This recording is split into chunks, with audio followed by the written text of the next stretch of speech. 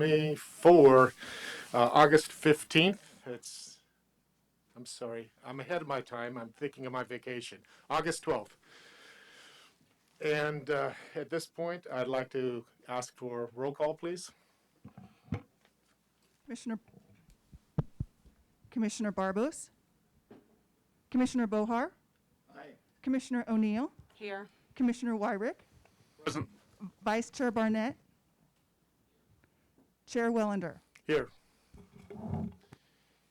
And at this time, we'll have the Pledge of Allegiance, and I'd like to ask Mr. Wyrick to lead it, please. I pledge allegiance to the flag of the United States of America and to the republic for which it stands, one nation, under God, indivisible, and justice for all. justice for all. Amen. Thank you. Excellent.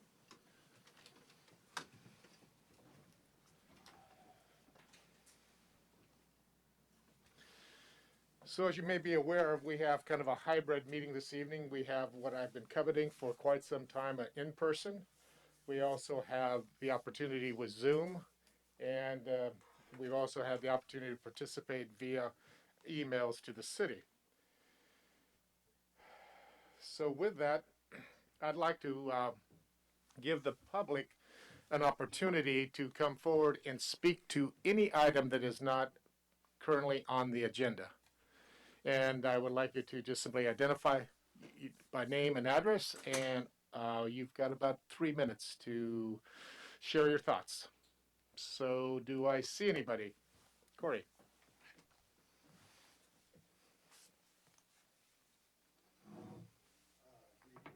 Thank you very much for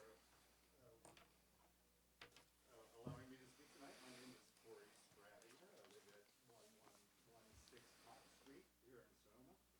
I'm executive director at Sweetwater Spectrum, a nonprofit here in town.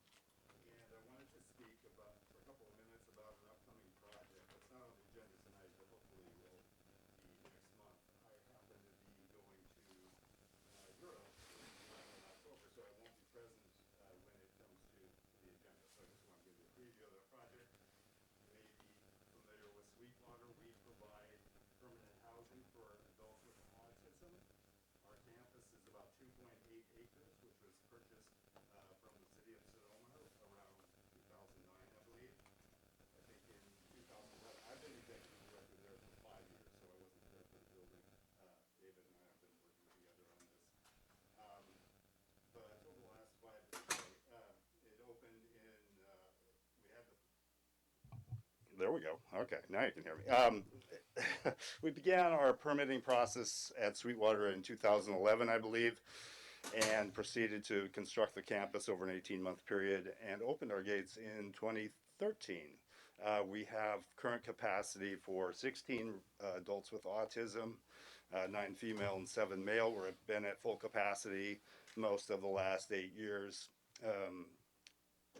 About 2 years ago, I came to our board and said, we have this 1 acre farm on campus. There's a high demand for special needs housing. Why don't we build another building to accommodate the needs? So we've been working on plans and fundraising for that project. It's going in as a duplex that would accommodate 4 more people, raising our capacity from 16 to 20, using farmland on Spain Street.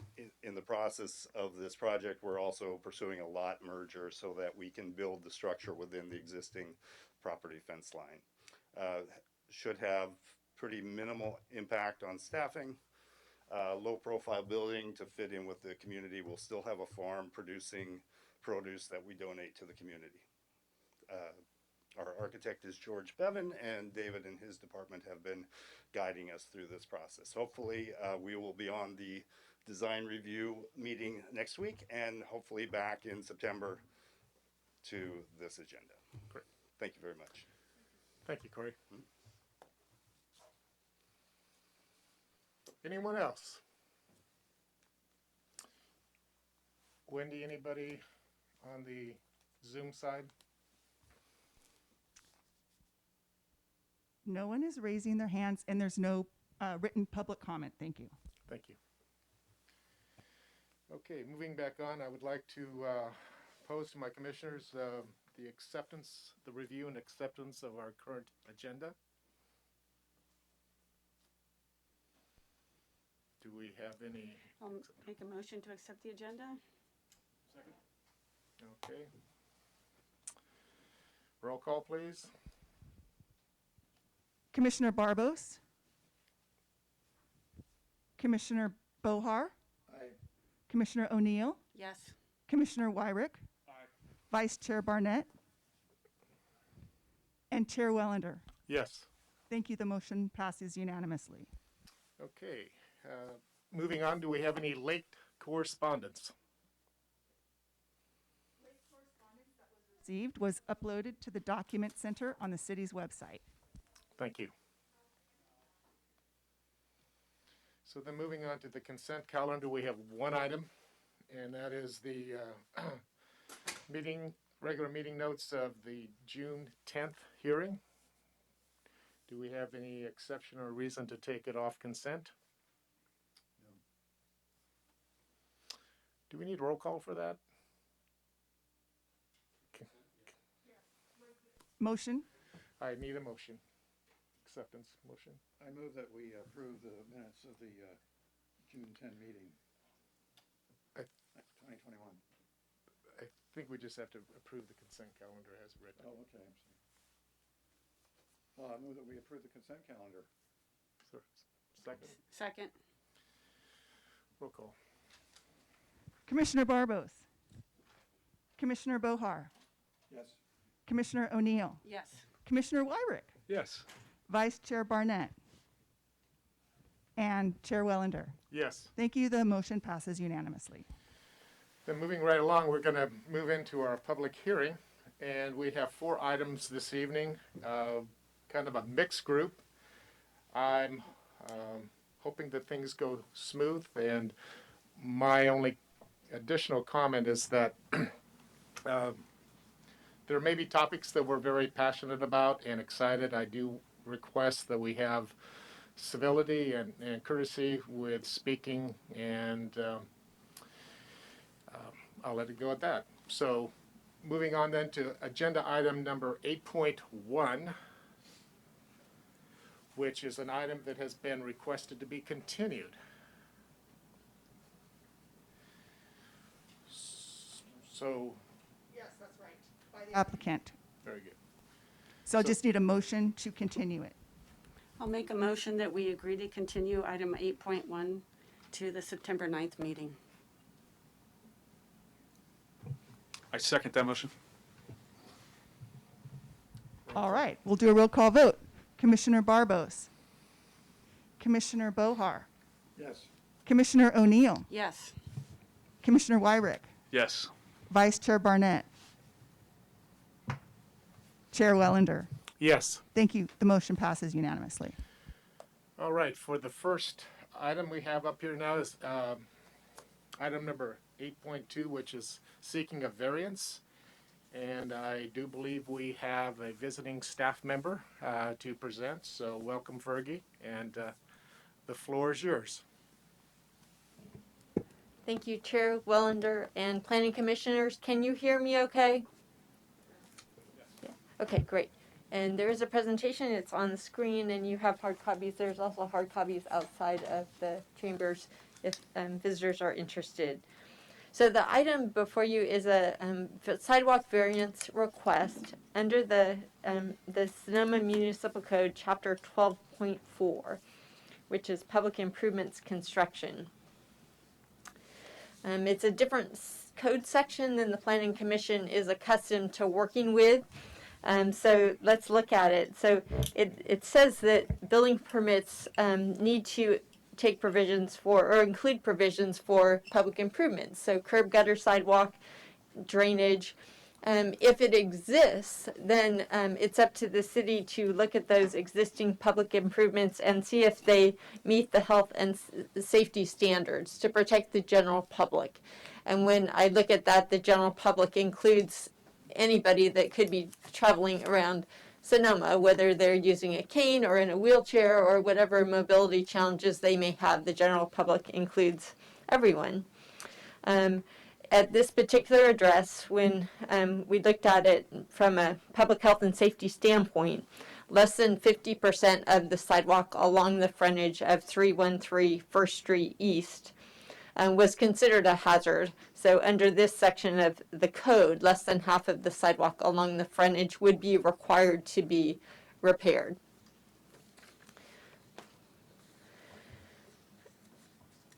The reason for those repairs are several. There's a driveway that's not used as a driveway anymore, so that would be removed and replaced with flat sidewalk.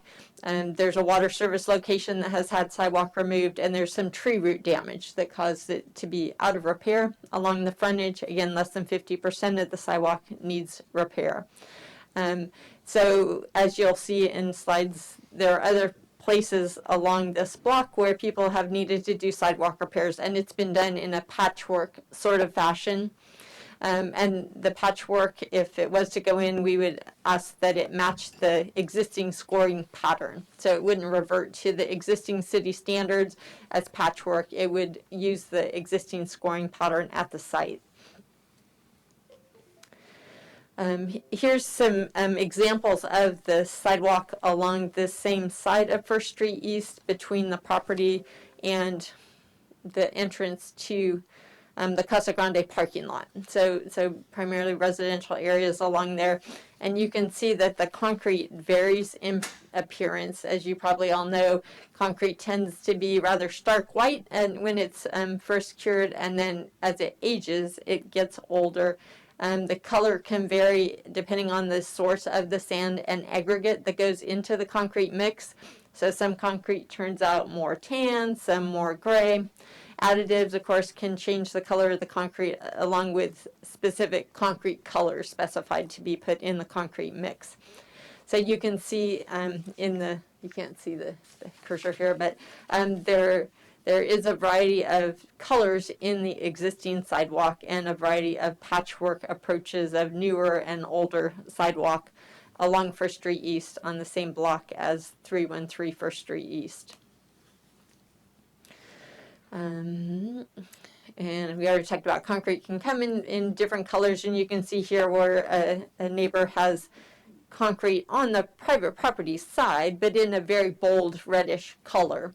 So just to highlight that concrete can come in really bold colors or just a variety of colors that aren't necessarily specified. It's just how that batch of concrete turns out. So in this case, the applicant is proposing to remove and replace the sidewalk across the whole frontage of the property. So that's going above and beyond the requirements of the code, this section of the code. And their request is to improve the aesthetics by, instead of doing that patchwork, just remove and replace the entire frontage of the sidewalk. And they're proposing to use a San Diego buff tan concrete color that's a subtle color as things go for concrete colors. The requirements for variances in this section of the code, it says that a variance may be granted by the Planning Commission following a public hearing, which is why we're here tonight.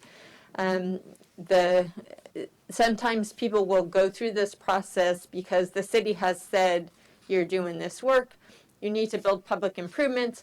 They think that's unfair and unreasonable. They think it would be better done at a different time. And so they could request a variance to completely get out of having to do public improvements. That's not what this variance is about. In this case, the applicant is proposing to install the street improvements, the sidewalk improvements that the city is requiring under 12.14. It's just a variance to do them in a different way than would normally be done, and that would be per city standard. So this is the sketch provided by the applicant showing what's there now. So there was a photo that we go back to that showed got the property line, sidewalk with a certain scoring pattern, and then a strip between the existing sidewalk and the curb that, as they say, the property owner option, they could do whatever they want in there, and you see different approaches to that along this block. While the city standard calls for score lines full width of the sidewalk at 5.5 foot intervals, in this stretch, that's not what we would typically see. We would replace per per the scoring pattern that's there now. The city standard, because we don't like the concrete to come out that stark white that it does when it's fresh. We say lamp black in our standard. It's a Davis color that tones it down a little bit. So that would be standard. The proposal is to take that whole area, the whole width of the sidewalk from back a curb to back a sidewalk, do 3 equal squares, and have this different color, the San Diego buff tan color. So as far as the findings required, one is that the variance will not be material detrimental to the public welfare and injurious to the property in the same zone and vicinity.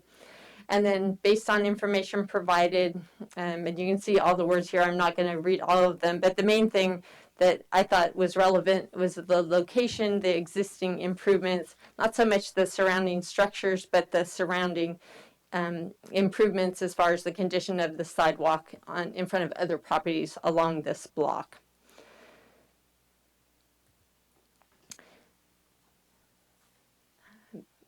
Planning Director Storr made sure I had this slide in here to point out that this variance language differs a bit from the one you're accustomed to seeing out of 19.54 Title 19 of the City Code. So just a little different language, just to be aware of that. There is different findings required in the section of the code that we're talking about tonight. So the main issues, the scoring pattern, concrete color would have a different appearance. As far as the scoring pattern, that's pretty compatible and consistent with what you see in front of other properties on that block, on that side of the street. There's not concerns about safety requirements. It would be as stable and safe as city standard sidewalk and have comparable maintenance requirements to the city standard. The applicant did provide examples of other locations where existing sidewalks vary considerably from the city standard. Those are on First Street East, but further down along the Plaza block between East Spain and East Napa. And the applicant stated they chose to request a variance for the aesthetics at the property. All the public comments that I saw that the city received supported the variance request. So the recommendation is to conduct the public hearing and approve a resolution making findings and granting the variance, with the findings being the special circumstances based on the location and the existing improvements on the property and in the surrounding area, and that the intent of the applicant is to benefit the general public good by replacing all the sidewalk along the frontage versus doing a piecemeal kind of approach, as you see for sidewalk repairs at some of the neighboring properties. So I don't see a reason not to grant the variance, but I'm not the planning commission, and you're really more in the lead on aesthetics than I am. It meets the public health and safety requirements of the Public Works Department. The variance could be approved. It could be approved with conditions or denied, and that's up to the planning commission. I'm happy to answer any questions you may have. Thank you very much. Any questions for staff? I have two, if I could. I unfortunately could not connect the dots. On the statement, less than 50% of the sidewalk along frontage considered a hazard means what? If it's less than 50%, they have to replace it, or if it is only 50%, we live with it, or what's that threshold for? No, I just make that point to say that under this part of the code, Public Works says this piece of sidewalk, this piece here, and that piece have to be replaced because you took out a building permit. Mm-hmm. That's it as far as it goes. Okay. And when you add that up, it's less than 50% of the frontage of the property. That's just information for the Plan Commission. So the applicant has the option of doing that. Just that, mm-hmm. And not the whole. And right. They've been good to offer up that they're willing to do the whole. Right. And then you said it, but I'd just like to have you reiterate that the special circumstances of this site, are what? Well, to me, it's comparing what the applicant could do to comply with the code, which is a patchwork replacement of the out of repair sections of sidewalk mm-hmm. along the frontage, or removing and replacing and making a consistent look and feel for the sidewalk along the whole frontage, which is what the applicant is proposing to do. In a different color than usual, but kind of a subtly different color. But right. That's Very good. Yeah. Thank you. You're welcome. No more questions. Then I'd like to invite the applicant forward if they'd like to come and speak. Just simply identify yourself, and the microphone is yours. Good evening. Thank you, Commissioners, for allowing me to speak and present, our request for the variance on this matter. We've come a long way. We've done quite a bit of remodeling and retrofitting on the property over the last year and a half. Well, now it's 2 years. And it's been quite a challenge. And as we were coming up to finalizing the project, we were advised that part of the sidewalk did not meet the required standards. I believe Colleen's presentation, was very accurate, and I appreciate, her findings. We accept the responsibility to make the sidewalk safe. So in our view, the patchwork wouldn't look good. We are a vacation rental facility, and aesthetics are important to us, and we want our guests to come and see that we are offering quality accommodations for them, and that didn't seem right. And if you're going to do part of it, we might as well do the whole thing. It would be a lot easier, cleaner. It would give a finished product. It would enhance the aesthetics of the neighborhood as well. What we're asking for is we're in complete agreement. We want a safe environment, and we have no argument with that. And all we're requesting are two what I consider minor requests: to change the scoring pattern and to modify the color to the San Diego buff color. We are historic property. The building that we just renovated was built in 1907. We're part of the train district, and we think it would just enhance the quality and the aesthetics to the district throughout. And I think it would benefit both the neighborhood and the city of Sonoma.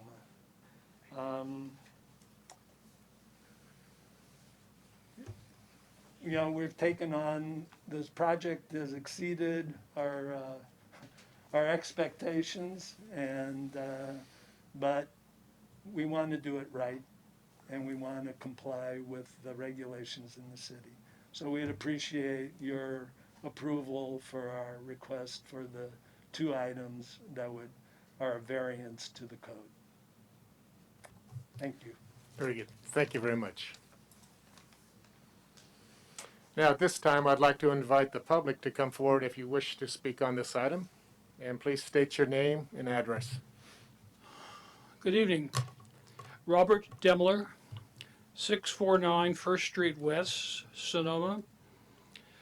I'm here speaking as an individual, but for full context and full transparency, I want to say I'm the executive director of the Sonoma League for Historic Preservation, the next door neighbor at 291 First Street East to the 313 bungalows. I personally have followed the progress of all of the renovations over the past several years, and I want to congratulate Isaac and Manette for their patience and their perseverance in meeting every hoop that came their way. Some were flaming hoops, of course, to be expected in dealing with a historic building. I have reviewed their plans, their proposal, and I think they're quite interesting.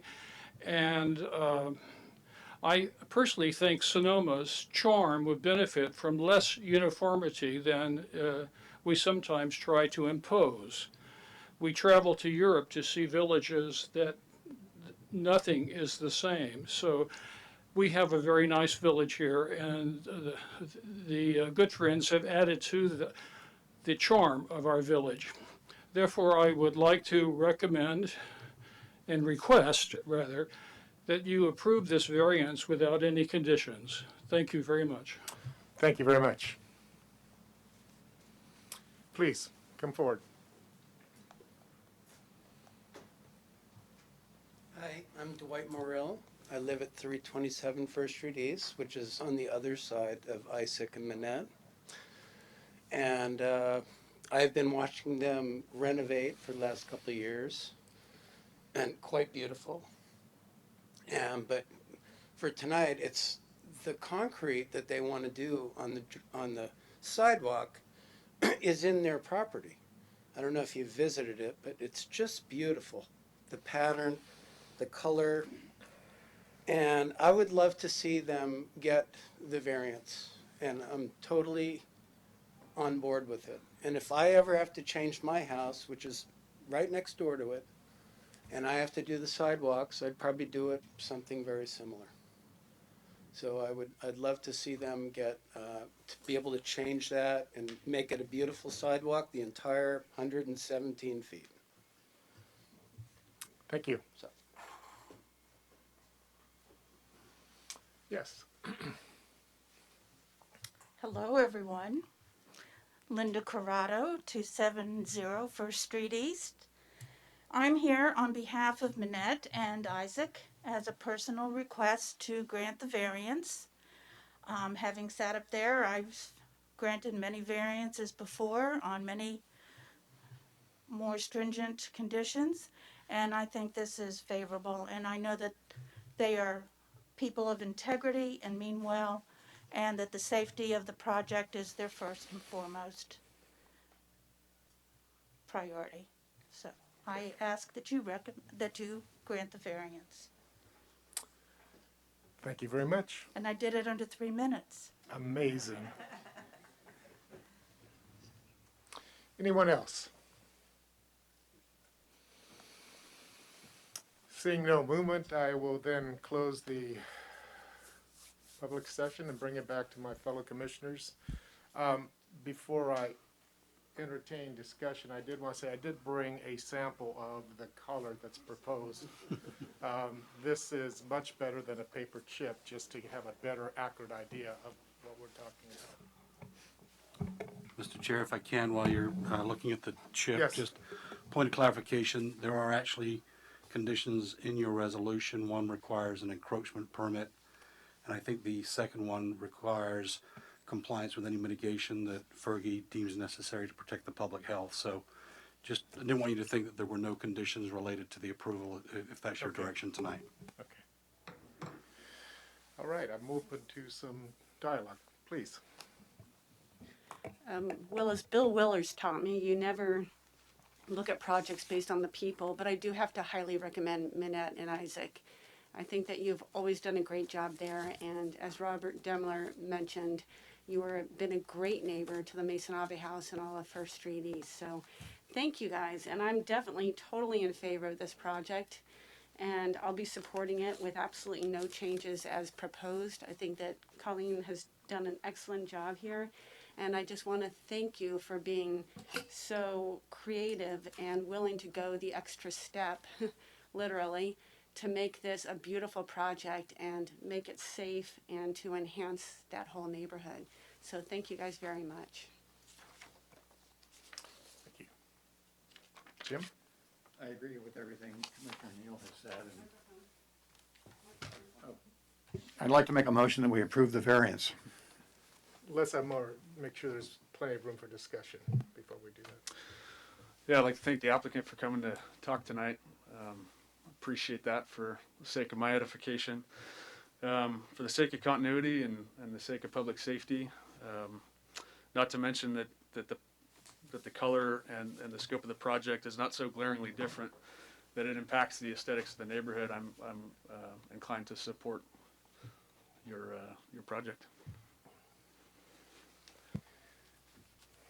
Wendy, do the two absent people wish to make comment?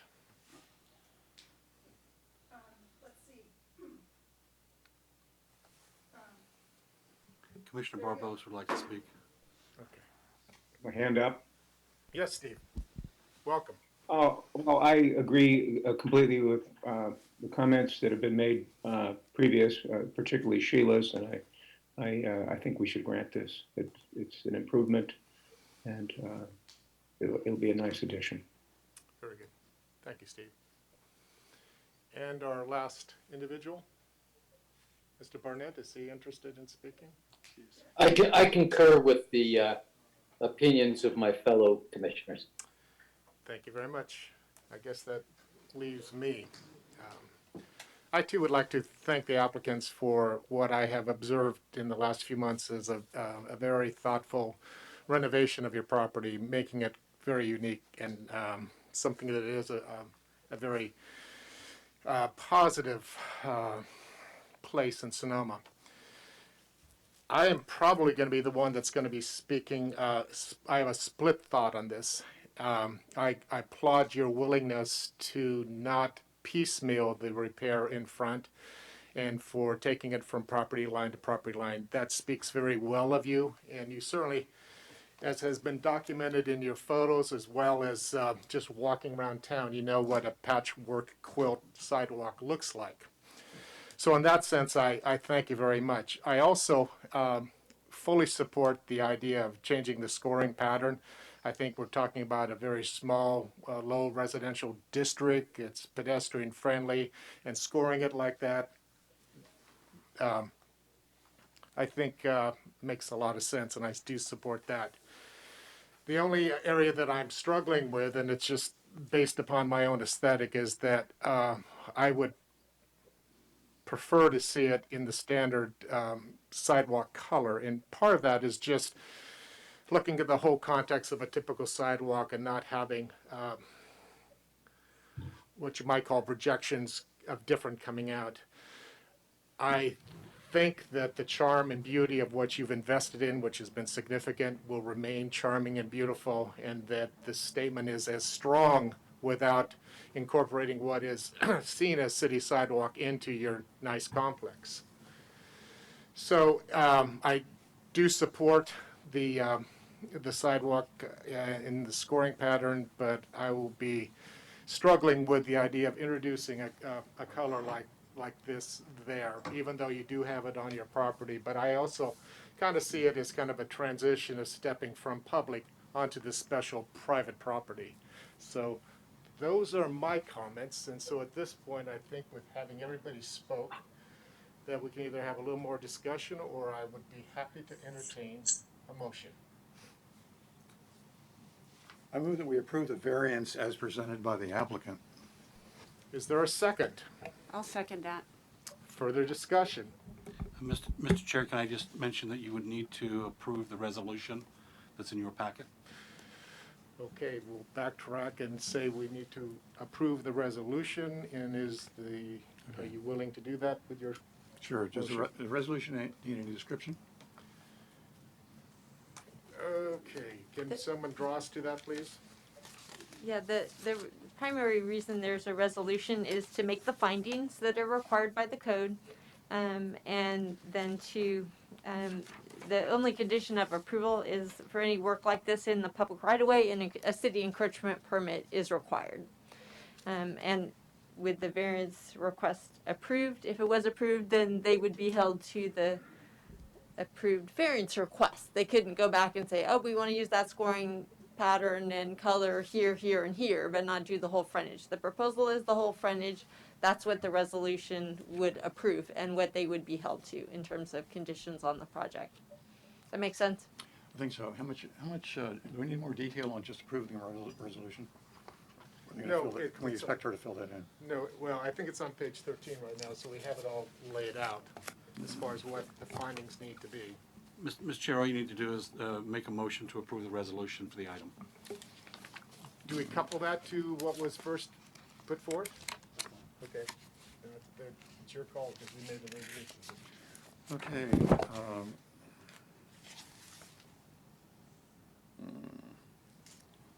Where's resolution on 13? Here, so what you documented, so we're talking about not detrimental to public welfare, we're talking about the variances, the scoring, and the color, and no impact to structural requirements, no added maintenance. Hence the sidewalk, and as they say, here on the Wait, side. let me see this rest of the house. Okay, but it's not, Sure.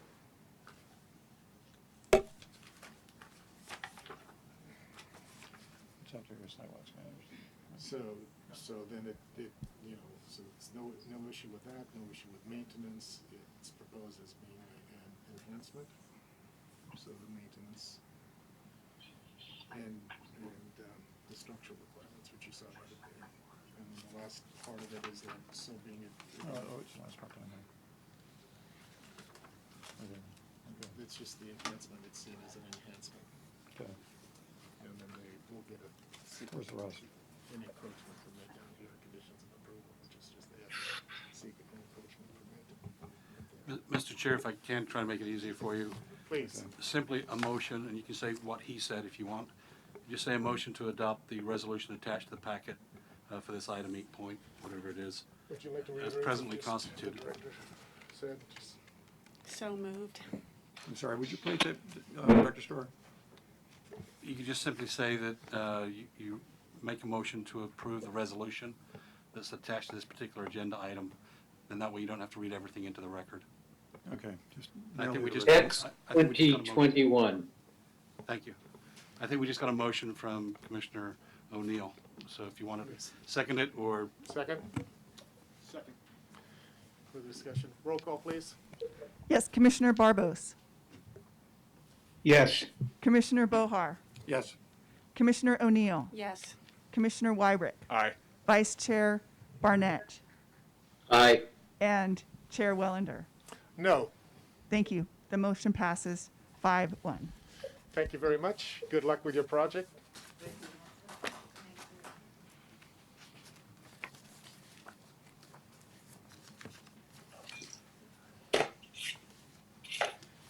Okay, with that, we're going to be moving on down to agenda item 8.3.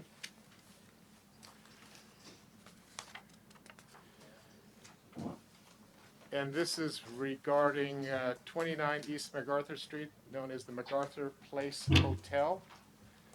And the item is to discuss, consider, and take possible action to approve of a use permit amendment and waiving the residential component parking exception and accepting the design review application. So with that, I would welcome staff to share the report.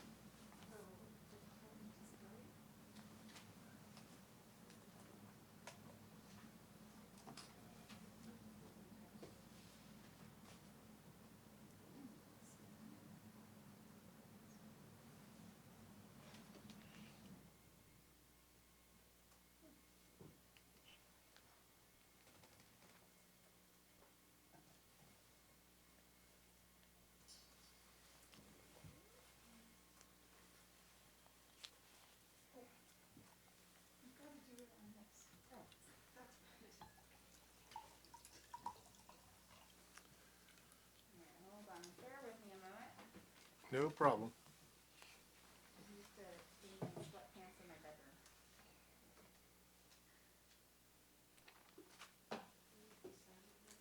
No, we can kibitz if we wish to.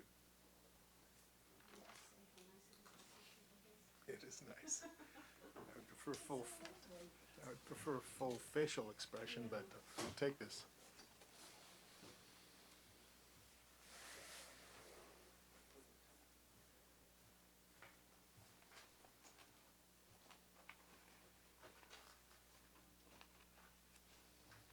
Okay, while Christina's doing that, I just wanted to say how nice it is to see all your faces. This is really lovely. Thank you for coming.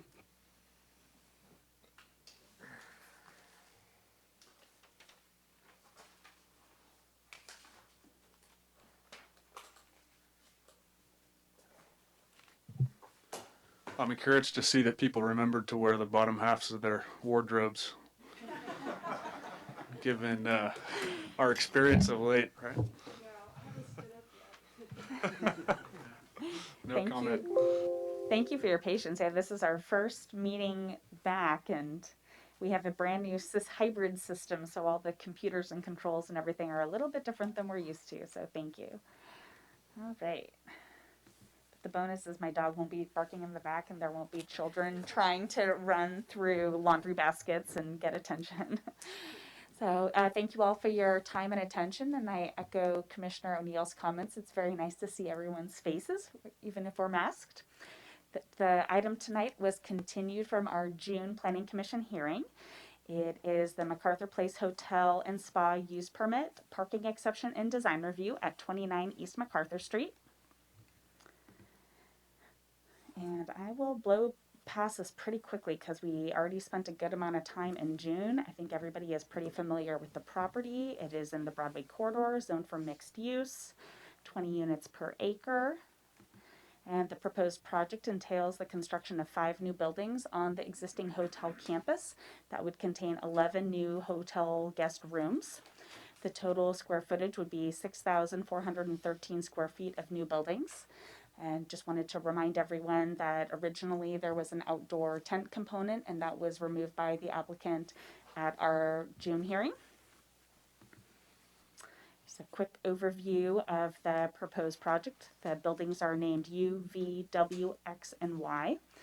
There's 1 guest room in U and V, 4 in W and X, and 1 in Y. And the new buildings are really integrated into the existing landscaping and have been tucked into little spaces that are identified by the architect team as being usable for the purpose. At our June meeting, we reviewed the site plan, the tree removal plan, the proposed elevations, V, W, the 2-story fourplex, another 2-story fourplex,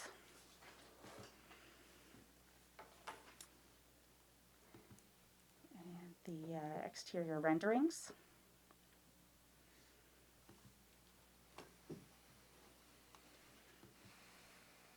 Just to remind you, here's the materials and finishes that would match the existing hotel with Benjamin Moore Navajo white and black trim. The primary issue that the Planning Commission was struggling with at the last hearing was the proposed parking. And just to jog everyone's memory, the hotel has really evolved over a number of years. There was a 1997 rezoning and use permit that had 1 set of parking standards, 1999 expansion, and the current master use permit for the property is a 2018 use permit that approved 122 parking spaces. And there was an exception approved for the valet program and a 50% reduction in parking allowed for combined uses that are shared by the hotel guests, including the restaurant, spa, and on-site events. There was a concept introduced in 2018 of a parking bank. And at our last Planning Commission hearing, the desire of the Commission was to extinguish the concept of the bank and to address the deficiencies through a parking exception. Now here is just an overview of what was approved in 1999. So there were 99 parking spaces for 64 guest rooms. In 2018, 122 spaces for the same 64 guest rooms, but that was adding on the restaurant, so 16 and a half spaces for the restaurant and the spa and meeting center. In 2020, as part of the emergency generator use permits, there was also a restriping program that increased the number of spaces from 120 to 131. And then most recently in June, there was consideration of the 11 hotel guest rooms originally. And there was also an initial study and mitigated negative declaration that was circulated pursuant to CEQA. We have a final document that was presented to the Planning Commission in June and has been up on our website. We received comments from the public and those were all incorporated.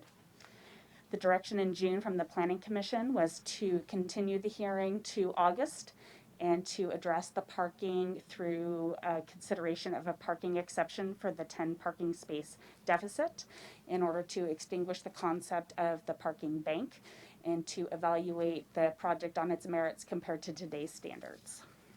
Also included in your packet is a revised parking management plan that the applicant has prepared and took into account the comments from the Planning Commission from June. It's much more concrete and has some more finite deliverables and recommendations. So the current proposal before the Planning Commission tonight is consideration of design review, use permit, including waiver of the residential component. That was also discussed in June, and there's a written request from the applicant in your packet to address those issues. And then the parking exception, which would be for 10 parking spaces. So before you is an overall analysis of what is currently on the project site now and what is proposed. So as proposed, the total would be 75 guest rooms. The maximum shift would be 34 employees. The total number of seats between the restaurant, coffee shop, and bar is 132 indoor seats and 33 outdoor seats.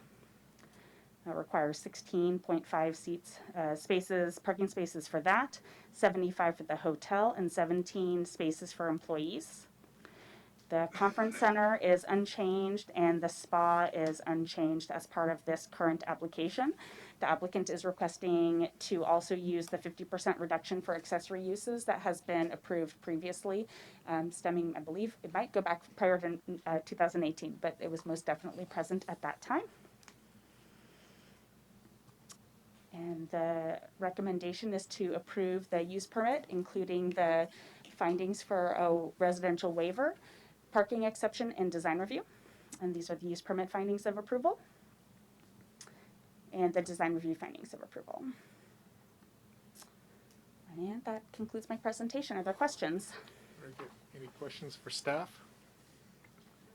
Christina, could you go back to that parking chart that you just had up 2 slides ago? And just go through that a little slower with me. Absolutely. So on the left-hand side, we have all the various land uses. I have Larry Barnett on my screen. On the left, you see the column that says land use. So this is all the various land uses that correspond to our parking requirements. So we have the hotel itself, the employees servicing the hotel, the restaurant, coffee shop, and the bar is also included in that, the conference center, and the spa. So each of those uses have different parking standards. So for example, the parking standard for a hotel is 1 parking space per guest room. So for the 75 guest rooms, there's a total of 75 parking spaces required. For employees, the way that the code looks at employees for a hotel is to look at the maximum number of employees per shift, and then maximum number is 34 employees. And the requirement is 1 parking space per 2 employees. So there are 17 parking spaces required for that. And then we have some ancillary uses where they would be used by both the hotel guests and then also from members of the public. So we have the restaurant, the conference center, and the spa. So on a strict code level, our parking requirement is 1 space per 4 seats. So for the 132 indoor seats, that is 33 parking spaces required.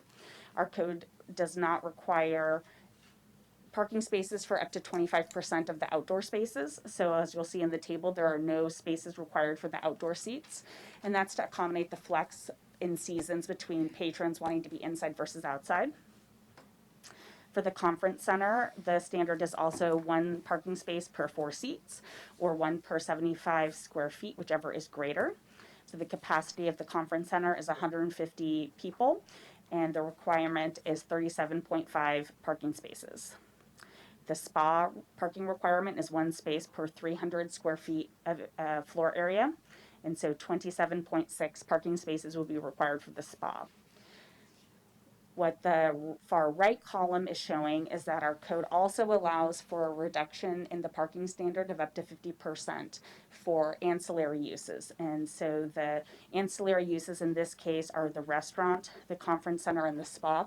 And the theory is that a member of the public that's staying at the hotel will also be going to the coffee shop, the restaurant, the spa, and maybe they're attending a wedding.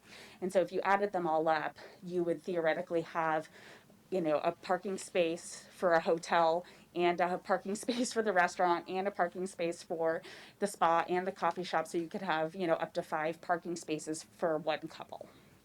And so that's what that 50% reduction is in trying to encompass. Thank you. Can you explain why there's one parking space for 2 employees? That's the way our code has been for many, many years. I think the theory is that not every single employee will be driving in their own individual vehicle. Maybe some are coming from the same household, carpooling, some are riding bikes, some might walk. And with a shift change, with employees having to come on duty before the other employees leave, then there's some overlap of employees for some period of time. We don't take that into account in any way? So that is a part of the parking management plan, and I'll let the hotel management team take a look at that. But as you'll note, the total number of existing spaces is 131 parking spaces. So the number of hotel rooms is 75. So they're, maybe I'm doing my math wrong, not quite double, but there's a good number of extra spaces to accommodate people who are coming to the hotel who are not guests. All right, thank you. I have some questions, Mr. Chair. Sure. I just want to verify the number of people allowed for a special event, which would mean a meeting, conference, or a wedding, or something comparable to it. Am I correct in understanding that those events are limited to 150 people maximum? Correct, and I believe that's the fire code limit as well. Okay, and is the spa calculation on the chart I'm looking at, which results in 13.8 spaces, the spa is shown at 8,285 square feet. Is that the dimension of the current spa or the enlarged spa that has previously been approved? The approved spa. That's the approved enlarged one. Correct. Okay. Has you or anyone verified that the outdoor seating actually is 33 seats? No, I have not personally gone out and counted them, but that is a requirement of the existing use permit, and that is not proposed to be changed at this time. That goes back to the 2018 use permit. Okay, I only want to mention that I had occasion to eat outside there, and it looked like, based on my memory, there were more than 33 seats, to my recollection, outside.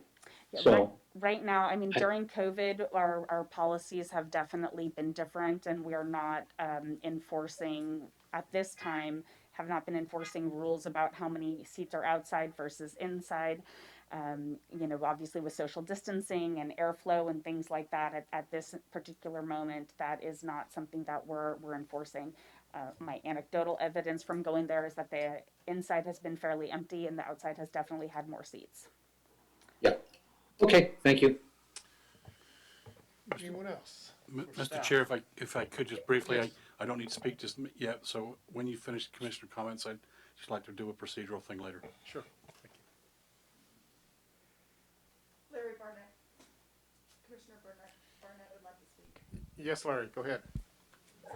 Commissioner Barbos. Oh, I'm sorry. Mr. Barbos. You're muted, Steve. You're muted. There you A go. question for Christina. Was the shortfall that we discussed in June also 10, or was there a slightly different calculation resulting in a different shortfall? It was the same. The numbers haven't changed. Previously, we were relying on the concept of the bank that was approved through conditions of approval in 2018. and trying to respond to the desire of the Planning Commission to extinguish the concept of the bank and to be more in line with our current code, which we would handle this situation through a parking exception. And then also, Thank if you. you remember, the waiver for the residential component was not formally requested. It had been included in all of the previous use permits, but it was not specifically requested in June. Okay, and is there any documentation of the original waiver of this, the housing requirement, as mentioned in the staff report? And the reason I'm asking about that, it doesn't seem that we had that same requirement back when this project was initially created. So I'm very puzzled by the fact there was a waiver of a requirement that I don't believe even existed at that time. So I'm wondering, do we have anything in documenting that? We do definitely for 2018, and the applicant might be able to speak to it more concretely, but in the prior several use permits, there was mention of it. Going back to 1999, I can't comment on what the code was in 1999 and if that was a requirement or not.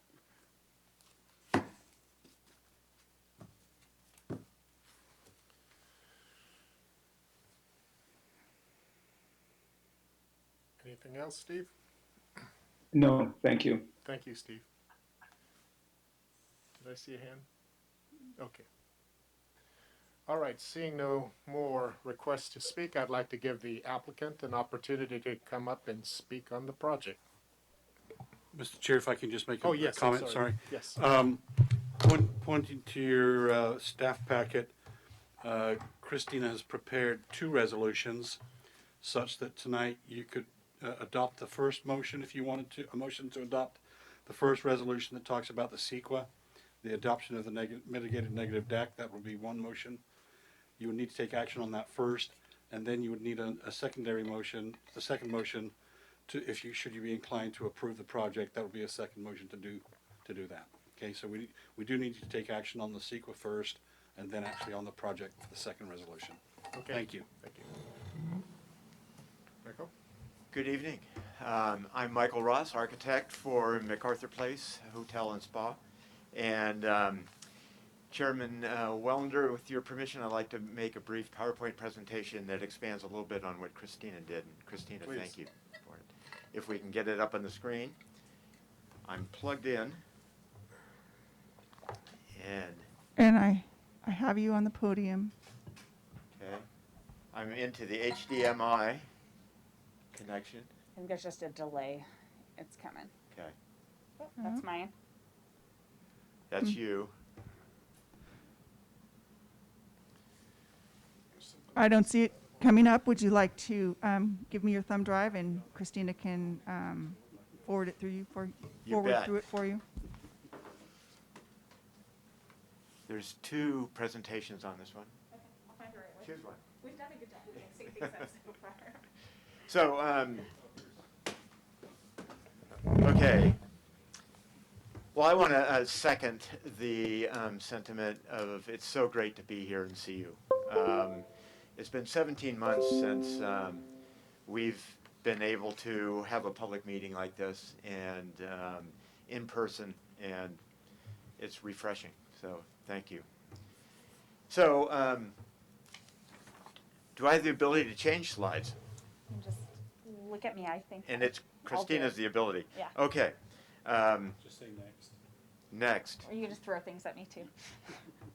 Okay, tonight we have three requests for your consideration, and these are really an outgrowth of the prior meeting that we attended on this. And also I wanted to acknowledge the comments that David Ikar provided. His feedback are directly related to the requested approvals tonight to standardize this approval request for this use permit with the language of the development code.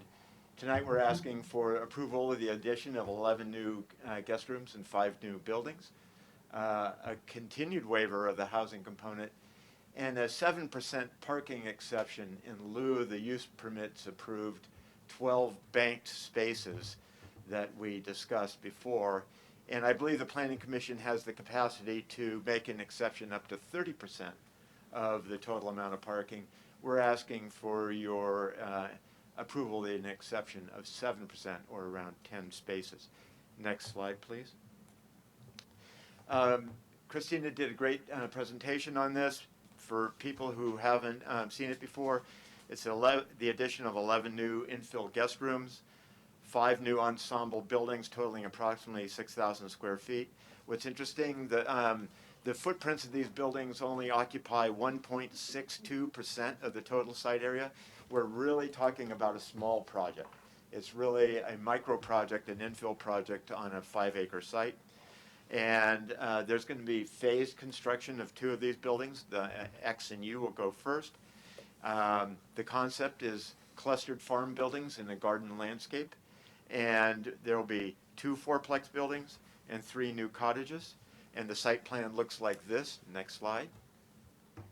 The 5 highlighted buildings, U, W, V, X, and Y, are inserted into some of the last remaining spaces available for build out on this 5-acre site. And you can see that that they fit nicely in there. They're surrounded by trees and landscape, and the Design Review Commission was very enthused about the landscape design that goes along with this project. Next slide. Importantly, for our request for the waiver of the housing component is that this project represents a continuity of land use. It's been 24 years of continual hotel use at this site. It's really a very small infill addition to a long-established hotel. It's consistent with the intent of the UGB. This is, you develop where the utilities are, where the infrastructure is, and the infrastructure on this site is hotel infrastructure. It has everything necessary to plug and play new rooms, and that's what this project is about.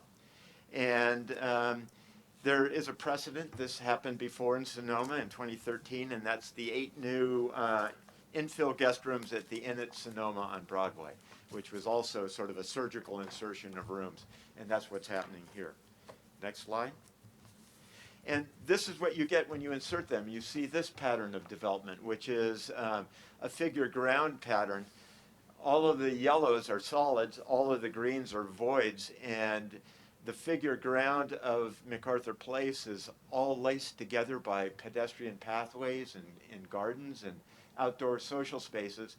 And this is the pattern that we want to continue with these 5 small buildings. Next slide.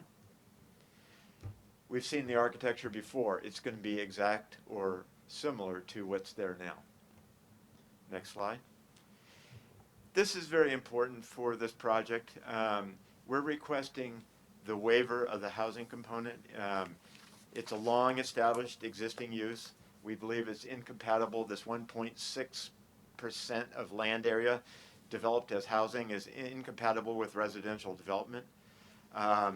It would be basically the retroactive change to this use, land use, by inserting housing into it. We believe the available parcels are too small for effective housing development, and the mixed use designation allows for your ability to make an exception. And the housing component could have been or was addressed in 1997, 1999, 2018, and 2020 when projects like this came before the Planning Commission, and there was never a request to include housing in it. And so we're asking you to join those 4 other planning commissions in granting this waiver for the housing component. And so right now I'd like to introduce Mr. Joe Walsh, Vice President of Development for Latitude 33. He's going to discuss the neighborhood outreach process and the parking management plan and wrap up this presentation. I'm available to respond to any questions should you have them, and thank you very much for this opportunity. Good evening. Nice to see everyone also. I will go through the presentation, and Christine, I think we have one slide that's off, and then I'll answer some of the questions that came up earlier. Since our last meeting, I think we've made some great progress with our neighbors. Prior to the last meeting, when the public comments were received, we reached out to the residents that are primarily within one block of the hotel on South Austin. We actually had a very productive meeting prior and came up with some good action plans. Since the last meeting, we were able to bring back W-Trans, our parking management consultant. We incorporated the ideas from the neighbors as well as the actions that you had requested, specifically around employee parking and construction parking, into the plan that's in your packet. And then since then, we've also had some very productive one-on-one meetings whenever there has been an issue with parking. And then Kevin, the hotel manager, myself, Michael, and we even brought our company CEO, and we hosted an open house. We didn't just bring the neighbors that were within one block. We went all the way up Austin for a few blocks and met some neighbors we hadn't met before. The open house was very productive. We reviewed and I distributed the construction management plan to each of the neighbors. We also came up with some additional action plans that I would like to discuss here. A couple of the other things we've done in the neighborhood outreach, the intersection of, for those that aren't perfectly familiar, Austin Street sort of acts like the front drive of Macarthur Place Hotel because it's directly across the street. So that's where the biggest concerns have come regarding types of traffic that leave the hotel. We've done some other good neighbor improvements. One of the commission's requests from last year was that we improved the screening of the hotel from Broadway. So we've actually invested in a couple capital projects. The hotel's on well water, so we basically extended the well water irrigation system to the full Broadway frontage, as well as all the trees, so we'll see some good comeback there. We planted a couple camphor trees to kind of fill in the areas that makes the hotel a little visible. And then we sort of took it the next step, and we took the tree lawn that's between the sidewalk and Broadway and did a nice upgrade with a water resistant grass. And then the, Austin Street, there were some good comments about how to improve the visibility for pedestrians and cars, so we've sort of agreed with the neighbors that we would take care of that. Next slide, Christine. Just to review the parking, the hotel had been operating with 99 parking spaces since inception. Since 2018, we've increased that 33%. It was somewhat restriping, but we did a lot of repaving also and creative pockets to add. We also did nice upgrades per the fire marshal's request to have a 30-foot turning radius. So the fire marshal has signed off on all the different improvements that were approved a few months ago. We currently have 40 spaces striped for employee parking. The statistic of 50% of the employees driving, I think, is a fairly accurate code requirement. But at shift change, you'll see more. So we took the idea that came from one of the commissioners about a year ago, and we striped those spaces that say staff only, and that seems to be helping a lot. At the action, at the meeting with the Austin neighbors, there was a suggestion to establish a couple drop-by spaces at the front, so someone coming to the porch to get a cup of coffee could park and leave, so we've instituted that. And then the biggest one that has been asked for, that it's taken a while to do, and I apologize that it's been difficult to get the hotel operations team fully on board, is the sticker program. So since the last meeting, we ordered number stickers. It's a bright red sticker that says Macarthur Place Hotel. We've implemented the policy where they go on all employees' cars. We've started a feedback loop, and I'll go through that in the next slide where we're inspecting that. And then it makes it very easy for us or our neighbor to identify an employee car on the street, and it has the employee's ID number on it. And the last piece that is in everybody's mind that had happened during our lengthy renovation is that we did rent the 870 Broadway lot during the last renovation. We didn't necessarily rent it for construction parking. So we've, in our parking management plan, as you can see on the exhibit, The left side shows the parking lots that are used for valet as well as for our employee parking. The employees park in the far west lot, and valet uses both of the lots on the left. On the right shows the 870 Broadway lot.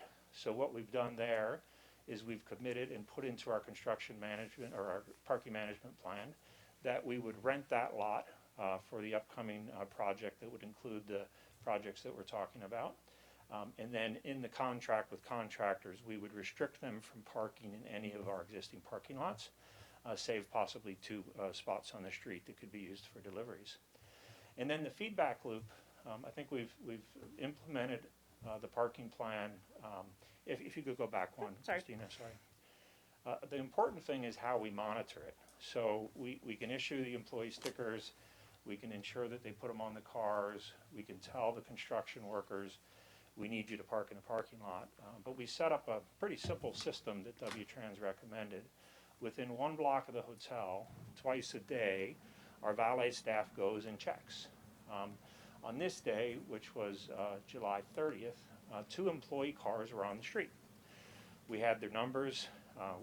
That's then, if it's immediately known who the employee is, they say, new procedures, of course, you have to park in the parking lot, or it's a new employee that didn't know that. And it's a good feedback loop. So in this case, there were 2 employees. We've seen it drop, but we're going through the process to ensure that we're following our procedures. And then you can also see if there's commercial vehicles. One of the concerns of the Austin neighbors were that some of the commercial vehicles that come to the hotel were exiting on that street. So we've worked with any type of larger deliveries to make sure they exit on Austin. Also, some commercial vehicles were using Austin Street to idle, to basically wait for a rideshare pickup. So Kevin's worked very diligently to ensure that we've communicated to everybody that we can control for that. Now, next slide. And here's our ask. There are things in our control and there's things not in our control. We can control our employees and we can control the construction workers. We can influence our commercial vendors or anyone driving, but the group, when we met with the Austin neighbors, we had a lengthy open house discussion, and the request is that if we could have the south 1 block of Austin Street with a residential only parking signage, Macarthur Place Hotel would be willing to pay for this cost. We think that would help because that street is used by Layla guests that are coming in that don't want a valet park, and that's the closest area, so that's the most impacted, when generally there's also parking spaces on Macarthur Street. The second one is there's an existing sign at all these bridges that say no commercial vehicles or vehicles over a certain weight. We think it would be good to have a sign at the entry to either replace that sign or an additional sign saying no commercial vehicles on that street. Because again, we all agree that the Austin Street neighbors, sort of where the mixed use community goes into the residential, bear the brunt of additional traffic. And then the last slide. And here's an example of what we've done. So on the left, you can see the red sticker. It does not meet our branding standards, I was informed, but I don't care because it's red and you can see it, and it has a number on it. So it's been quite effective, so we appreciate that suggestion, and it seems to be working. The second slide photo, you can see where we did the staff parking. As I had said, it's up to about 40 spaces. The third photo is the porch temporary parking. That came out of the Austin neighbors. And then the fourth one, those trees are 36-inch box trees. They'll grow, but that'll screen the hotel quite nicely, giving them a season of growing. And then the last slide, if you haven't seen the improvements on Broadway that are yeah, I said last slide, but I meant the last photo. Our landscape architect came with, it's really going to look nice once those grasses grow up, and then we're spending more time to make sure that the Broadway corridor looks fabulous. Now the last slide. And if I could just address a couple questions. Commissioner Barnett had asked about the seating, and you are correct. The way the use permit was written, we're allowed to have 165 seats for Layla. The coffee shop has no internal seats, 165. So that's our limit for the Layla bar and restaurant and coffee shop. And we did ask for that for the indoor-outdoor. I don't think we have the capacity to serve more than 165 people at a time, but currently, if you count the outdoor seats, I think there's about 70 of them. So we did that intentionally, but we acknowledge that we're capped at the 165 seats for really what Essence used to be Saddles, which is now our food and beverage operation. And then the last comment on the spa. So when we saw the spa at 8,200 feet, I just have to clarify that versus the existing spa. The existing spa has 7 treatment rooms. Our proposed project, that's been approved previously, has 7 treatment rooms. The existing spa has an exercise room.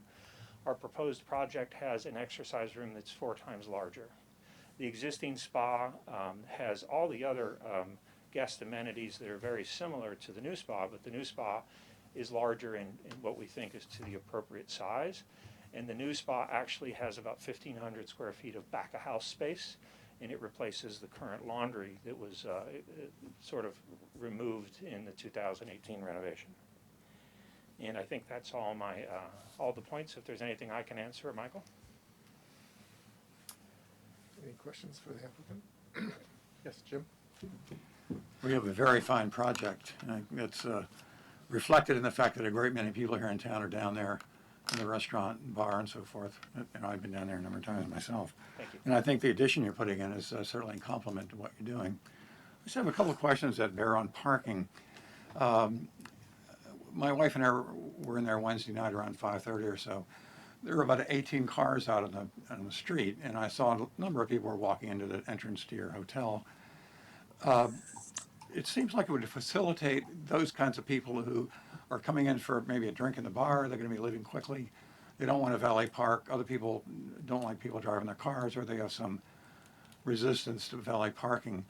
It appears to me you have no kind of free open space in that courtyard area that would be perhaps limited to a couple of hours. Is that something? What do you think of the concept, and do you think you could do something about that? That's a good observation, and I think you're accurate. The good news is those on Wednesday night, those weren't the employees. Those are probably, I've been at the hotel all week and actively looking to learn and make sure the hotel is getting the feedback on the parking management.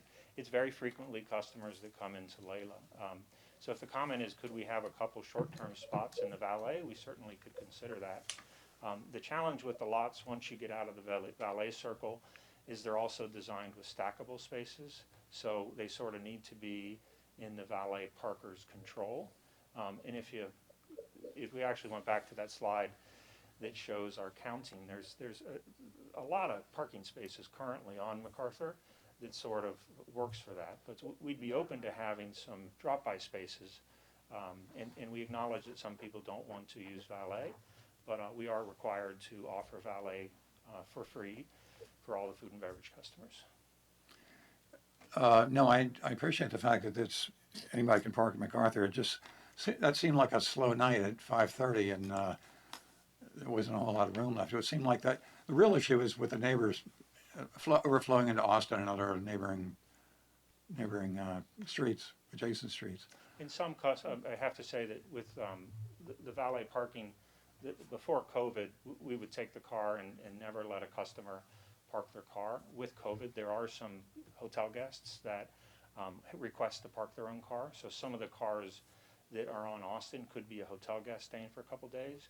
We think we'll cycle through that once we get all the way through the pandemic. But when a customer doesn't want to give up their car that's spending the night, we're of course flexible and let them self-park. Okay, so just backing up, you don't see any opportunity to put more than a couple of open spaces there in the front. Is that what's going on? I think that the challenge with that, sir, would be I'm not the valet parker, but I'd be happy to review it with Kevin and the hotel team.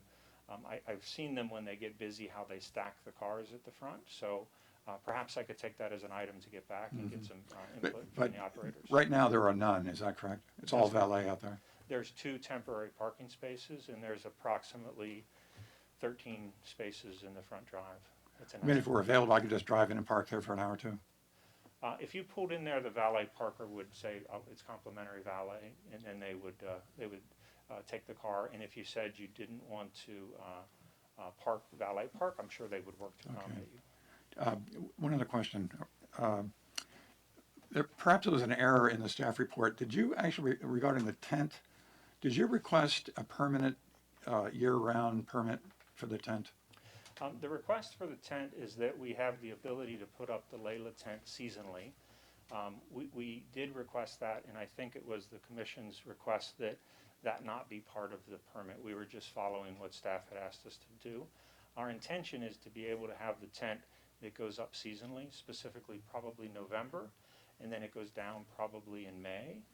The operations team had just asked for flexibility should there be weather or other events to temporarily put the tent up. It's a beautiful area, as you've seen. There's no intention on having a tent up unless the weather doesn't allow for it. So has that been extracted and it's going to be improved in another fashion away from this project? Yeah, I can comment on that. So the concept behind including the tent came from staff's recommendation. So typically what we've done when we approve a tent, we approve a temporary use permit, and the tents do not go through design review or planning commission. And after the Hot Monk tent a few years ago, the planning commission had expressed interest in having a more formalized program.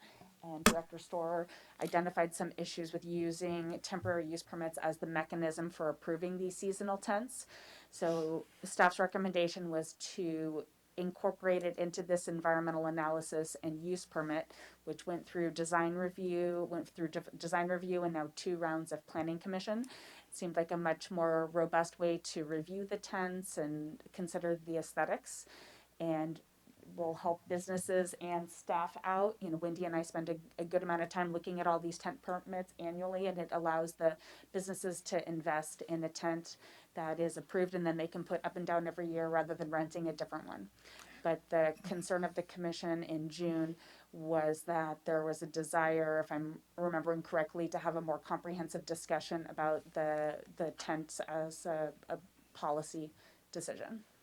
So the text in the report is accurately reflects what you just said, the conformance with the discussion and so forth. That is a good question. There might still be some notes Well, about it's the not as tent in complete, there. obviously, you just described, but it's, it suggests year-round use. Yeah, I think I might not have been super clear that the intent was for the tent to be part of the annual programming, but it would be a seasonal element. Okay. So it wouldn't be up 12 months a year. Okay. Right, and if I may say, when we say a tent, it's a $120,000 lovely clear tent that actually made the Forbes website. So it's actually very attractive. We only had one public comment about it, but when they saw the pictures of it, they sort of said, okay, great, we understand. We've gotten very good feedback, but there is no intention to leave it up year-round. We just want verbiage that allows the operator to put it up in the winter, and then if they had to have it up for a couple days or something like that for a special event, but in no way do we want to have a tent up during the nice months. And the table ratio and so forth all remains the same, whether tent's up or tent down, is that accurate? Yes, sir. We're Okay. capped at 165 Okay. Restaurant and bar seats. Thank you. You're welcome. Thank you very much. Sir, I have one more question. Yes, sir. When I was down there on Wednesday, my wife and I took a walk around. I noticed in the west parking lot there are 3 shipping containers, and I think they've been in there for a couple of years, if I'm not mistaken, because they were there 2 meetings ago, I think. And it appears that they absorb 5 parking spaces. Looks like 2. It must be for valet because there are two in the front and 3 in the back. Does that mean that you have actually 5 more spaces, but you're not using them, and they're sort of bonus spaces? So by my count, it's 7, and it's our mission to get rid of the containers, and we will with our current projects. So the part of the spa project replaces the back of the house that was eliminated in 2018, and that's the space that the housekeepers use to put their carts in for storage supplies. So with our spa project, in that 8,200 square feet is approximately 1,000 square foot of storage in back of the house. That once we have the spa project, those containers all go away, and we pick up, I counted 7, so spaces there. And we certainly want to get rid of those, but the hotel currently needs them for operations. But with the spa project, those will be eliminated. So you're not running so tight that those 5 spaces are putting any pressure on you. You can do it at your leisure. Is that the idea? It'd be nice to have them, especially during the peak times. But certainly once they're gone, we have additional spaces. Thank you. Thank you very much. Before I recognize Larry, I need clarity. The tent is not part of the consideration this evening at all, correct? So my understanding from the June Planning Commission was that the commission would like it to not be part of the entitlements. The applicant willingly withdrew it. If the commission is interested in discussing and entertaining that this evening, it is part of the CEQA document and part of the resolution, but the applicant has willingly offered to omit it from the project. Okay, well, we'll take that into consideration, but we'll move forward as it's currently structured. Yes, Larry? I've got a few questions, and I think the applicant or Mr. Walsh may be best positioned to answer them. One is I heard him mention that the property is served by a well. My question is that well providing all of the water for the project, including the potable water that is available for human consumption, or is that well just providing water for landscape and irrigation? That's my first question. Am I live? Good evening, sir. The well, I should have clarified, the well is on the parcel that's adjacent to Macarthur that was originally Right. part. It's a well water solely for irrigation, so it's used to irrigate, but the city water is used for the potable water. Okay, and just for further clarification, are you part of the voluntary well monitoring program that's been instituted in the valley to determine the amount of water that you're drawing out of the well, as well as the water depth and the water table conditions?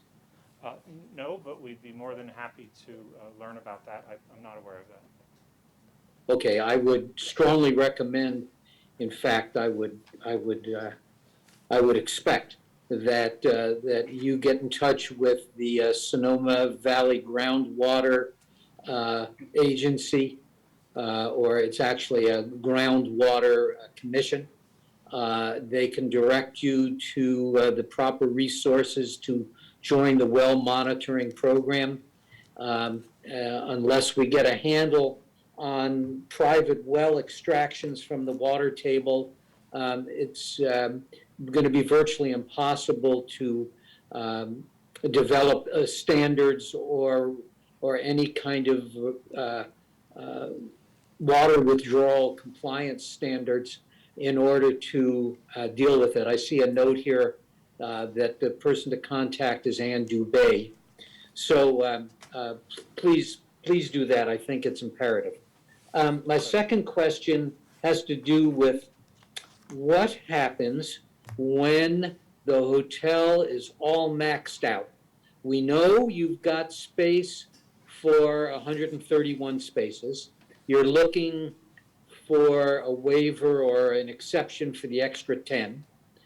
What happens when you get maxed out and you don't have those 10 spaces? In other words, we're going to say, okay, you don't have 10 spaces you potentially need. What happens when you need them? Where are those? What are you going to do? I would imagine we're like every other business, that there's ebbs and flows. If there were more than 131 cars required parking, I think there's 50 spaces just on Macarthur Street right in front of the hotel.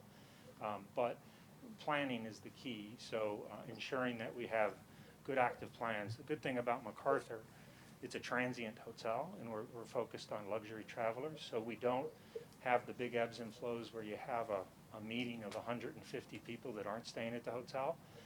Our meetings are generally hotel guests, and that's our target for marketing and for positioning. So I think we're in a good position from that, but like with what was brought up last time, on Friday nights with football games, we need to work with the community and the school to be prepared, because we're going to have people coming into the neighborhood, parking on the street, possibly going to the game, also might be coming to Layla, so we have an action plan in place for times like that. Well, I guess that's really my question, which is, what kind of contingency plan will work when you exceed your parking capacity, And if it coincides with an event at the high school like football and the attendees are parked on the street, in other words, someone shows up who's a hotel guest and you have no more parking spaces, you can't say, sorry, we can't let you in. I mean, you've got to have a contingency plan. And so my question is, what's the contingency plan other than working with the neighborhood, quote unquote? I mean, you've got to be able to tell your valet parking or your guest attendant staff what to do when you're maxed out. And that's my question. Sure. I'm wondering what your maxed out plan is. So currently, that does happen, and basically, when someone calls for a reservation for Layla, specifically lately, on Friday or Saturday, we say the restaurant's fully committed. And if someone pulls up for valet going to Layla when Layla's already fully committed, we explain that to them when they come, so they would go to another restaurant. And the valet team, I think by practice, ensures there's enough parking spaces for the hotel customers that are spending the night. And usually this occurs, like most restaurant hotels, between 6 and 8 on the weekends. So I think the answer is there's no more parking for additional Layla customers in that type of a scenario. So do your valet attendants use a kind of tandem parking approach when they get past the saturation point? The tandem parking is part of our parking management plan. We have approximately 33 parallel compact spaces that stack. And to be frank, it hasn't been used very much, but now that we've seen with the post-COVID world and rushes to the restaurant, we have a valet parker in our west lot, and they can use those 33 valet stack spaces. I know when we have the valet stack spaces in use, we're not turning cars away, and that's the solution. So it's a very well-designed parking lot, but it does require the use of the stacked spaces. And so are those stacked space approach part of your 131 number? Yes. Okay. Well, we hope that we're a little bit past COVID. I can't say that with as much confidence as you, unfortunately. In this staff report, there was what I refer to as a parking management plan, but it was just a bullet-pointed list. Is that actually what the parking management plan is, or is it outlined in more detail? And if so, is it possible to see a copy of that at some point? Yeah, I can pull it up. The parking management plan was part of the staff report, or not part of the staff report. It was an attachment to the staff report. Was that the bullet-pointed, list of No, 7 or 8 I think it's like points? 20. It's like 20 pages or something. Oh, okay. And that's in the staff report that we were made available to us? It is. Okay, thank you. Now, my last question has to be, and Mr. Walsh, I think you're the right guy for this question too, has to do with the housing waiver. We'll have more discussion about the housing waiver, but I want to plant a seed in your mind before the rest of the commission and myself speak to it. As we know, your hotel construction going forward will be subject to a housing impact fee of $15 per square foot. I'm assuming that housing impact fee will apply to not just the new guest rooms, but also to the expanded spa of 8,200, which would make the difference between 6,000 feet roughly being applied to that $15 per square foot housing impact fee. It would increase it to more than 14,000. It's a substantial difference. Is it your understanding that, and do you acknowledge the fact that there will be a housing impact fee assessed on the construction, including the spa and the new units? I'm unaware of any fee for the addition of hotel rooms or the renovation and expansion of our spa. Yeah, I can comment on that. So that is the commercial in lieu fee that was approved a couple of years ago. So that's been codified and adopted by City Council as part of the building permit process.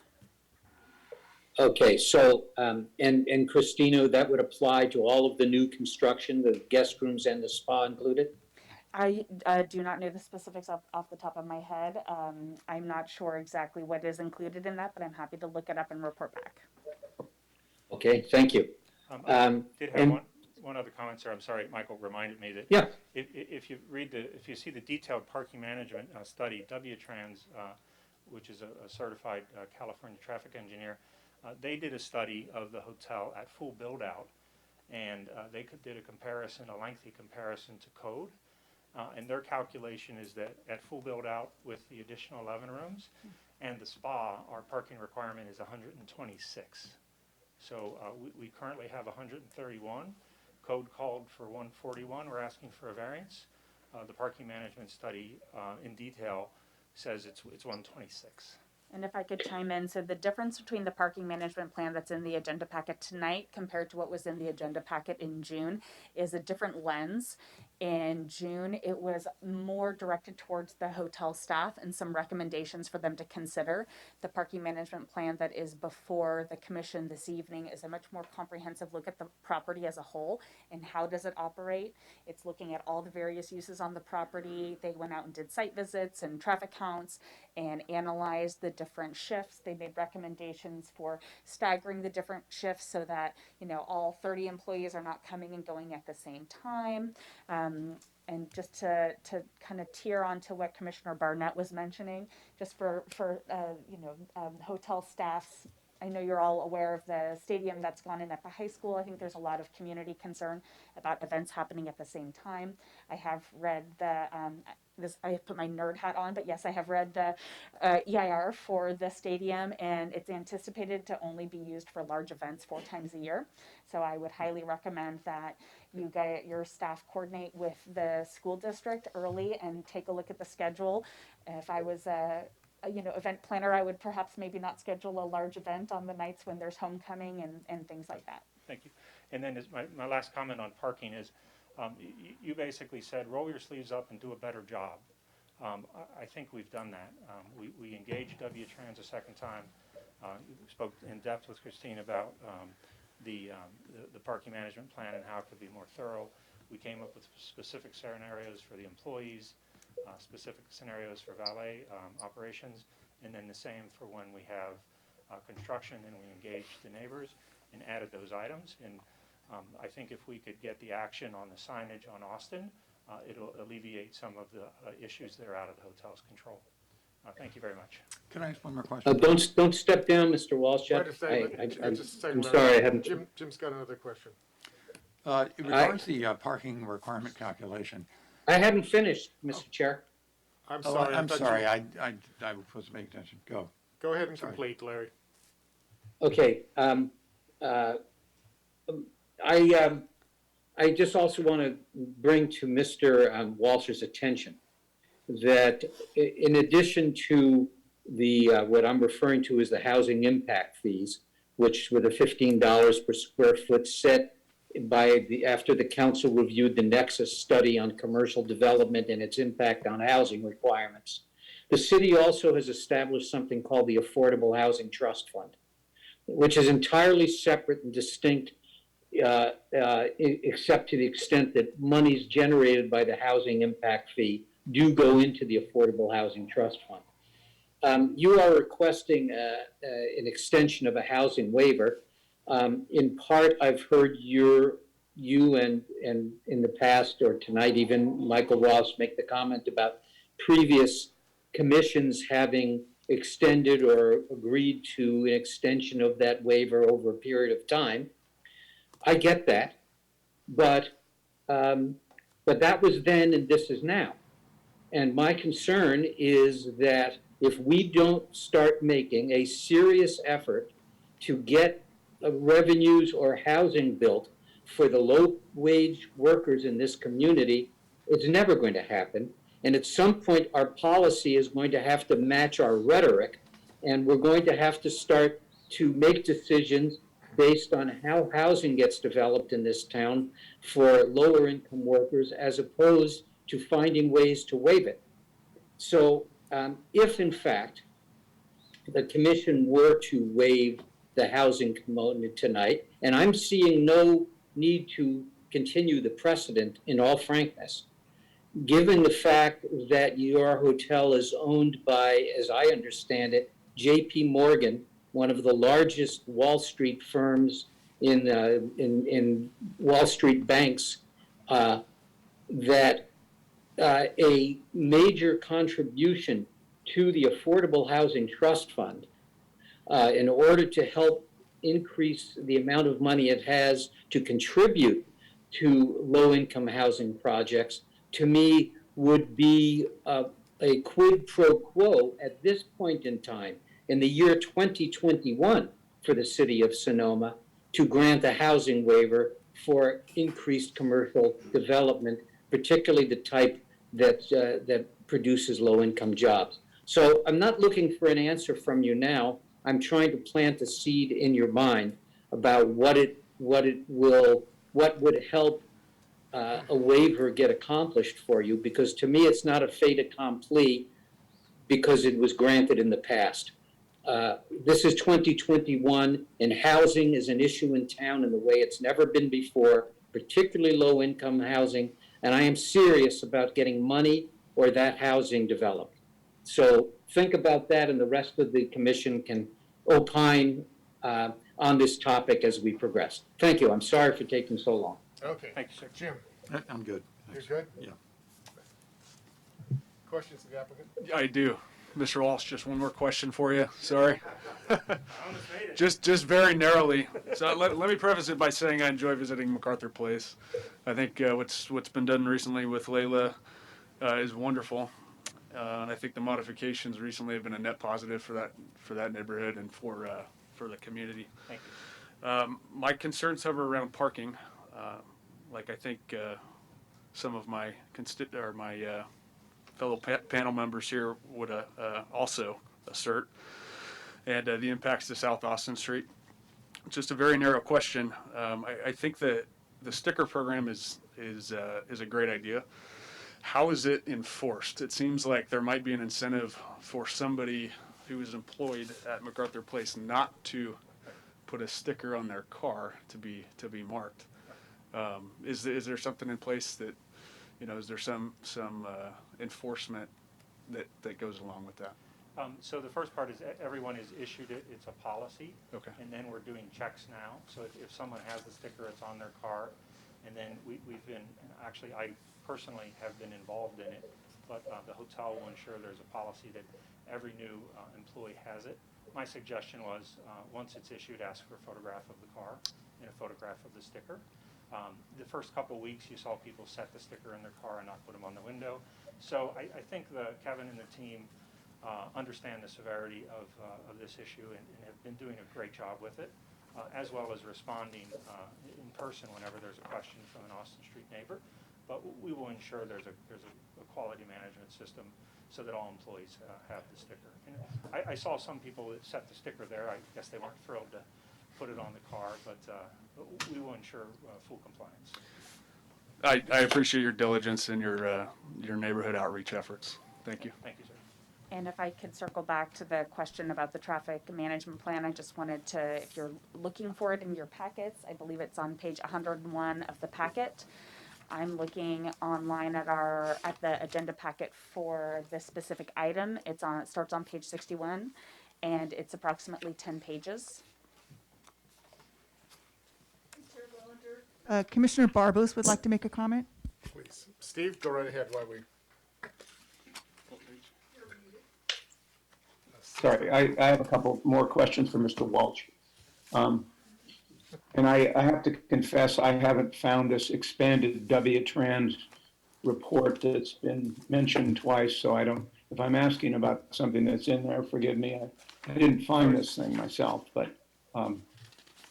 anyway, the first question is, it sort of tags on to what's the plan B if it turns out you get what you're asking for and there isn't enough parking. And I appreciate that perhaps W-Trans has opined that even built out, you don't need as many spaces as the city standards require, but I have to say that after 41 years as a lawyer, it's not too surprising to me that expert witnesses give you the opinion you're looking for. So we need to take a hard look at this. And I just feel like if you're forcing employees that don't want to park in the lot back into the lot, that only exacerbates the shortfall if you're not held to the city standards. So one of the questions I had is, has there been any serious attempt to find off-site parking for overflow events or for these times when you don't have enough room on site to which your valet parkers could shuttle cars? I mean, that's not an unheard of type of arrangement. It's expensive and inconvenient, but that seems to me to be a good idea if we're talking about granting any kind of waiver on parking requirements. So number one, has there been any attempt to find any off-site parking to which cars could be shuttled? Yes, but it's more so for construction parking, which is the 870 Broadway lot. I'm going to say something that might shock everyone. Macarthur Place has the appropriate amount of parking at 131 spaces. The valet parking lot in the west lot has 33 stackable spaces. So as long as we're operating per the parking management plan, we typically don't have the type of events that bring these big spikes of automobiles. We're not a convention hotel. We would if we had the need for, but we believe that the 131 spaces in the management of the parking management plan suffices our demand for parking. I think that the biggest event that causes the problems historically has been residents not wanting employees on the street. We've checked that. And then when we have a construction project, all of the vehicles that come with that. I've spoken, as I said, with the owner of 870 Broadway, and he's been very open to leasing the lot. Should we have a pattern of excess demand, certainly we would look at something as an off-site spot, but we believe at 131 spaces, properly managed, we have the appropriate parking count, and the parking consultant agreed. And our variance request is much less than many have been granted for other similar properties. Okay. My second question is, are the parking spaces that are currently being used for storage containers included within the 131, or are they in addition to that? They're included, sir. So at this moment, you have, well, whatever it is 7 less than 131. Yes. You have 124. Yes, sir, and we'll get those back in once we complete the spa project. Or actually, we would once we have the spa project under construction, we then would be renting a lot across the street, which would give us more parking spaces. Okay, thank you. That's all You're I welcome. have. Okay, Jim, you said. Regarding the traffic study, the management plan rather, I can't recall, is there anything in here that this would be submitted to the Planning Commission for review annually? We discussed that, but I didn't know whether it was included in this. Yes, sir. We were asked to twice a year report to David and Christina on parking. So I've done it as a letter. If the commission, obviously this is an important topic for us for the growth of the hotel, but if the Planning Commission would like us to do more annual reporting, we certainly would be open to that. We've enjoyed working with W-Trans. They've had some good, quick solutions. So if you'd like to make a condition that we do a more thorough annual report, we would be more than happy to entertain that. Thank you. You're welcome. Okay. Thank you, Joe. Thank you, sir. I do have a quick question back to staff before we open it up to public, real quick. On the draft conditions of approval that had focused on the parking management plan, and the reference or the recommendation was to have a annual review. My question is, what would we anticipate would be the options coming out of that review? If the review said everything is peachy, we would applaud them and say thank you. But if there were some conflicts that have been identified, what options or resources or actions can we as a city take with the applicant or Macarthur Place to make some adjustments? I think that the traffic management plan has some really good concrete suggestions, and I do have a good amount of confidence that what they're outlining as far as implementation using the valet staff to check and do the reports, it sounds like it's going to work. I would also support having some kind of annual review for the first couple of years to make sure that the program is working. I agree, W-Trans is a wonderful traffic firm. We could have them come out and pick a couple peak weekends and take a peek. I think the most important component is the ongoing open dialogue that applicant has with the community.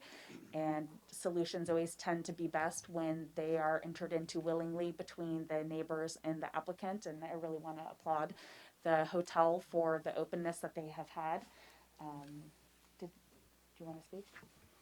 Mr. Chair, I'll finish up what Christine was just about Sure. to say, and that is the hook that the commission has is the use permit. And so should there be a situation where conditions are not as they should be as provided in these reports, I don't want to say the word revocation, but you actually do have the ability to revoke a use permit. That usually gets people's attention. In my career, I've done it once. So to get through that process, typically you'll get applicants that are willing to provide some kind of mitigation and address the situation before it escalates to that point. Thank you. Thank you for the clarity. Michael? Thank you. This is just an observation of parking on the east side. The east side actually has this sort of tide pool-like parking. It's episodic.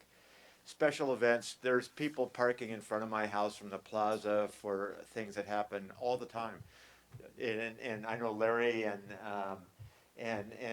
Matt will experience it. It'll sort of fill up. All of a sudden, there's people you don't know parking in front of your house, and after 6 hours, they're gone. And I was just talking with Kevin about what happens when this parking event happens at Macarthur Place. It's actually very hypothetical. It's rarely underparked. And so we need to remember that the hotel operated with the exact same number of rooms with 99 spaces for 20 years. And so it now has 131 minus the Connex boxes. But so I intellectually or academically, we can talk about this being something that we have to fear, but in reality, I think that the neighborhood can handle a few spaces filling up in front of it because it happens all the time in my house. And it's just part of being in Sonoma, and it's not a pattern at this hotel. Thank you. Thank you. If I could elaborate a little bit, my staff's opinion is that the sort of the ongoing issues with the hotel, it doesn't appear to be from the hotel guests. I think it's people like myself and Commissioner Bohar going down for a quick drink, things like that. We don't want to park our valet car. I think those issues, the baseline condition is not changing as part of this current request. The current request is for 11 additional guest rooms. And I agree that it does appear to be ample parking on the lot for the valet system. And the hotel guests, I believe, are the most inclined to use that system.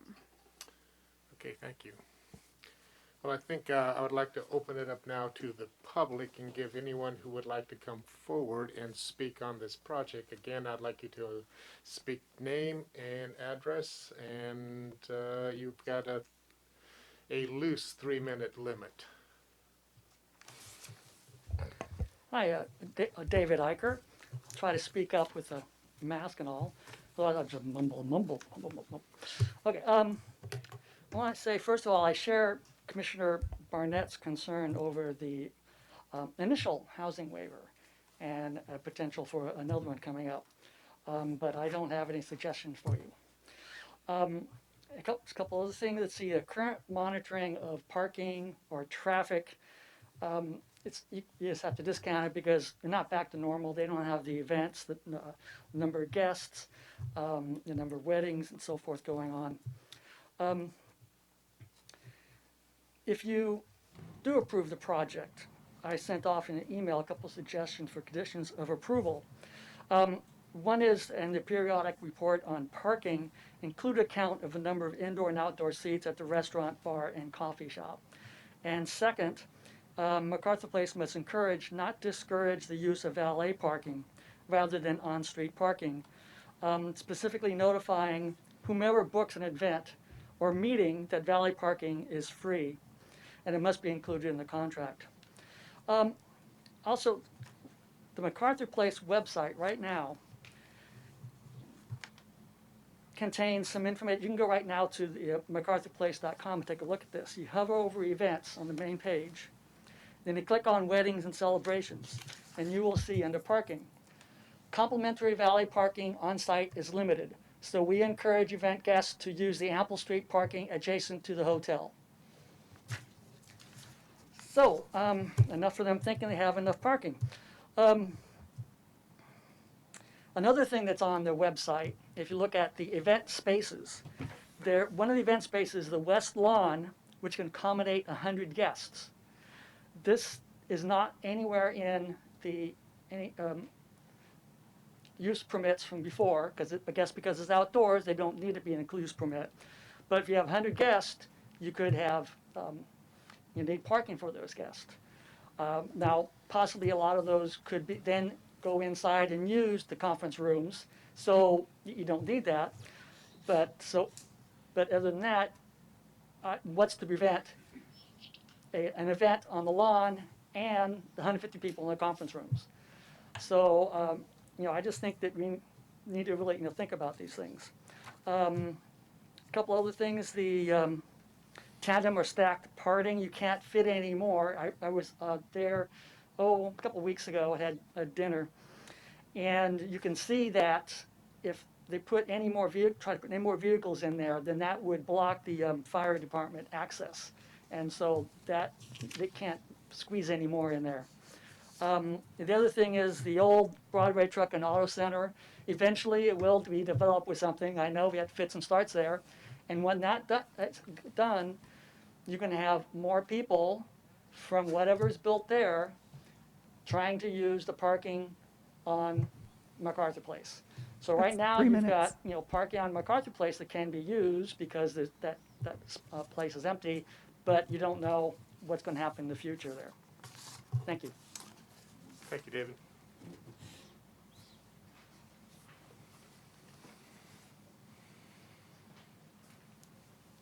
Anyone else?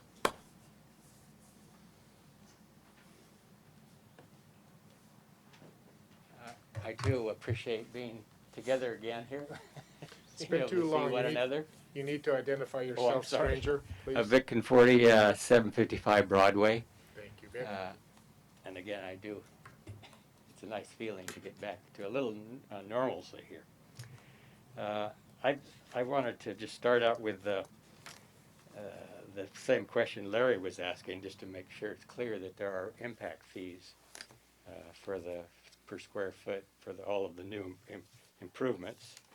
And then secondly, support Larry's comment about the housing requirement for commercial projects is something that we can't ignore any longer or give waivers for.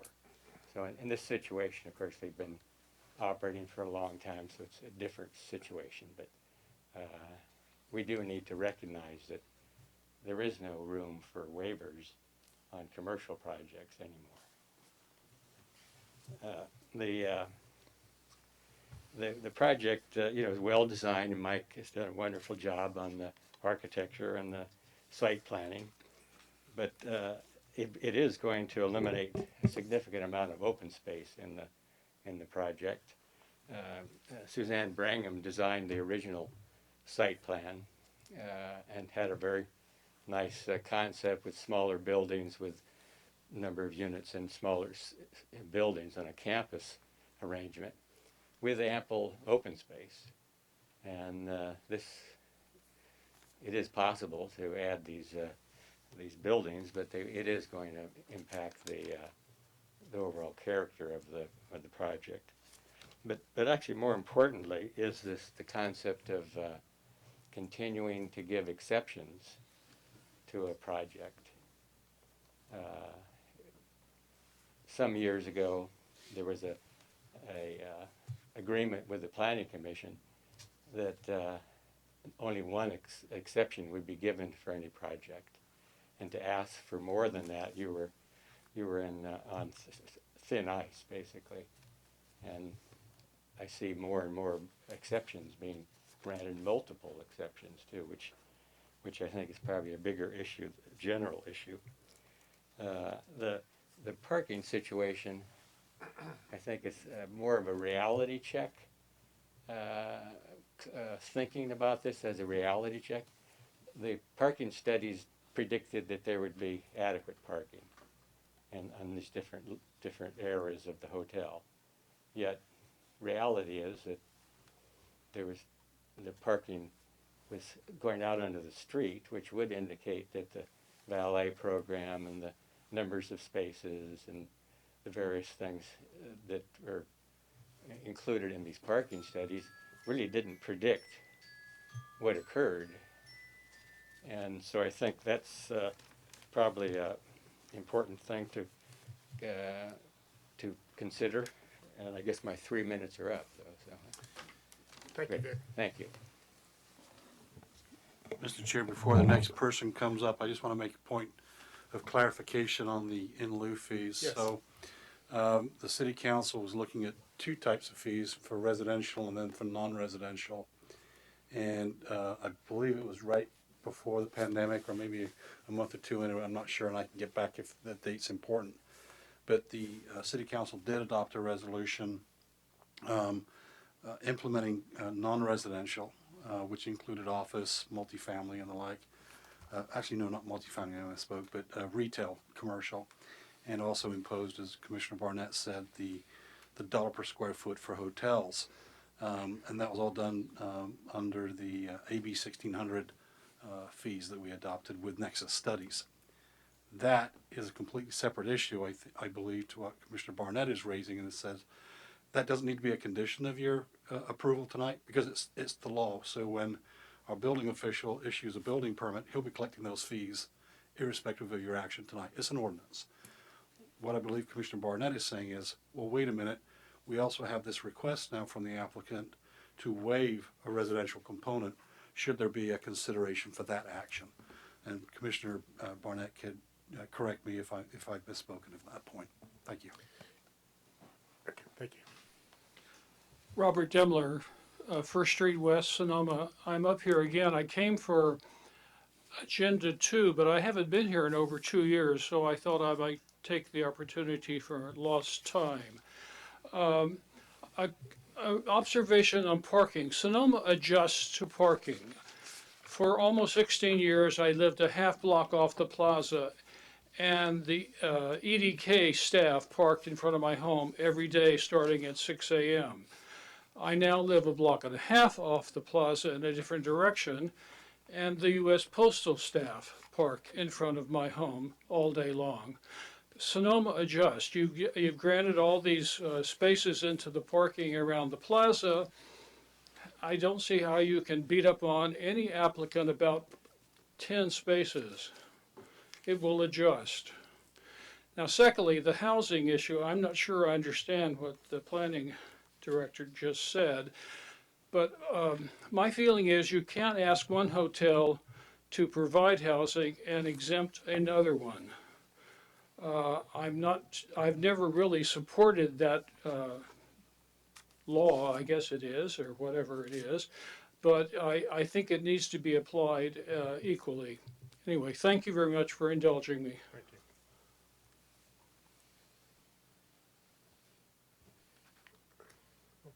Okay. No one else? No one on the Zoom there? Wendy? No one on Zoom is raising their hand, and there's no written comments. Thank you. Okay, then I guess I will close the public portion and I'll bring it now back to the commission for discussion. Who would like to break the ice, or Sheila? Thank you for this presentation. I really appreciate it. And I think we all are in agreement that we love Macarthur Place and we utilize it ourselves. And that's a really wonderful thing that this tourist location is also favored by locals. And I appreciate that. That says you created the right environment. And I think we are all in agreement that we really love what's going on. We just worry about the impact that could happen going forward, particularly for the neighbors on South Austin, especially with the addition of that football field, the beautiful football field at the high school, and what's going to roll out from that. 4 events now, what's going to happen in the future, we don't know. And I think that that's what we have to project to, is what is going to happen in the future. And Michael, you mentioned the infill at Sonoma, and that was a good project, but that was actually replacing offices. Staff of about 20 people in that office, and so when that got replaced with hotel rooms, it was a net, not a parking issue. The people that used to park there for the office were no longer there. They moved over to 135 West Napa, and then that became a hotel room. So that's not a good one for us to learn from. Interesting about the 10-minute porch parking, and I know that the cafe's not always open, so I assume that those parking spaces at night can be used for other things and be reutilized, repurposed in that regard. I do really want to encourage the suggestion that was brought up, planning for the future about an off-site parking with a shuttle for employees. I think that's going to be really important. It might only be important sometimes in the future, and might end up long-term not being important if we all use our hovercraft or our Uber or whatever, but I think it's something that you got to plan for now rather than when we have a bunch of pissed off neighbors. So I just really encourage you to start making a plan for that, and also some timing about the commitment to remove those containers and free up those 7 parking spaces. It's really great that that option is there, and it's very important for us to have some concrete answers as to when that's actually going to happen. I think the annual parking report with W Transit, I'd love to see that included. And I'd have to say that you guys have been fabulous neighbors.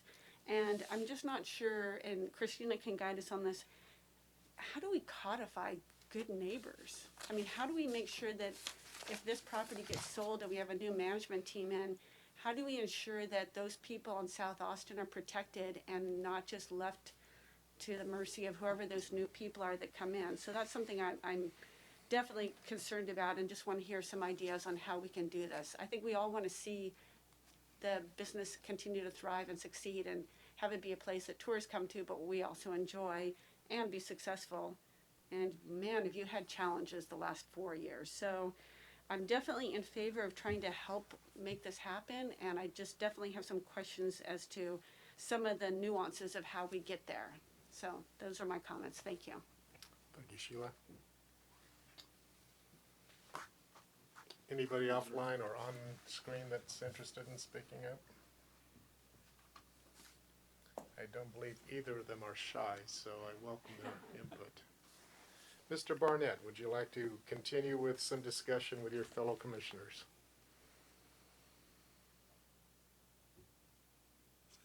Well, if you're calling on me, if the W-Trans report is to be believed, there doesn't appear to be a need to grant an exception because this professional parking and traffic consultant concluded that MacArthur Place has enough parking. So that's interesting food for thought.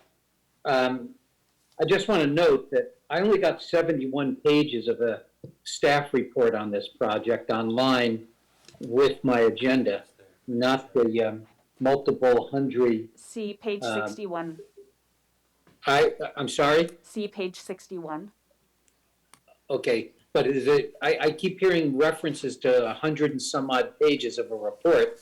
No, excuse me. So the whole agenda packet is over 100 pages, and so the page numbers are different whether you're looking at that item packet or the Yes. agenda packet. So for you, look at page 61. Okay, but this is this W Trans report officially part of this package? Or Correct. It's have we on never seen it? pages 61 to 71. Okay, so it may be that the request for a parking exception is moot at this point and wouldn't have an impact on the operations or capacity of the hotel if W Trans is correct. Now, I understand what that means is that the parking doesn't meet the letter of the law, so to speak, of the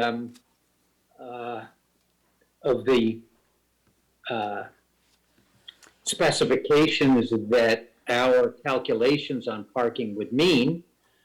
And maybe you could clarify this for me, Christina. If an exception is needed because the city standards are not being met despite the calculation of W-trans, in other words, because our calculations come up with the need of 141, does that create the need technically to grant an exception? Yeah, I'd be happy to answer that. So our code provides a table of various land uses and has different parking standards based on what the actual use is. So the hotel has a different standard than the restaurant, has a different standard than the spa. So when you're looking at a comprehensive property or campus like the hotel, it gets a little bit confusing. If you just have one coffee shop, we're looking at the number of seats. So in this case, we have a whole facility that is operating in a little bit more complex manner. So the commission has several ways we can handle the parking shortfall. One is to go back to the 2018 bank of 12 spaces. So based on the 2018 bank, there is no shortfall of parking. And so that 2018 review looked at the valet program and all the various nuances with the uses. The feedback from the commission in June was that the preference was to not go that route. So if we're looking strictly at the code, what we're doing is taking these land uses that have been given numerical numbers that are intended to be applied to, land uses across the city and have an adequate number of parking. When you have all these various uses on the same campus being used by the same people, what is actually needed can be different than what our code dictates. And one of the ways that we can address this is through a parking exception. And why can't I click this now? There is also additional flexibility in our code.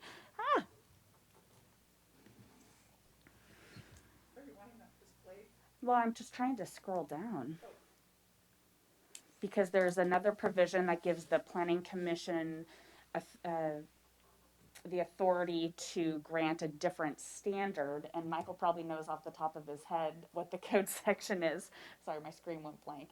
But there's a provision for multiple land uses and that you can rely on a qualified third party. And so the traffic study that we have from W-Trans, what they did is they didn't look at our parking table that has been developed by a traffic engineer in a room. What they did is they looked at this specific property and they analyzed the functions and how are the employees coming and what are the hours of operation of the restaurant and the bar and how large are the events. And so they analyzed the really project specific components and came up with a total of 126 spaces. So there is a provision in our code, and if my screen would come up, I can show it to you, but it is just coming up blank. That's okay. Well, what would you recommend as the better approach, which would be to, if I'm inferring correctly from your remarks, that we could adopt essentially the W-trans numbers as the acceptable numbers, which means they have more than sufficient parking at present, or should we stick with the city's standard and grant an exception in order to have the project conform with our own city standard? What's the approach that you would recommend? I think that based on the very complicated record that we have, personally, what my recommendation as staff is to we have a condition of approval from 2018 about this bank. We do not have anything on record about extinguishing it. I think the cleanest thing to do to get rid of that would be to approve the project and then have a condition of approval eliminating the bank.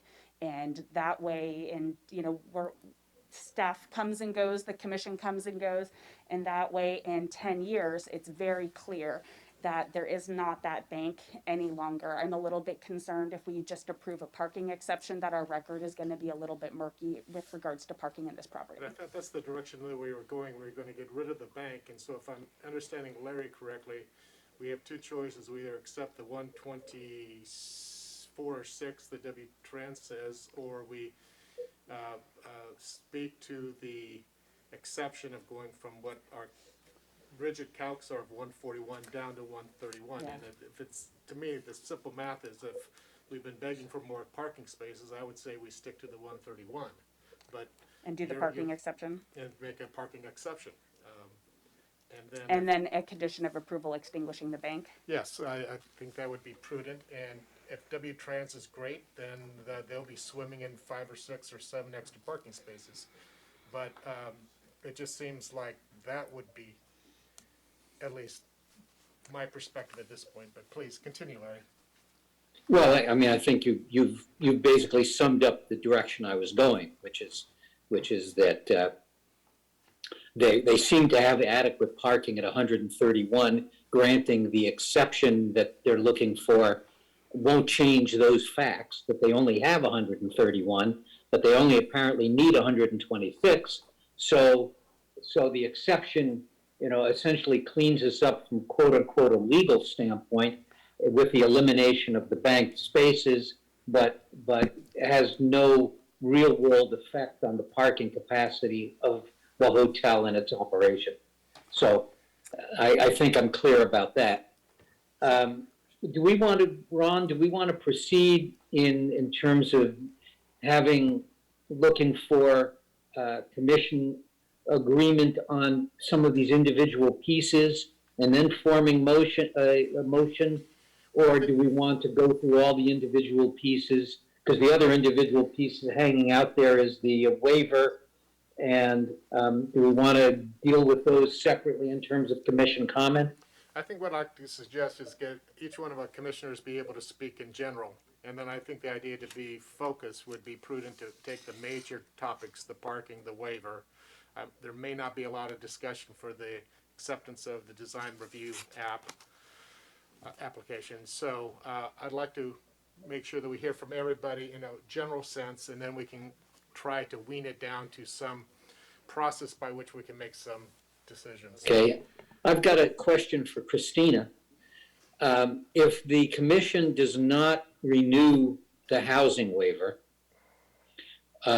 what is the net effect of that on the proposal going forward? I can't comment on the effect of it on the project, but I would be more than happy to bring up the code section and go over where and what the criteria are for granting the waiver. Well, I appreciate that. I think I've read through those, and to be honest with you, I find the proposed findings for granting waivers to be pretty wishy-washy. So I think the bigger issue is I'm trying to determine in other words, if the commission tonight approved this expansion, did not, and approved the parking exception, and did not approve the housing waiver, what is the net effect of that? Yeah, Mr. Chair, in response to the question, ultimately then, if your commission determines that you want to have, to not grant the waiver, you would require the applicant to revise the project to include a residential component. That's or some other offer, such as constructing 2 housing units off-site on a separate piece of property, or a contribution in kind to the Affordable Housing Trust Fund. I mean, is all of that possible as a solution to this? Yeah, that's Larry. Let's let David complete his thought, and then we'll Yeah. give you a chance. Go What ahead. Commissioner Barnett said is correct, but you would need the applicant to memorialize that verbally at the hearing here, that they're willing to participate in an arrangement that satisfies the commission with respect to that finding that needs to be made. So I believe you mentioned earlier that, and is that this council has passed an in lieu fee, but they haven't identified a unit per. No, Not an in fee, lieu fee, Ron. It's not an in lieu fee. It's a housing impact fee. Yeah. It is not a fee paid to substitute for housing. Okay. It's a fee paid that construction generates for housing. that is correct, Mr. Chair. And then one last comment. What you could do to do some house cleaning here is you could actually take a motion on the environmental record and then deliberate on the merit of the project. So if you wanted to kind of bisect that. Well, okay, so I'd like to go back to the more general comments from our other commissioners. Larry, I will be happy we can come back if you've got more, but I'd like to. No, that's it. I'd like to hear from either Steve, Jim, or Matt. Through the chair, Commissioner Barbos would like to speak. Please bring them forth. You're on mute. Oh, there you go. Okay, yeah, I'm unmuted. Well, I may be an outlier on this. Let me start by saying it's a gorgeous project. Absent the parking issue and the housing waiver, this would be a no-brainer for me. Absolutely, grant them the use permit. But in the final analysis, what I come down to is, I mean, I can't really ignore this project started with Suzanne Brangham, a local resident for whom everyone has fond feelings and great respect. But we're now dealing with a corporate owner who's one of the largest banks on Wall Street, who wants to build 11 more rooms, which is going to increase the financial profile of this particular property, and they may well want to flip it and sell it to somebody else. I don't think that's remotely unlikely. So once they get the balance sheet beefed up with the 11 additional room income, so I mean, I think we need to keep that in mind. This isn't a local. Mr. Walsh is a very charming guy, and it's no. He does and Michael Ross, of course, is fabulous designer and presenter. But that doesn't change what my concerns are. And I think that on the housing impact fee, I think Larry said it best. If we waived it before, it sounded like it was more of an implicit than an express waiver. Implicit because nobody brought up housing, but that was then, this is now. We're in a crisis here.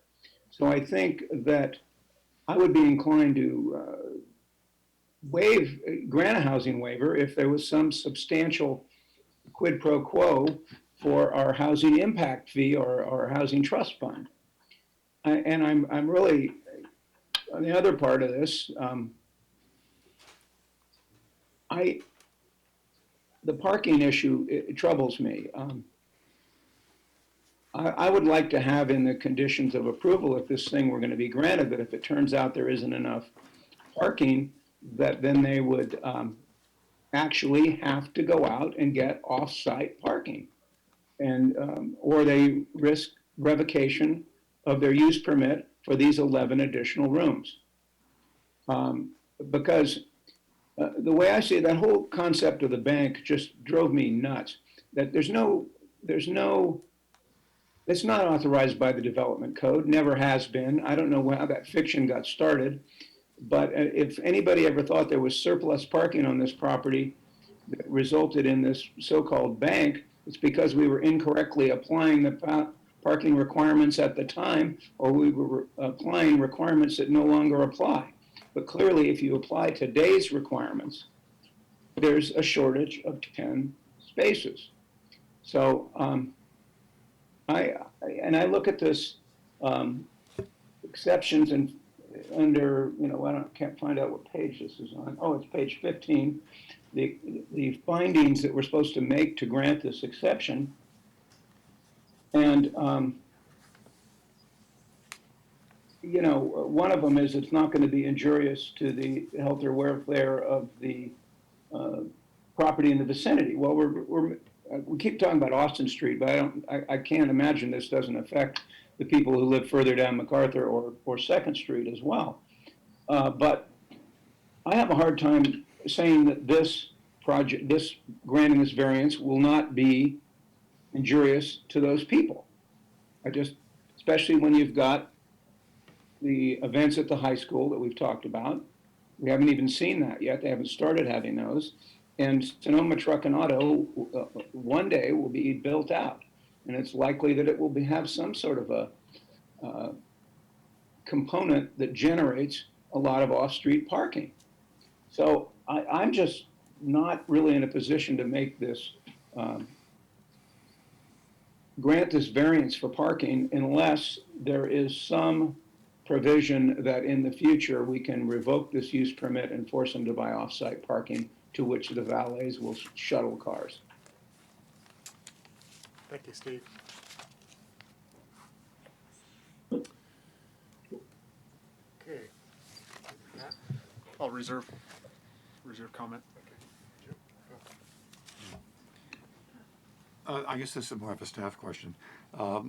We talked about that ULI and other national data collectors as providing a discount on the parking given their views of hotel use in various ways. Refresh my memory, was that actually applied to the net of the parking requirement? Staff's analysis of the parking is strictly per code. The provision for having using a parking study that really evaluates the specific needs, it's really more intended, it's for different shared uses, but I believe the intent, it's not explicit, but the intent is for like two different businesses that are right near each other to have some kind of a parking share agreement. I think there is definitely some applicability in this situation, but I think that might be confusing our process at this point. I think doing the exception is probably cleaner than relying on that code section. I didn't hear that. Probably what? So the section of the code that allows the applicant to submit a project-specific traffic study to get adjustments to the parking standards, it's not the most crystal clear cut application for this project. But it was used. No, what was used in the staff report is just an analysis of the parking standards. Fine, thank you. Okay. Well, I think I'd like to share a few comments, and this certainly isn't the tail end of the comments.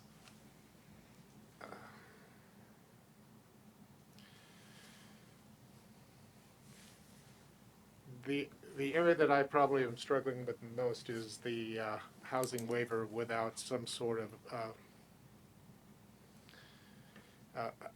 recognition that we do have an issue in this state, and it was enunciated by our dear governor, who claimed that we have a housing crisis, period. So I would like us to be creative and come up with some sort of way to address that. The parking area, and I don't live too far away, and I certainly do a lot of walking around. I think the applicant has done yeoman's work to attempt to address the parking issues in a number of ways, including soliciting this W-Trans report, and I think that's good. And I think that as long as we maintain some sort of annual review, where in that annual review we actually have some options other than just the feel-good reviewing of a report on an annual basis, I would feel comfortable relative to the parking in that sense. There have been some comments that have been expressed by the public that I tend to agree with, and I think that parking is kind of an ebb and flow thing, and I must confess at times I get irritated at people that think they own the parking space right outside their front door on the public street. So I'm not the best to scream a lot about a real concern on parking. I think in this particular case, the project has demonstrated some flexibility, and so I am not uncomfortable about granting a a waiver for the reduced parking to 131 and keeping it relatively clean. In terms of the other aspects that we are in charge to look at regarding the use permit, I'm fairly supportive of that. But at this point, my greatest concern again is this this housing waiver. So if Matt, do you want to say something? Because I'm going to give the, I believe the applicant may wish to come forth and share some additional comments. So I want to go ahead, but I don't want to preclude your abilities. I appreciate it. No, I don't have any comments at this time. Okay. So I heard rumors that there may be interest in coming back for some discussion. Oh. So Joe, before you utter, I'd like to give Sheila just the opportunity. Yeah, just one more comment, because I'm a numbers person. Each new hotel room, if you expect that it's gonna rent for, be conservative, $500 a night, have a 75% occupancy, we're looking at $1.5 million revenue for these 11 rooms, which is significant. And I do struggle with this housing waiver, and with that increased annual revenue, how does that help us with our housing situation in Sonoma? So that's something I would really like to have you address. Thank you. Certainly. Do I have the, if I could just address a few of the comments. First off, I think an annual review with W-Trans, who I think Christina was the first to recommend them to us, we're very open to. So we've been doing an annual letter, which is not extremely comprehensive, but we would be very open to that as a condition. I think everyone accepts that we're able to put red stickers on our employees' cars and get them to park on site and follow up. We'd be more than willing to accept a condition that the employees need to park on site. I think it's code, but it's not necessarily in our use permit. On the housing, we're very involved and active in the community. Our employees are a lot of the individuals that are impacted by this housing. If a contribution to the housing would be of assistance, I would propose that we do it at a $10 per square foot, paid at the time we build a building permit, just as other fees are paid. That would be approximately, we have roughly 6,000 square feet of the guest room project that we're asking for approval today. And then just if I could speak on the last issue, which is more of our issue. We've invested heavily in the hotel, and yes, we're owned by, wholly owned by LAT 33 Capital, which is wholly owned by JP Morgan. The owner has done an extraordinary job, in my opinion, on an asset that really has not been profitable. We all know, and everyone that owns a business and lives here, what's happened since 2017 with, two series of very terrible disasters, the COVID and the shutdowns. So I think the owner has done a very good job. Every project has to pencil, regardless if it's owned by an individual or owned by a large bank. But the important thing I think that we have on this project is the timing of it. We've done a lot of analysis on the timing that we would do any construction at the hotel. Most importantly, we want to do such construction during the down season, which basically means you start November 15th. Everyone hopes it rains. We would sort of be happy if it didn't rain at that time. And that's the lowest demand time for the hotel, November, and then it builds through the summer. It's our desire to get the approval for the entitlements and to build two of the buildings, be in a position to build two of the buildings along with the spa.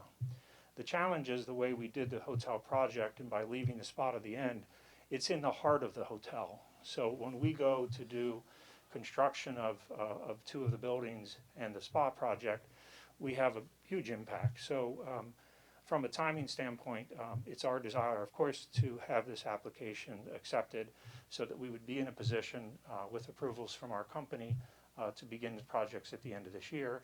And then really by the end of summer 2022, we would have a fully operating hotel.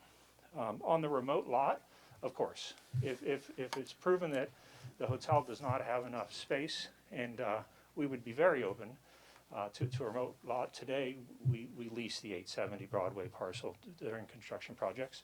But if the reporting found that we needed additional parking, of course, we would be open to that. And I agree with David's comment. We operate under a conditional use permit. We're a great neighbor, and we've been a great business.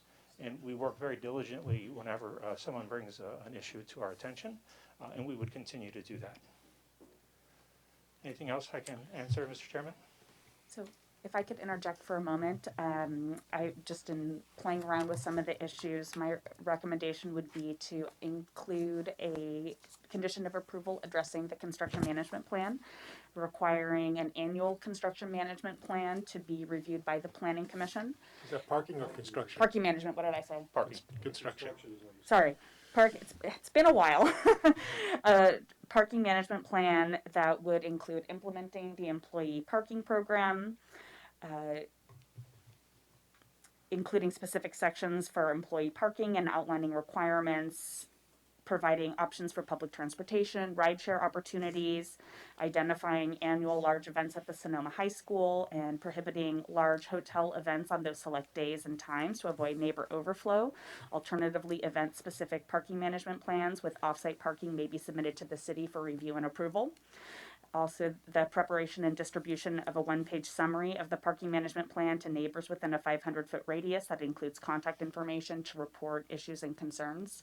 Commissioner Bohar also raised the question about increasing the number of parking spaces in the front of the hotel that are available for members of the public to come in and out. So perhaps increasing that from 2 spaces to 4 spaces, maybe to 1 hour, and then we can see what effect that has in the next year.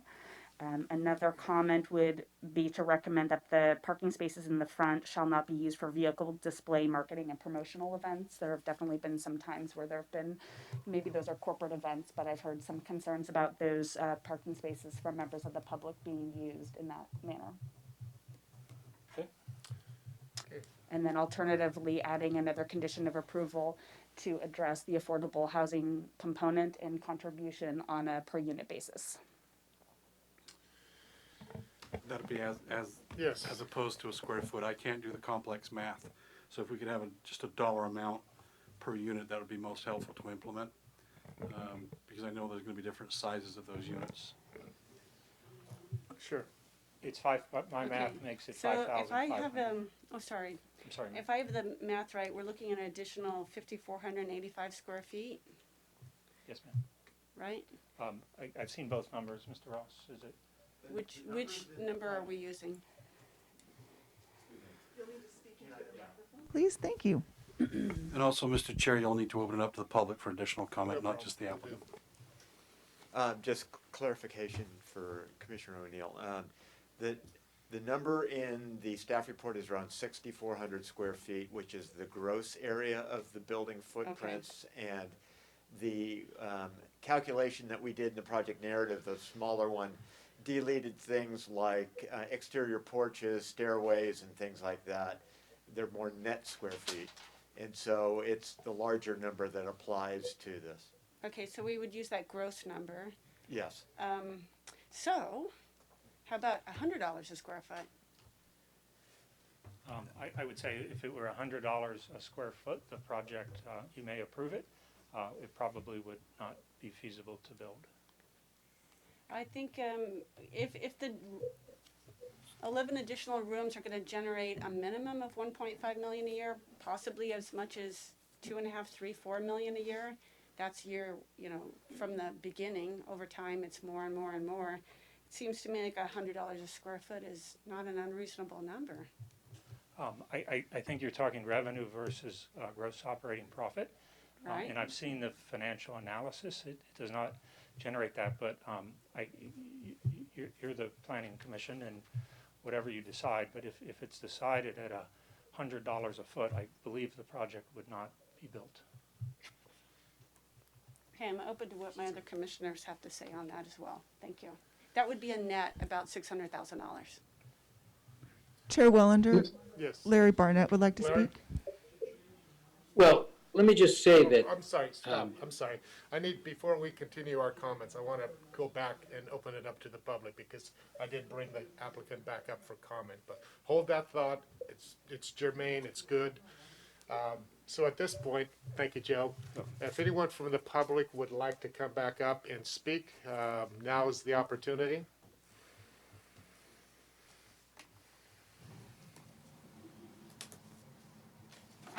Hi, David Eicher again.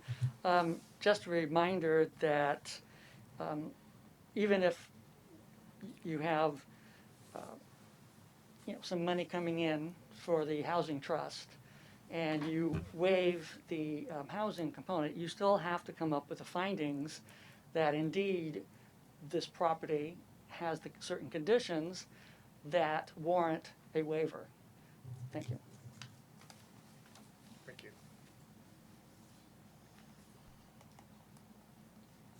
Robert Demler again. I'm a little confused. Is it possible even to substitute the housing requirement with a monetary figure? I didn't think it was possible.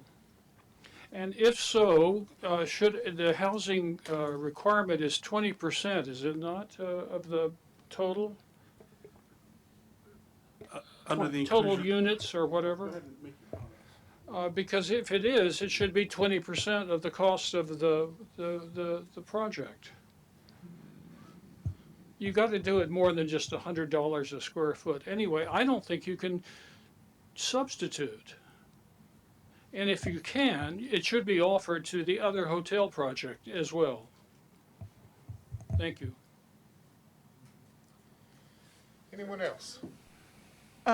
There's a member of the public on the Zoom that would like to speak. Okay, please. Tom Conlon, you may speak.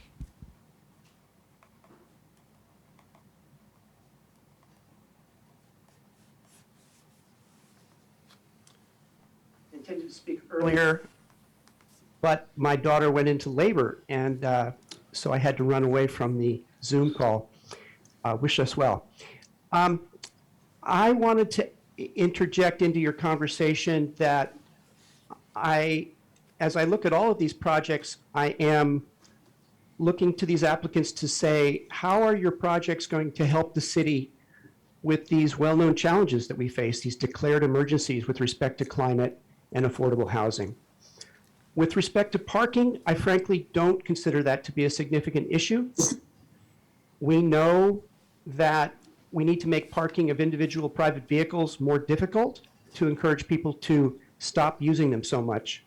It's too expensive to pay for roads, and right now with their being powered by fossil fuels, it's destroying our planet.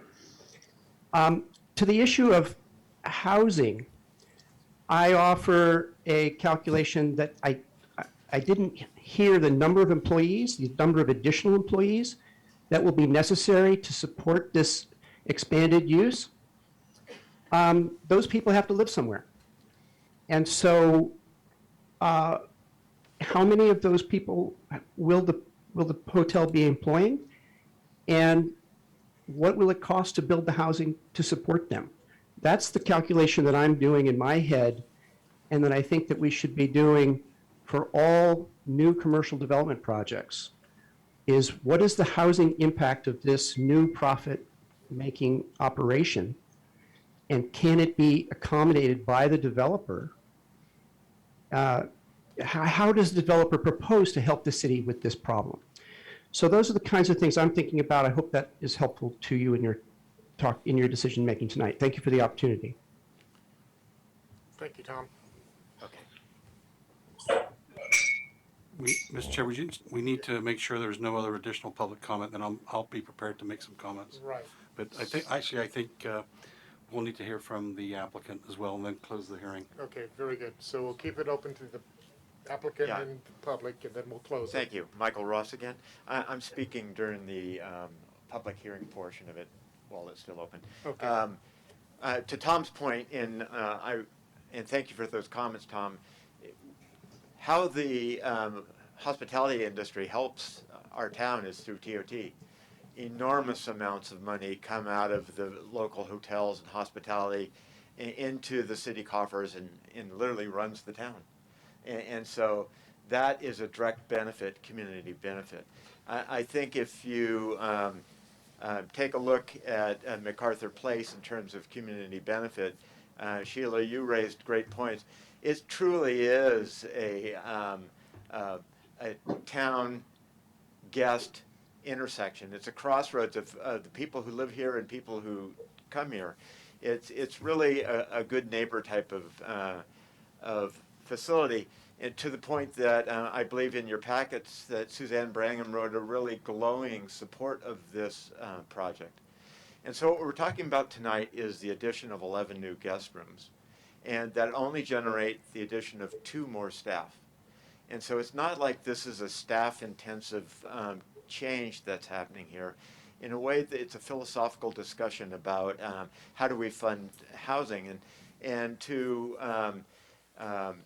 take a project and ask for, like negotiate across the room. I don't know if that's the best way to do when it's already been codified that an impact fee could be assigned to the building permit for X dollars, and I understand Joe has offered a certain amount towards that.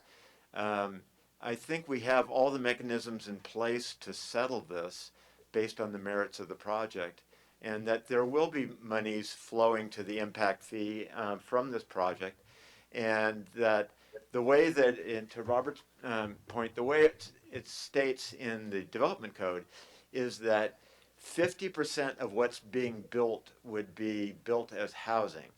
And so in this case, we're building 6,000 square feet. We're talking about 3,000, like 2 houses is what we're talking about that is really being discussed here.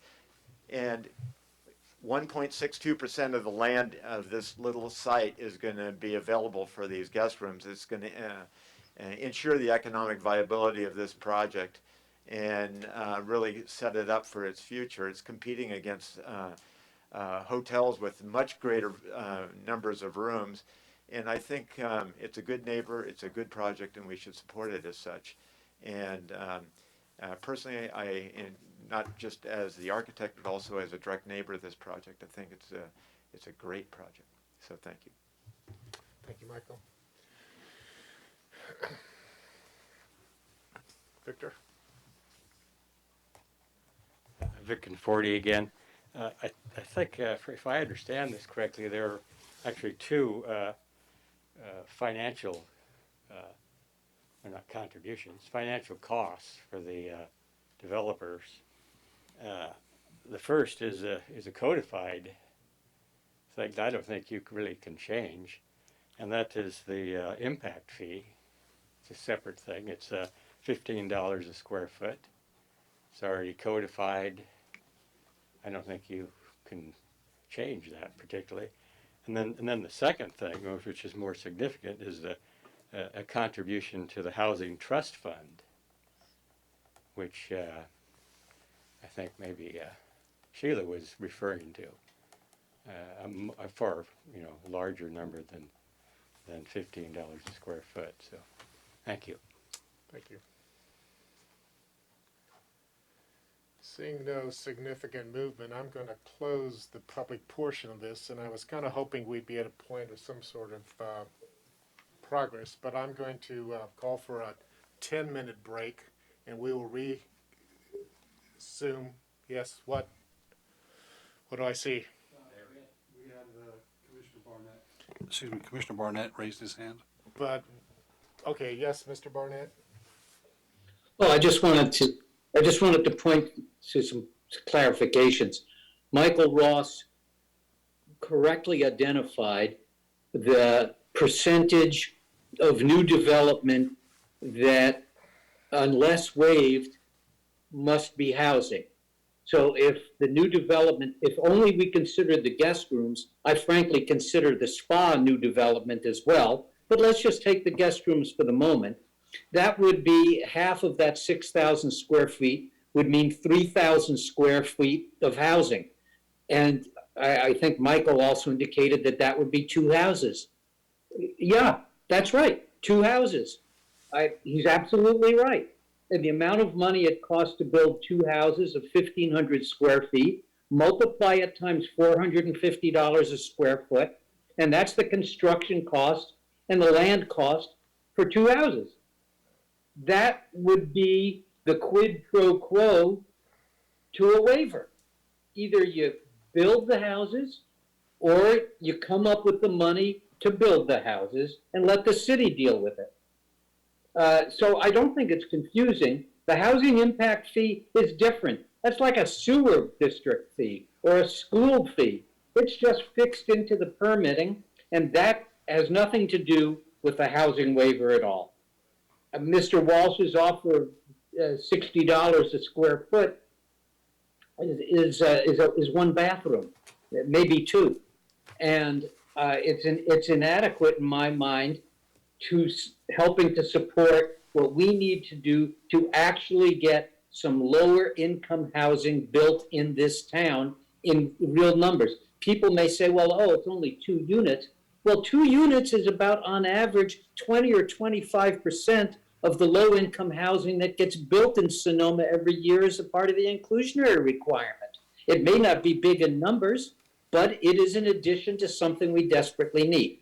So I hope that that's clear. We're talking about 2 separate housing related costs. One is the housing impact fee, which is a permitted, codified requirement, just like a sewer district fee. And the other is what's the quid pro quo for a housing waiver at this point in time in the city of Sonoma on a project like this. Now, I happen to believe the housing waiver has to apply to all the construction, and the way the code reads, or the way the development code reads, it's all new construction. So that would mean the spa and the houses, that's more like 14,000 square feet, which means 7,000 square feet of housing would be required on a project like this. So I'm just trying to bring the reality to the discussion here. And is there an opportunity for some, and I understand and I agree with Michael, trying to negotiate something over this, over this medium as a public body with an applicant is a pretty difficult thing to do. But the fact is that in some fashion, I know that as far as I feel at this point, there needs to be some resolution of this housing waiver, and it has to be resolved on the side of something that will actually produce some housing and not be a drop in the bucket. All I've heard so far is a drop in the bucket. The other option this applicant has, by the way, on the parking thing, should we deny it, is to reduce the number of units it's building from 11 to 7. And then they're in compliance on their parking, and they're not going to need any exception of any kind. So I just throw that out there as a comment. Now you want to take a break, Ron?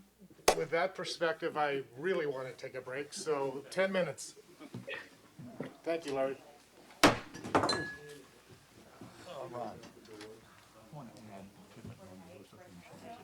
Yeah, the lights are out in the lobby, so if you need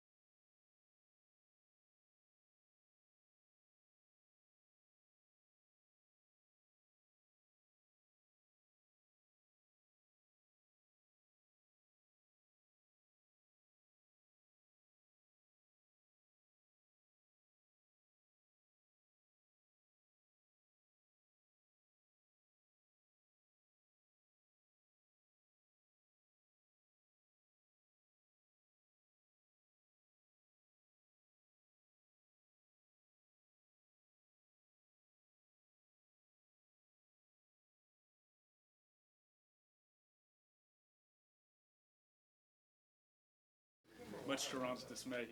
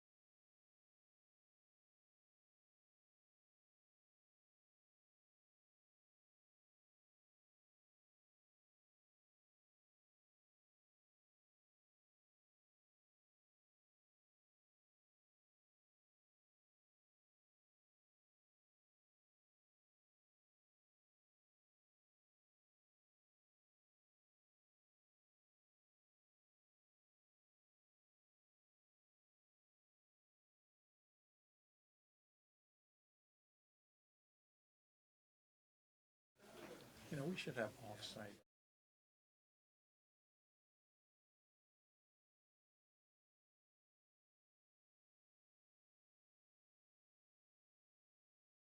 Back to order. I believe where we left it off, we had brought back discussion to the commissioners. Sorry, Mr. Chair, if I could just make a Yes, couple of comments. please. In the public comments section, I just want to make sure we have Council Ruderman with us. Wendy, is David available? Okay. I don't have my screen in front of me to see that. But with respect to a comment from Mr. Ikar, he's correct. There are findings in the municipal code. Kind of the word findings are there. In fact, they're up on the screen now. Can that be enlarged in any way? It's kind of hard to.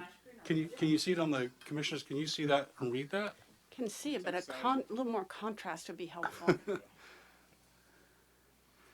So in the mixed use zone, the language there, and I'll pull it up and read it, and hopefully folks can follow through with it. The residential component in applications for new development for which a discretionary permit is required, a residential component is required unless waived by the Planning Commission. A residential component should normally comprise at least 50% of the total proposed building area. But remember, you can waive it as the Planning Commission in the prior sentence. Circumstances in which the residential component may be reduced or waived include but are not limited to the following. And then it goes on to list 4 things. But because it says but are not limited to, you have the ability to come up with another solution to this waiver if you're choosing to reduce it or waive it, the impact that is. But again, you have language that says not only comprise. So I think there is discretion unless legal counsel advises us otherwise. You could come up with the applicant presenting a request to consider a fee and have them agree to that on the record. That concludes my comments, Mr. Chair. And I would like clarity, though. What is the correct term of this fee? Because I was corrected that it's not an in lieu fee, so what are we going to call this fee? Well, it'd be a residential waiver / reduction fee. Thank you. Again, as I mentioned, you would need to have the applicants agree to an amount, and I would recommend it be a fixed amount per room rather than a sliding scale of $1 per square foot or something like that. It'd be a lot easier for administration when it comes to the building permit. Understood.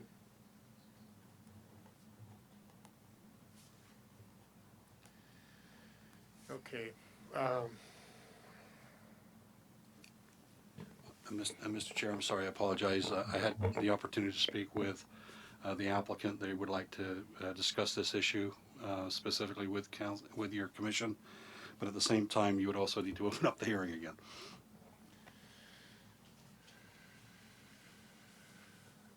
Question to staff. Maybe I'm just wanting to make some sense of progress. Would it be inappropriate to catch our breath and address the CEQA that we need to address and get that behind us, and then at least I feel like we've accomplished something this evening? Yes, you can certainly take a motion to approve, or excuse me, to adopt the resolution that thereby adopts the mitigating neg deck. So is my fellow commissioners okay with that, just to get a sense we have something? Do you see anything on? Little traction, maybe? Yeah. Anything from Larry or Steve on that?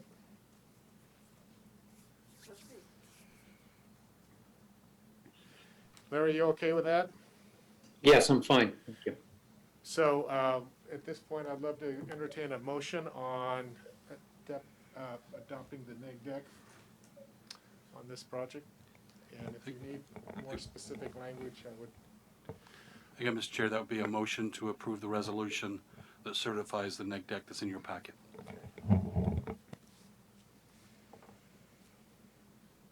I'll make a motion, Mr. Chair, to adopt resolution number, doesn't have a number on here, dash 2021, adopting findings of a mitigated negative declaration for the proposed guest room additions project for the Macarthur Place Hotel and Spa. Great, thank you. Is there a second? I'll second that. Further discussion? Roll call, please. Commissioner Barbos? Yes. Commissioner Bohar? Aye. Commissioner O'Neill? Yes. Commissioner Wyrick? Aye. Vice Chair Barnett? Aye. Chair Wellender? Aye. Thank you. That motion passes 6-0. Now, my next question is, I know that the topic of the housing waiver is hot on our mind. I think we have, and correct me if I'm wrong, staff, we have three elements we still need to address: the parking waiver, the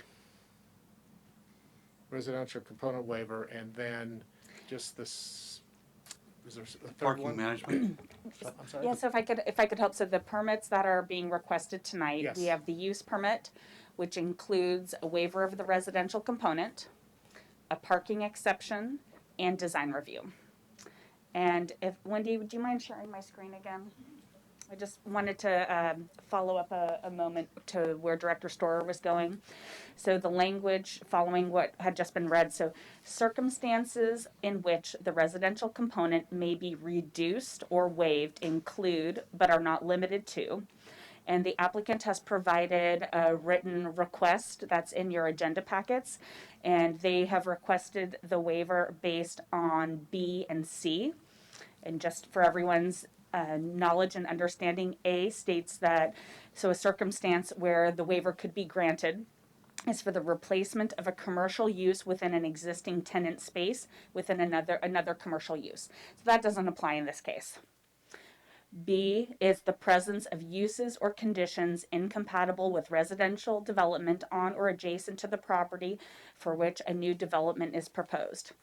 And in the narrative, from the applicant, the reason for their request is this is already a built-out campus that has been undergoing development since 1999.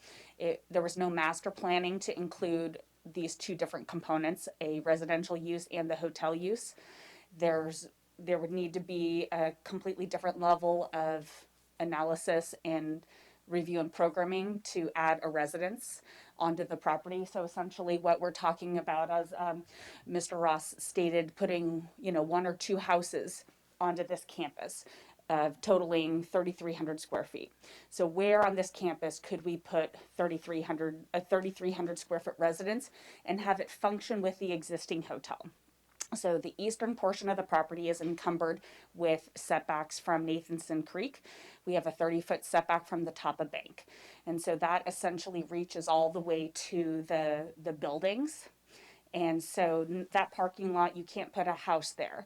So you could maybe, I don't know if I can pull up the. Well, I think it's safe to say that the current built-out does not lend itself to residential units, and I think we're familiar enough with the site plan. Yeah, so this was the site plan that was brought up earlier. So we would have to find somewhere on the site, or the applicant would need to find somewhere on the site where they could not only fit a 3,000 square foot residence, but have it work with the existing programming and infrastructure. So single family residence is constructed to different standards than a hotel. We have commercial building code and we have residential building code. It would need its own water meter, sewer. It would have to be independently accessible. It would need to have a covered parking space and meet all of our other development code standards. And so that is the one part of the rationale for the request.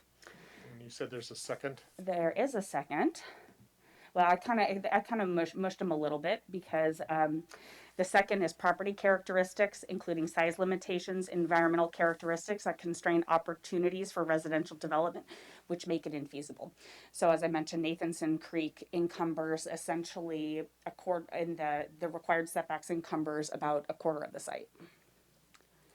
So I'm not arguing, or I don't think we're arguing with that, but we're still looking at some sort of compensation or way to deal with this waiver. So I think the first question is, can you make the findings? And so I would be interested in asking that question before we get into, what kind of financial. Christina, they're not findings. It's the ability of the commission circumstances to be okay with any one of these reasons to reduce or waive, and you can come up with your own. Yeah. I think the question is, does the commission feel that the circumstances are present in that there is a unique case where the applicant can't put a single-family residence on this property? I'm certainly open at this point to the idea of a reduction, not maybe an entire waiving, and I don't know what that quite means, but yes. So, question, Christina. This gives us the circumstances under which a waiver can be granted, but in the case where a waiver is granted, what is the process by which we have the housing waiver fee into the housing trust fund? Any money that you receive for the purpose of providing housing will be placed in the housing trust fund anyway. So we would just need the applicants to agree on what that amount is in order for us to grant that waiver with an agreed waiver fee. That is correct. Okay.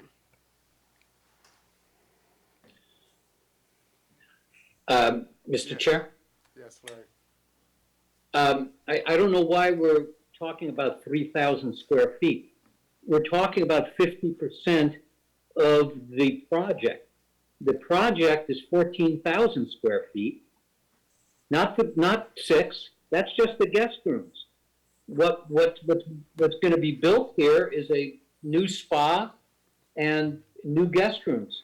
I don't know why all of a sudden we've restricted ourselves to 3,000 square feet. I don't think we've necessarily have restricted anything, but what we're looking at is that based upon what was just written as far as possible considerations to either waiving the residential unit or possibly reducing it, that's where the discussion is. We can go back and forth as far as the actual square footage, but it's the concept of, are we open to the idea based upon the existing conditions of this not 100% built out site, but a significantly built-out site that, at least it is my perspective, that it would be difficult to put a residential component within its campus that makes sense. And if I could interject, the spa is not part of this current project. The current project before the Planning Commission tonight is for 11 additional guest rooms. The spa was approved with a mitigated negative declaration in 2020. Okay, well, Mr. Chair, Yes. let me say this. What I'm looking for is a formula that makes a very substantial contribution to the city's ability to build some affordable housing. I recognize that the likelihood or the ability to place residences on this property at this point in time is extremely constrained. But that doesn't reduce the opportunity for the city to come up with some compensating approach to provide significant funding to beef up the city's Affordable Housing Trust Fund so it can either acquire land or make financial contributions to housing in this town. And I understand that the site itself is not particularly compatible at this point in time with creating residences, although the logic that a hotel isn't conducive to residential development is clearly wrong. And if it had been a component from the very beginning, it would seem perfectly normal right now. But that isn't the situation we're in. I understand the parcel is built out. So then the question is it possible to come up with another formula whereby, at least in my case, I'll feel comfortable waiving the residential component, and that's going to be,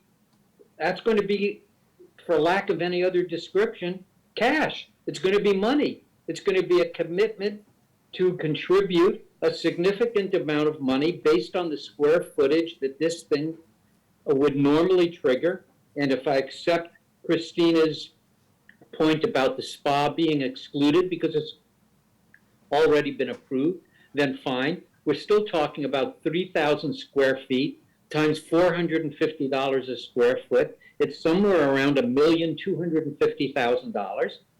And that to me would be an adequate and substantial compensation for waiving the residential requirement, given the desperate need we have for low-income housing in Sonoma.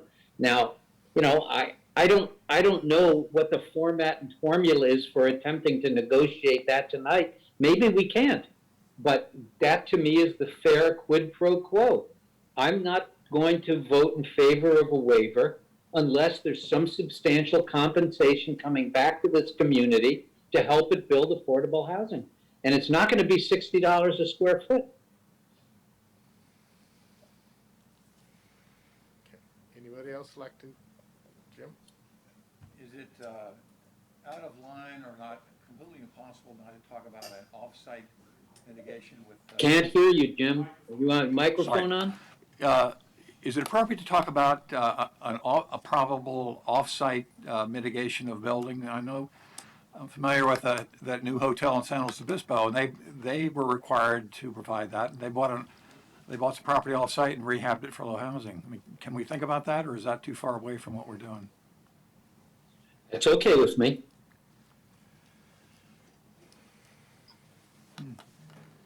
Well, here we are trying to negotiate a number. And I don't. Maybe we could get some guidance from, and also I just wanted to clarify, Commissioner Barnett, that their offer was not $60 a square foot, it was $10 a square foot. Oh, I'm sorry. Thank you. So, Mr. Chair, I'd recommend you at least hear once more from the applicant about any proposal that they might wish to entertain, based on the discussion we've just had about the conditions in which you would be allowed to reduce or waive. And alternatively, then at that point, you can either recommend approval of that amount that they're willing to place as a residential component fee. And should the commission feel that that's not adequate, you can certainly either ask the applicant if they want to continue the hearing, or if they would like to have you take an action, such that if you were to deny the project, you're certainly able to do that as it relates to the action that you took prior. Two different and independent actions. You could recommend denial of it and ask staff to prepare findings based on your discussion and return at a later date. Okay, with that in mind, I would open back up to public if there's any willingness to want to come and continue this discussion. Thank you. To clarify the offer, you were correct in your summary. I said approximately $10 per square foot. So that, if you just say how much is that per guest room, it's about $6,000. In our response to Christine, where she had asked us to justify why there would be a waiver, Michael and I worked diligently, and in that letter I also crafted the unique situation of Macarthur Place Hotel.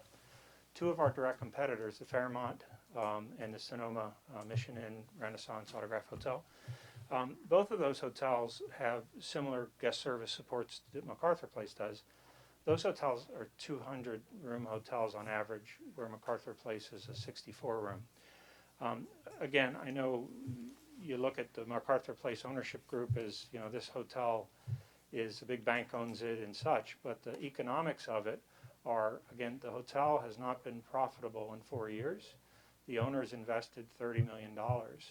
Michael and I came up with this plan as a way to assist the hotel in a path towards profitability.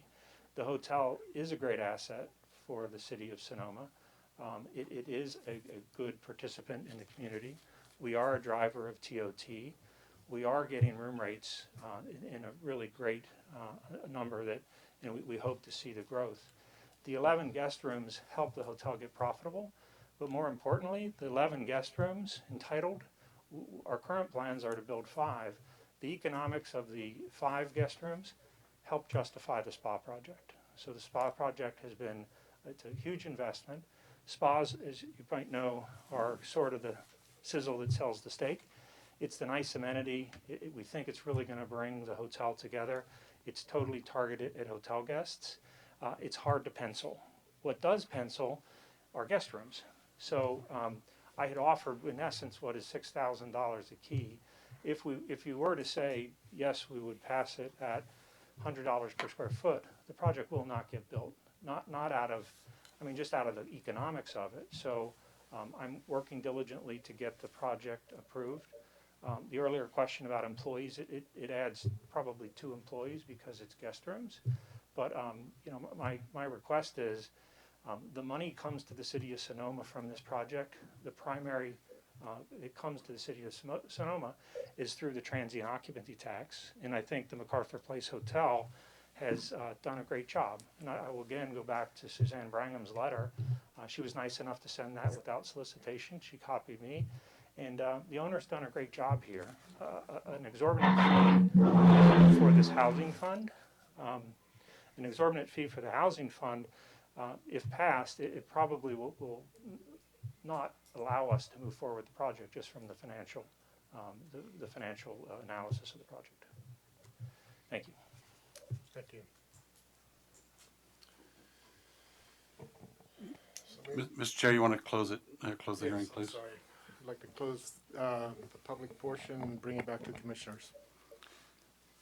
Mr. Chair, you could certainly, within your purview, again, unless corrected by legal counsel, you are able to place a condition on the project yourselves that may not be in tune with what the applicant has requested. And so if the amount, I'm just going to come up with a number, let's say it's $100,000 a door.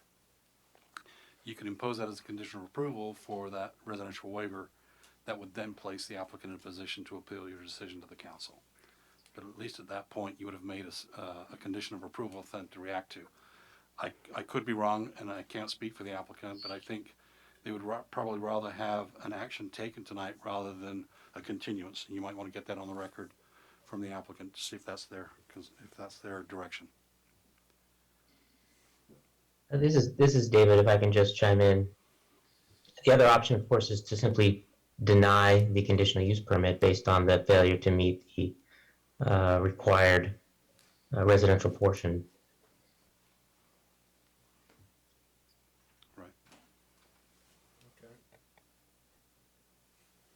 Should that be if I can, with David's blessing here, if that were the case, I wouldn't be able to come up with the findings right now to support that. I'd have to return to your commission. But at least the applicant would have that direction, knowing that that was going to be coming at a future meeting. That would be in September. Okay, thank you, David. And David.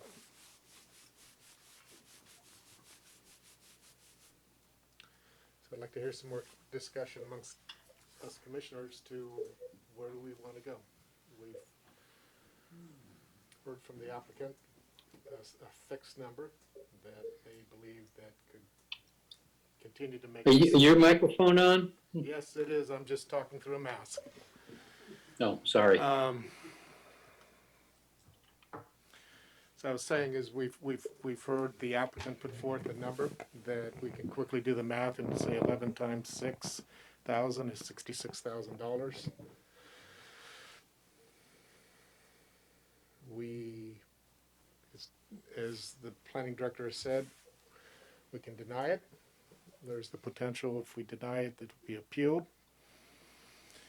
And I'd like to think that we can come to some sort of resolution on this so that it's just not one more project that's kicked up to the city council. Sure, absolutely. So I know this one's challenging because we're doing things for the first time, but I think the housing waiver, there's a lot to be said that it does make sense in this case, though I actually do know people that live in hotels and they like to live in the hotel. I have a good friend in Ireland that likes to have the bar and the restaurant downstairs. So could, of those 11 rooms, could some of them actually be residential? That's a possibility. If we're not going to go that way, I'm really in favor of a very strong fee for the housing waiver. And Director Storr tossed out $100,000 per room. That to me is a reasonable number because that would give us a total of $600,000, which is not really enough to have 2 affordable housing units.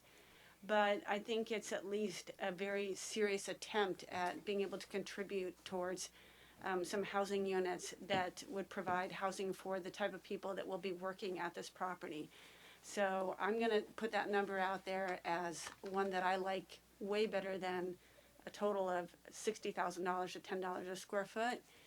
I like the project. The parking is an issue that can be worked on, but we just can't ignore the need for housing. So I'm going to go with the $100,000 per door. Thank you. Commissioner Barbos would like to make a comment. Yes, go ahead, Steve. The other, just comment to throw into that, I like Sheila's number and I would be in support of that. Is that if they're going to make $1.5 million a year off of these rooms, I would be amenable to letting them pay that housing impact fee over a couple of years, so they didn't have to pay it all up front. Thank you, Steve.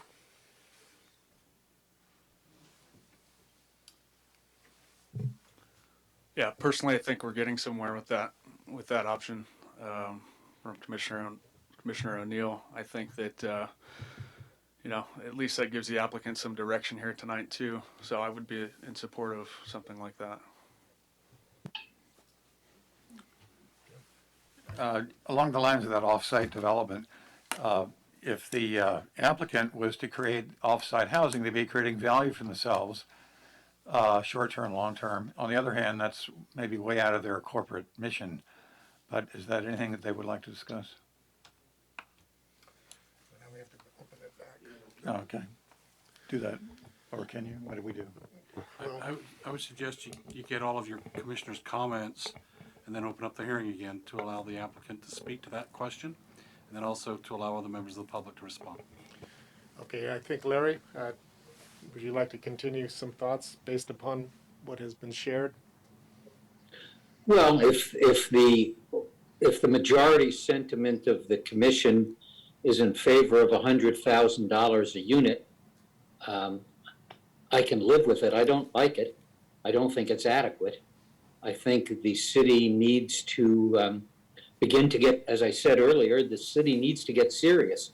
And $600,000, honestly, in this town isn't enough to even build one unit when you consider the land. So I'm not going to stand in the way of the commission on this issue of $100,000. From what I'm hearing from the applicant, that's not acceptable to them, and they're going to end up appealing this to the city council anyway. And the city council can establish any number they want, or they can overrule the commission. So in the spirit of moving this thing along, I'll go along with the $100,000 number. But for the record, I want to state that I think that it's inadequate by 50%, and that it ought to be more like $150,000 a unit. But we'll leave it at that. Thank you.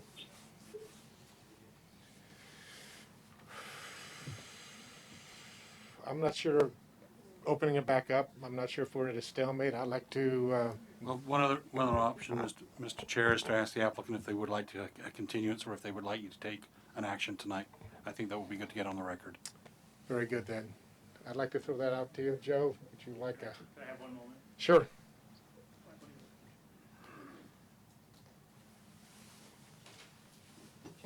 While they're convening, Mr. Chair, you might want to ask the other members of the public if they'd like to comment on what they've heard. Yes, again, we're going to give the public an opportunity to make any further comments. You may come forward.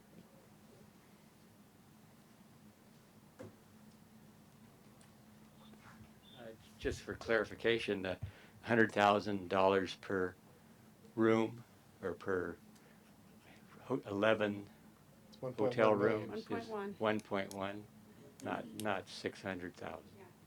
Thank you. That was my previous offer of $100 a square foot for 6,000 square feet, but I liked Director Storer's idea better. Yes.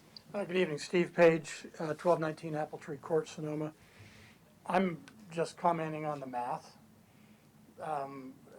Commissioner O'Neill, I think, made an assumption that there was a certain amount of gross revenue per room. I have no idea whether that number is correct or not. But gross revenue does not translate to profit. And running a hotel, a high-end hotel, is a very expensive operation. So in whatever calculation you make in terms of what the appropriate fee is, use math that actually relates to what the profits are that revenue is going to generate. That's my only comment. Thank you. Oh, 1 second. I'll let. I would like to put say one thing as a correction to these numbers. According to the project narrative, the total for the 11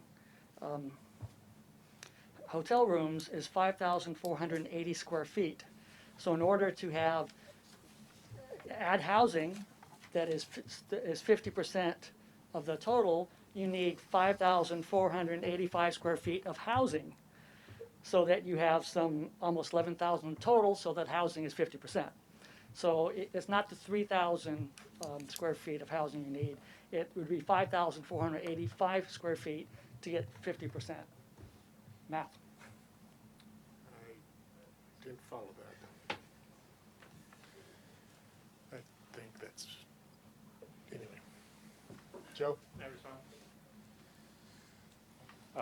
Thank you. So again, I think a fee of that is going to make the project financially unfeasible. If the Planning Commission decides on that fee, I like the one Commissioner's suggestion. If there's a way to match revenues with expenses, it certainly assists the financial viability of a project. So if the Planning Commission is going to recommend a fee of $100,000 per key, which I think is excessive, my suggestion would be make it more feasible for the hotel to actually have a project versus spending all this time and money and your time to have a project that gets approved that doesn't get built, where you match the revenues and the fees and make it payable over a 5-year period, make it payable at the pulling of a building permit, and then annually thereafter. So if you recommend $100,000, it would be payable $20,000 a year for a 5-year period. That way, the hotel, as Commissioner O'Neill says, the rooms are going to generate profit. That way it makes it a little more financially viable, so hopefully we end up having a project. Thank you. Okay, great. Thank you. Is that an offer? No, I don't have the authority to offer what you're asking. I had the authority and I called to get the offer that I could offer $10 per square foot. So it sounds like from David's comments, we have a choice of delaying it and postponing till next month, which he doesn't recommend, or you vote on whatever you believe and then we have the option to appeal it or not. Did I summarize that properly?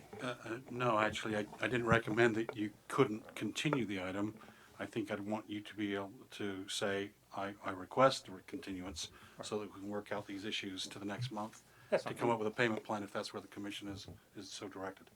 Okay, so Sorry about that. we're not requesting a continuance. I guess you all spent a lot of your valuable time on this, and you should act accordingly, and then we will respond, and I appreciate all your time. Thank you. I will close the public portion of this and bring it back to the commissioners. We did have one more person on Zoom with a comment before you close the public portion. Joe Ellender. I'll go ahead. Chair Wellender, Tom Conlon would like to speak. Okay. Tom, you can go ahead and speak. Again, I want to thank everyone for their hard work tonight. I appreciate how difficult this is. I understand the applicant is having difficulty imagining how this might pencil, but I think it's also important to realize that the people who will be employed at this hotel will be having a very hard time finding an affordable place to live. And to Commissioner O'Neill's point, I don't see the incompatibility, the fundamental incompatibility of putting some employee housing on the site. Or simply having hotel rooms be available for staff for some period of time. If the applicant doesn't include this impact in its application, the city has to find someplace else for those very same people that will be producing the profits that this applicant is seeking to increase their bottom line with. So it's really, I appreciate that we might not be able to get to a resolution, but it is the nature of what we're dealing with. So thank you for your consideration. Thank you, Tom. Now, I'd like to, everything's clear, Wendy? I'd like to bring it now back to the commission. And Mr. Chair, just something to contemplate. You heard the applicant suggest that a payment over time would work. If that's the direction of the commission, and we can try to craft some language to that effect. I'd probably need a couple of minutes to work with Mr. Ruderman and Christina to work the language out, if that's where you want to go. Well, I think that that makes some sense to me, and we talked about a figure of 100,000 per unit. I think making a project actually become a project is to our benefit if indeed we're going to be able to gather some funds over a period of time. The other reality, and I don't know the percentages, but I'm assuming that these 5 get built, there is going to be also some funding of the TOT tax that's going to be coming our way as they come. So it sounds like, you know, that I think I could support in this climate, in the expense of construction and what reality is in Sonoma, I think I could support a fee of $100,000 that could be paid over a 5-year period and have a project than not have a project. And I could sleep well at night, not to say that we solved our housing problems, but this is at least a first step, or this is a step, not a first step, this is a step of headed in the right direction where we're trying to get some money to begin to create greater housing opportunities. So I would love to either hear more from my commissioners, or I'd love to hear if we can't make some sort of motion that we can either go forward with or not. Christina, could you just remind me the three things that we're looking at? Is the use permit, the, With the residential waiver. right, Parking exception and design review. design review. And the two conditions of approval that we've discussed adding are the fee for the waiver. Right. And then the parking management plan coming back to the commission and including the components that I outlined. Well, personally, design review, use permit, even the parking, as long as we have the annual review with W-Trans, I think that all seems really comfortable to me. I think that the really essence of this is our responsibility to the community to provide that housing. And if we can't provide that housing, to at least contribute to the Affordable Housing Trust. So, and breaking it down over a period of payments over 5 years makes total sense to me. Giving you interest-free, break it down, we're not charging interest on it. I think that's great. If we could get something where we actually have a trade-off, that we're not imposing the housing, but we're going to be able to provide housing, to me that works. And if we can craft a language, that's something I could absolutely support everything else. Matt? Those are my thoughts exactly. Nothing further on that. I agree. So the person with a pen writing some notes, if you need, oops, I'm sorry. Forget that comment. Yes, Mr. Barnett. I just want to say I concur. I don't have any problem with the payment plan. Thank you. Nor do I. Thank you, Steve. All right, now I'm going to go back. Mr. Excuse me, Storr. sorry, Commissioner Barbos would like to speak. No, I just He did. He did. He chimed in, so thank you. If you'd like a few minutes to craft something. Bear with, I'm writing that right now, so I'll defer to Mr. Ruderman. I'll tell you what, I have an idea. Excuse me, sorry. I have an idea. Let's continue this item for a few moments, suspend it if you will. I'll work on the language with Mr. Ruderman, and maybe what we can do is conduct, I recommend based on the hour, that we at least conduct the scoping session. I know I'd mentioned to you earlier, Mr. Chair, that maybe we would do the study session first, but I think it would be more important we have consultants here with us tonight to conduct the scoping session for the next item. And then at that point, we could come back to this particular comment. Again, the scoping session is somewhat focused on what we talk about, what we don't talk about. And I'll probably be able to work out some language with Mr. Ruderman in the meantime. Does that? That's attractive to, given the hour of the night. So we will continue or suspend what we're currently doing, giving you the opportunity to craft with some feedback from David, D5. And then we'll open up then agenda item 8.4, I believe. And as, again, the director had just stated, 8.4 has two components. It is going to be recommended, and I accept, that we focus on the scoping of the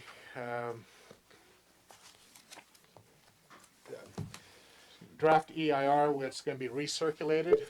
And what I want to reemphasize is that this is an opportunity for the public to come forward and to express their requests to include certain elements or concerns, specifics, as this EIR is being recirculated. It will also give the commissioners an opportunity to also add to that list. So, Christina, do you have anything else to offer before we open this up? So again, if you've got, you know the agenda, we're at 8.4. We're now talking about the EIR for the Sonoma Hotel, the recirculating aspect of it. So we're having a scoping meeting. This is not a meeting for in-depth discussion. We don't have definitive details. And I guess in the interest of time, and I will say to the applicant, is it possible to give maybe a 10-minute overview that then might encourage our audience to participate? I've got it. We'll work it out. It's all part of it. So what are you telling me? Take it if you don't mind opening up the agenda item and I having a thought I staff did. report. All right, okay, sorry. That would be great. May 24, it's open. Staff, go. All right. Matthew, would you care to? All right, thank you everyone for your patience and attention tonight. We are here to discuss the Sonoma Hotel project. The original intent was that it was going to be a scoping meeting and a study session. Right now we're going to try to get the scoping session completed, and that is really focused on the California Environmental Quality Act. There was a scoping session previously for the project, so legally we are not required to do it again. It's a good faith effort on the behalf of the city and the applicant team to reintroduce the project to the public and give everyone an opportunity to comment early on in the process. And so this is going to change. So right now I'd like to take a quick moment. I think everybody knows me, but I would like to introduce Matt Gerken of AECOM, who is the city's consultant and is in charge of managing and running the EIR process. And go ahead. Good evening, Chair, Commissioners, present and in hyperspace. And then if the applicant team, do you guys want to step up and introduce yourself to the public really quick? I'm Bill Hooper with Kenwood Investments. Michael Ross is out in the hall. He'll be available as well. He's our architect of record for this project as well. And so we have a brief presentation about CEQA, and given that Michael is out at the hall, I'm going to switch things around a little bit, and we'll just give a quick overview of. Yeah, he won't be making a presentation. We'll just receive comments from the public, I think, at this point. Okay. So the project site is a 1.24 acre site. There are 4 parcels that comprise the proposed project site. The addresses are 153 West Napa Street, the former Chateau Sonoma building. We have 135 West Napa Street, which is the Lynch building. And also at 135, there is a separate parcel that contains a middle office and warehouse building. And 117 West Napa Street, which is the Sonoma Index Tribune building. The zoning is commercial, and the project site is located in our historic overlay in the downtown district, and it's surrounded by commercial zoning and land uses. So an overview of the project location just southwest of the Sonoma Plaza. The project up for discussion and CEQA review is a 62 guest room hotel, an 80-seat restaurant and bar, spa with 6 treatment rooms, a raised swimming pool veranda, an 8-unit residential condominium building. This is really the key difference between the prior project that the commission had reviewed a couple years ago. And there is also a proposal. It's really more of a concept at this point, and part of our goal tonight was to have some discussion with the applicant team and the planning commission about how can maybe utilize 7 of the existing dwellings in the adjacent building as potentially being affordable units. And I just wanted to acknowledge that there is a little bit of ambiguity, and that the reason for that is to encourage discussion tonight to help formalize the concept. All of this would be served by 130 on-site parking spaces, including 113 in the basement parking garage. There would be 9 surface parking spaces and 8 residential parking spaces. There'd be 3 existing buildings on site that would be demolished as part of the property.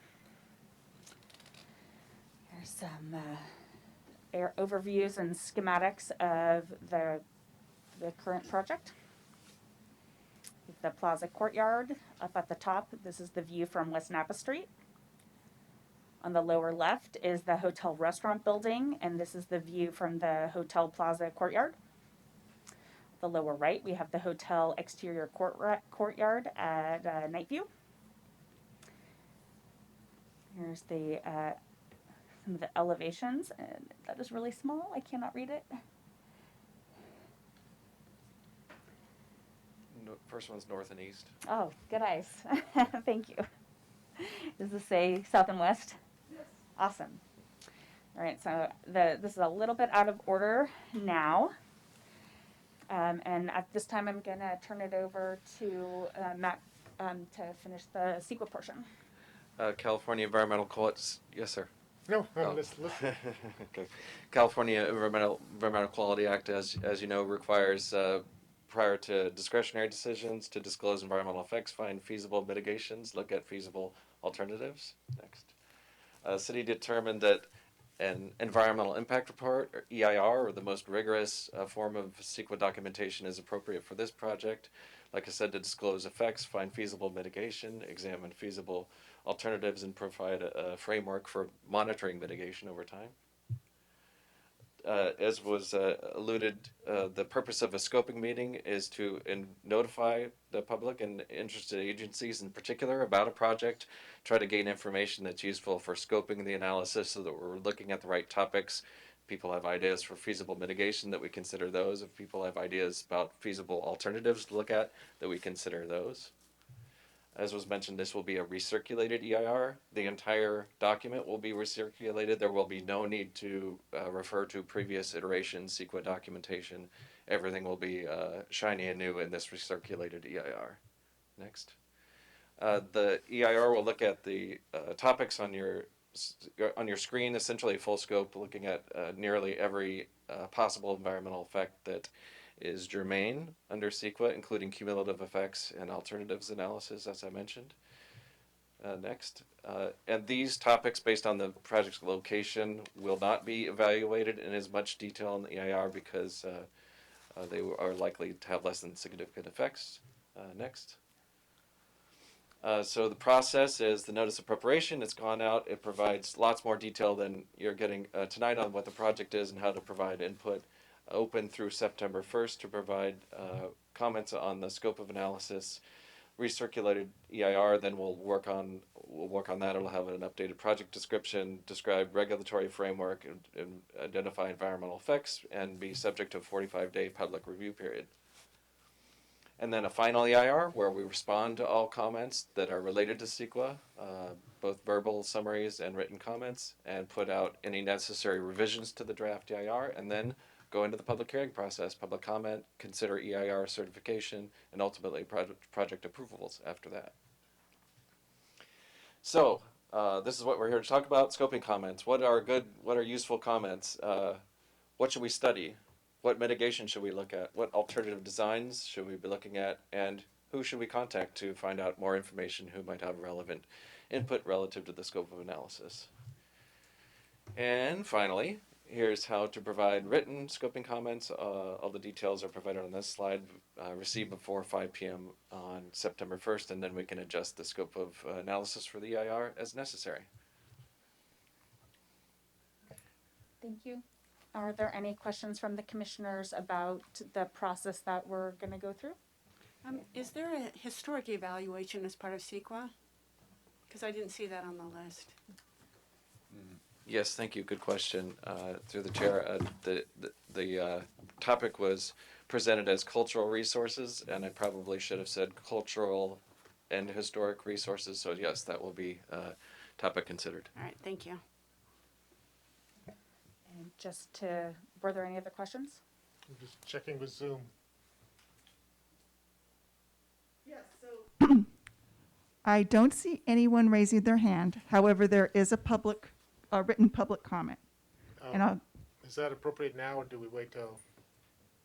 Well, it has to do with the environmental impacts of the project. Okay. So I think what I would urge is a written comment. We can just send them to me, and I'll forward them on to the consulting team. It was received after 5 p.m. So this is a scoping meeting, and so written comments are wonderful and sometimes even better. We don't need to read them aloud. We're going to send all the comments and compile them and send them to the consulting team. Thank you. Thank you. So neither Larry and Steve had no comments, questions? That's who I was referring to. Sorry. No problem. Are you good, Larry? Yeah, no, I'm fine at this Steve? point. Any questions? Same. At this point, yeah, I have some things I want to bring up, but later. Sure. Okay. Thank you. And then just confirming, were you intending to make a presentation? Given the hour, we'll spare you the presentation, but certainly be available to answer questions. As the applicant, I'll say that we've been at this for 10 years. There has been an EIR done and certified by the Planning Commission on mostly what this project is now, with a couple of exceptions. Oh, and just to continue with that, the approval was appealed to the City Council. We agreed to provide further study and fix some things that the public wanted fixing in the EIR. And then we had a fire, and then we had a pandemic, and we've had a lot of things that have sort of pushed this down the road. But and we also have a new planning staff. Having fresh eyeballs on this thing, their recommendation was taken very seriously to essentially rewrite this thing and make sure that all the things that were problematic in the past and hard to understand are fixed, and we're happy to play along with that. So I'll spare you the full dog and pony show for a study session to be done later, but relative to the scoping session, we would really appreciate getting the ball moving on the EIR. Very good. And again, I'm Bill Hooper with Kenwood Investment. Thank you, Bill. So, at this point, I'd like to open it up to the public and give the public an opportunity to make comment on the scoping of the EIR. Steve? Thank you. Steve Page. I realize this is not, we're not here to talk about the merits of the project. I am a proponent of this project, and the reason I bring that up is that having gone through the CEQA process in the business I used to be involved with, it is very rigorous. It is, there are obviously lots and lots of things that can be studied. I would encourage you to limit the scope of this EIR to those things that really do need resolution. It's been 10 years since this project was introduced. There's been lots and lots of study. You've got proponents of this project who have gone the extra mile, as far as I'm concerned, in terms of the time, the money, and the patience that they've invested. And so I would simply urge you to limit the scope of this new EIR to those things that are really outstanding, have not been studied, and let's try and wrap this thing up and get it to a vote in a reasonable time. Thank you. Okay, microphone's open.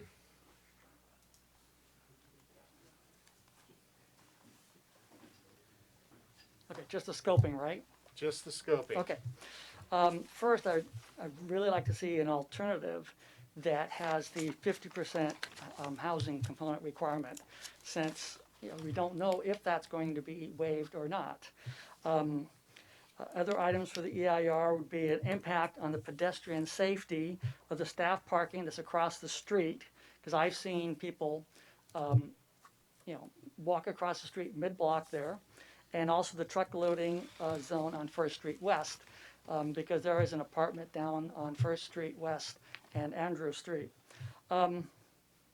Also, the impact on housing requirements, given that additional housing is needed, is induced by the hotel, spa, and the restaurant. So the Nexus study done has the detail of how to calculate, based off of hotels and restaurants, how many additional housing units you need at each income level. Also, one of the things in the CEQA is, does it meet the current development code and standards? And so it's hard to tell from all the diagrams whether the underground parking meets the parking standards, for example, the width, length, and clearance, and also the number of loading zones that are required. And most important, the EIR must calculate GHG, the greenhouse gas, and VMT, vehicle miles traveled, based upon the entire trip of the hotel guests, including the air travel. You can reference a court case, the California River Watch versus the County of Sonoma 2017, in regards to this. And by acknowledging that adding hotel rooms to the city of Sonoma will increase the TOT, or the occupancy tax, to the city of Sonoma, that means you are bringing in new visitors to Sonoma. You're just not rearranging the visitors from one hotel to another. So yeah, this is the hotels will have new visitors. Also, the spa is a destination, so you could have visitors coming just because you have for the spa treatment on there. So that's why you have to look at the entire trip, because it could be inducing additional visitors to Sonoma. Thank you. Thank you, David.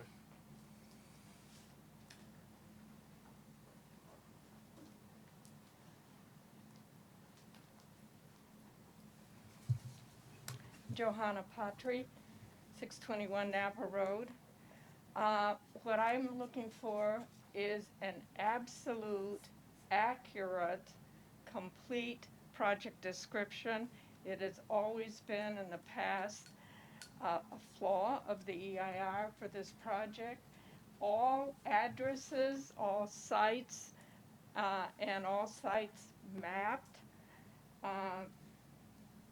No vagueness and no surprises coming up at the end. I'd like to see that the neighboring businesses and the neighboring residences are contacted, mainly because of the impacts they're going to have during construction and the traffic. And the traffic study, very up to date, at the very peak of traffic time, and all of the auxiliary streets, because what we're seeing now is for people, traffic, avoiding West Napa Street, they're using Andrex. They will be using West Macarthur once the construction there is finished. If there's loading on First Street West, they'll be using Second Street West, because this is an immense project and the construction will be immense. So all of these outlying streets will be impacted and used by traffic. I'd like to see adequate bicycle lanes and how that's going to work and not conflict with traffic. I'd like to know why, it may be not a CEQA issue, but it's certainly part of the description, the rationale in this project for the conversion of existing houses, residential units, into permanent low-income housing, which I don't see the nexus into the new construction of this project.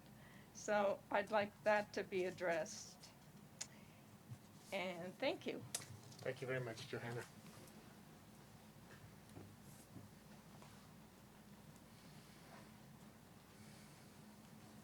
Vic and 40, the items I'd like to see considered in the impact report would be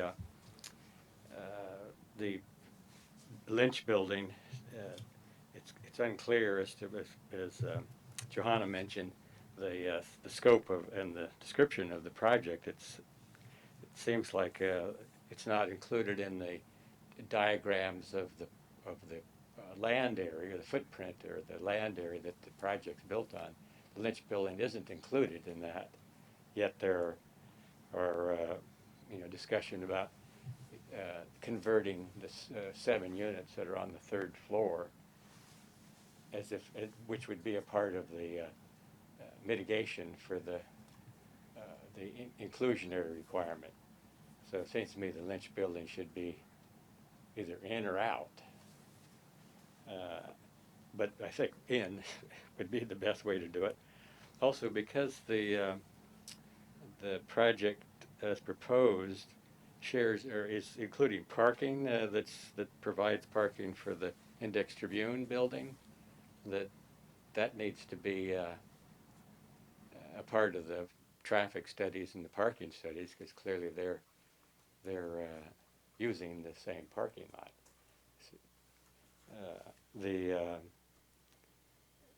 other item would be the site that's across the street with the Bank of Marin, that is being proposed as staff parking. So as David mentioned, that site should be included in the project if they're proposing uses that relate to the rest of the project, and that would include traffic and parking and pedestrian issues. Other would be the traffic analysis be re-examined because of the length of time and the change of traffic conditions on West Napa Street, that a left turn lane be reviewed. And then I can't, the loading space issues. There doesn't appear to be a loading parking space. They're 12 by 40 big in the basement, and I don't see any discussion of loading on First Street West. Plus, there's no way to get to load the wheeled dollies or whatever to get from First Street West into the project or the basement or anything. So that the whole loading issue needs to be reviewed by the impact report. And also as a project alternative, the housing at the Bank of Marin parcel that's across the street, that's where the staff parking is proposed, that would be an alternate for the report to review. Thank you. Thank you, Victor.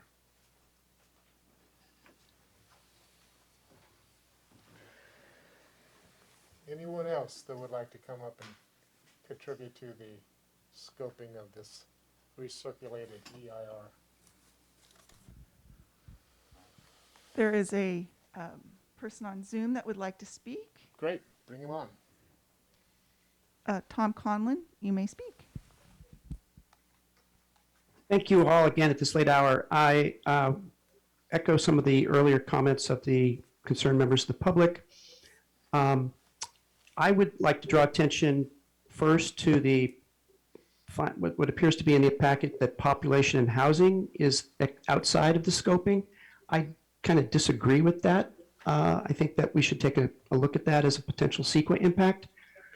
I agree that the historic resources need to be fully evaluated in this scoping effort, as well as water availability and sewer impacts and fire evacuation, in particular up Highway 12 in the event that one or the other ways out of our valley are blocked, or both.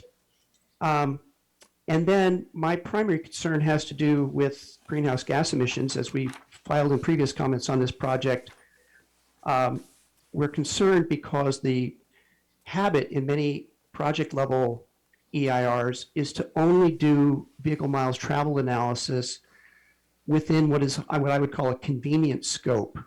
That is something that can be accomplished through the Cal EE-Mod software and the traditional methods used by firms like WTrans and other traffic consultants who really are building on tools that were used for traffic analysis, for congestion analysis from the perspective of automobile users.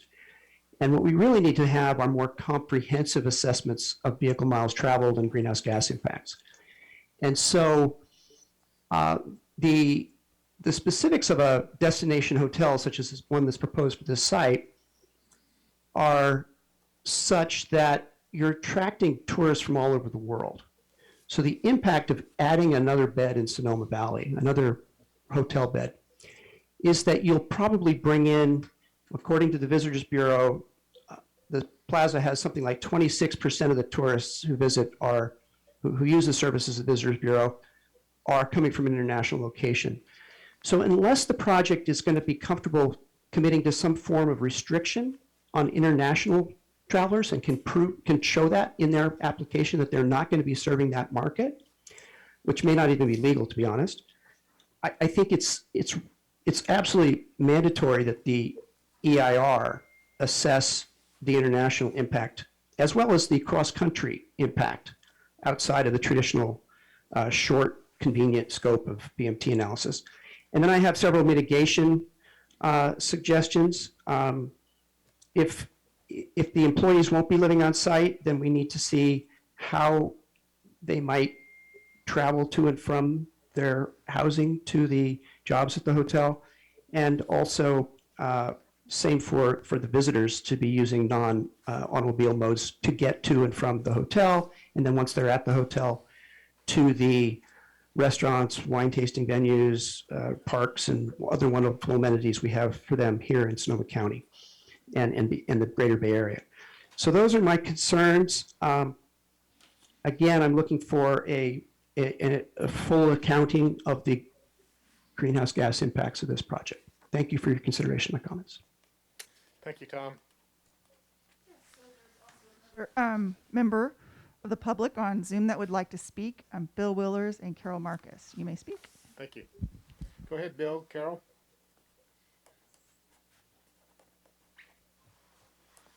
You're muted.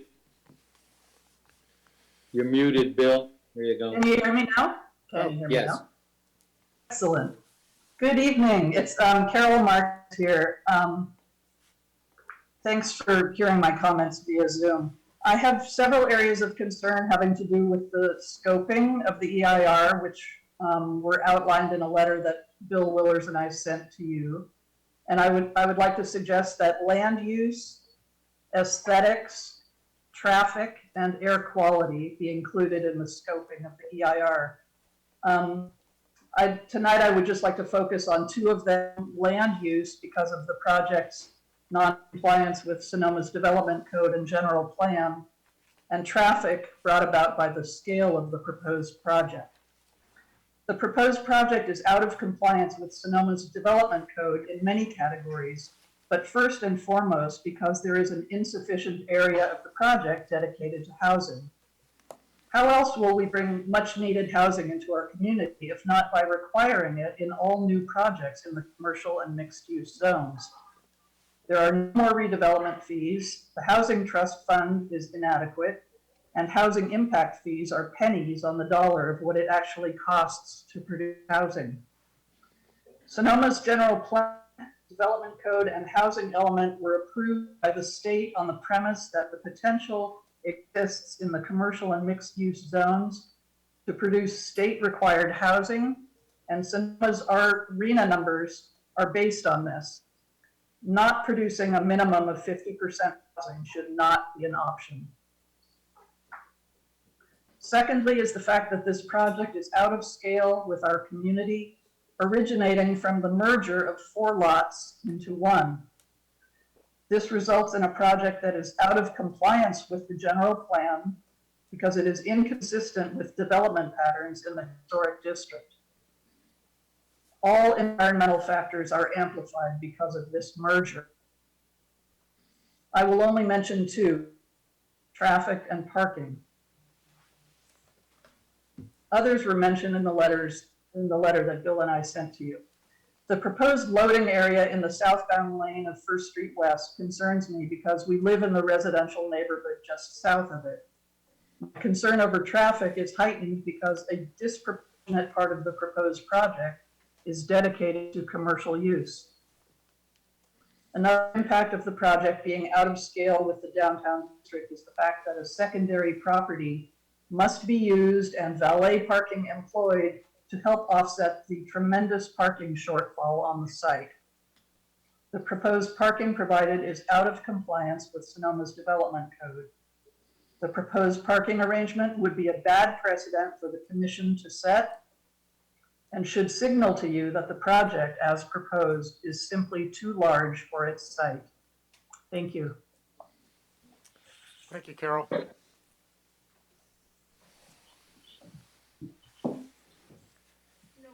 Public comment. Okay, thank you. I'm going to be generous this evening. If you forgot to say anything, please feel free to come a second time. If not, I'm going to then bring it back for comments from the commissioners. All right, I'll close the public section portion and bring it back to the commissioners.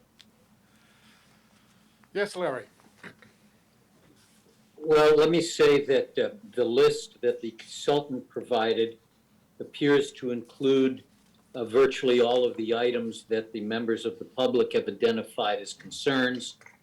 I support and believe that we should look at all of the items that have been mentioned by the public.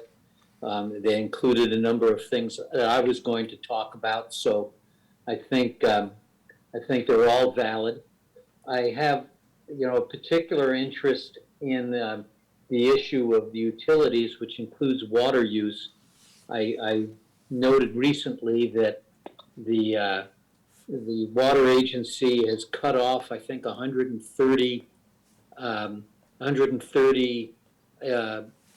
entities who were drawing water from the Russian River water system, and we're clearly in what all the water experts are describing as a desperate situation. So I'm particularly interested in what the CEQA analysis of water is, as well as I'm assuming that they will contact the Sonoma County Water Agency, from whom we get most of our water, and find out what their plans and potential restrictions are on increased water use. This project is large and it will use a lot of water. So I think, as I say, all the items that I felt in these categories, the environmental factors that would potentially be affected were listed. I assume they were listed by the consultant because he plans to include all of them in the report. So I support that and look forward to seeing a new, updated, and comprehensive initial study report. Thank you. Thank you, Larry. Steve, any thoughts? I really have nothing to add to what all the others have said.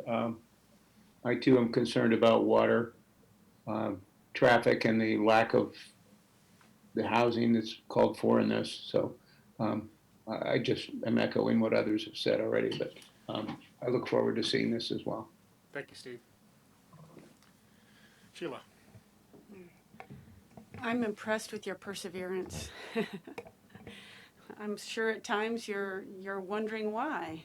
And I look at Norm Krug's project that just got approval in the county and what they did there, and it's a completely different project. And I think that project was easier to get approval because it was a larger parcel and it included housing, affordable housing in it, integral into that project, and I think that made it a whole lot easier. With everything you've gone through, I think that now's the time to double down and make sure that this EIR is as comprehensive as possible, because you're going to get backlash if it isn't. So it's going to have to be as extremely detailed as any EIR that ever happened in Sonoma. And I think that the comments from all of the speakers were also included in the proposal from Matt. So I think that all looks really good. And I just think that right now the only way is to make sure that we dive in and definitely look at alternatives here and make sure that one of the alternatives is that 50% housing component, to make sure that all of these obstacles have been addressed before we go any further on that. Thank you. Thank you, Sheila. Jim? I'm perhaps a little naive as to this question, but the next step will be an initial study. No, we are going straight to preparing the. Go ahead, I'm sorry. No, we're preparing a recirculated draft environmental impact report. So the next step, the first step will be drafting the project description. As Ms. Patry mentioned, a thorough project description is really the base of where the CEQA analysis starts from. And then we're going to be reviewing the old EIRs and updating all of the sections that require analysis. We have some new technical studies, a revised traffic report that's going to be prepared, and then that will all be packaged into a revised draft EIR, and that will be circulated to the public for 45 days. Okay. It just seemed to me originally when we got the report, there wasn't enough detail on the applicant's presentation to really go through a really thorough EIR, but is that Are you going to rely on the old EIR for that, or how are we going to do that? So the very first step is drafting the project description, and so that will entail, so the level of detail that we have for the scoping meeting and the study session is less than we will need for the EIR. So we'll be working with the applicant team and our consultant to create a very thorough and robust project description. Okay, so a substantial amount of more detail is going to be necessary to go through the process. Yeah, typically a SQL project Fine. description is, between 10 and, 15 Okay, pages, thank you. 20 pages. No questions. I don't have much more to offer because I think all the items have been captured, and I look forward with staff, consultant, and applicant moving forward, and we'll see how things go. I'm sorry. It's late, I will open it up for public again if you have a comment. Yes, David Good. Eicher, my apologies, trying to separate out the scoping and study. Sure. I missed one thing in terms of the alternative of the 50/50 residential. What I like to see would be like a small 20 to 25 room boutique hotel plus maybe a dozen or so residential units as the alternative. Thanks. Thank you, David. Okay, public's closed. We've said our piece. Is there anyone else that likes to add more comment? To the consultant, is there anything else we can provide for you at this point to make your job easier? You're good. Christina, we're good? Okay, I'd like to then, that's it, we close. No motion, no nothing. I'd like to then reopen agenda item 8.3 if our director is ready. We're just doing some last minute fine tunes. I'd say give me another 5 minutes so we can actually reverse and I can do my director's report. Are we at that point? Or are we doing the study session another time? We're not doing the study session Okay. tonight. Mr. Chair Wellender, Yes, Larry. since staff is working on what I believe is the issues related to the housing waiver, et cetera, is there another part of the decision-making we have to make on MacArthur Place that we can proceed with in the meantime while he's finishing his work? For example, the parking exception, are we prepared to come to some decision as a group as to where we stand on that? I think it would be valid to go ahead and to focus as we wait on such a topic. So we won't go into any further down the agenda. Let's go back and open it up for commission comment regarding the parking exception. Yes, ma'am. Insofar as parking, I think my concerns regarding parking have been satisfied or at least mitigated, subject to the condition of annual review and enforced by the option, ultimate option of a revocation of a use permit. And I'll submit on those comments. Thank you. Have we agreed that the parking evaluation planning? Put your mic on there, Jim. Have we agreed that the annual review of the parking plan and the parking situation, we agreed that that would go before the planning commission? That's what we're discussing, and certainly we've talked about it, the importance of it, to have an annual review, and so that will be something will be put in whatever Yeah, motion. I think it'd be is very made. important to have it submitted as an agenda item on the planning commission.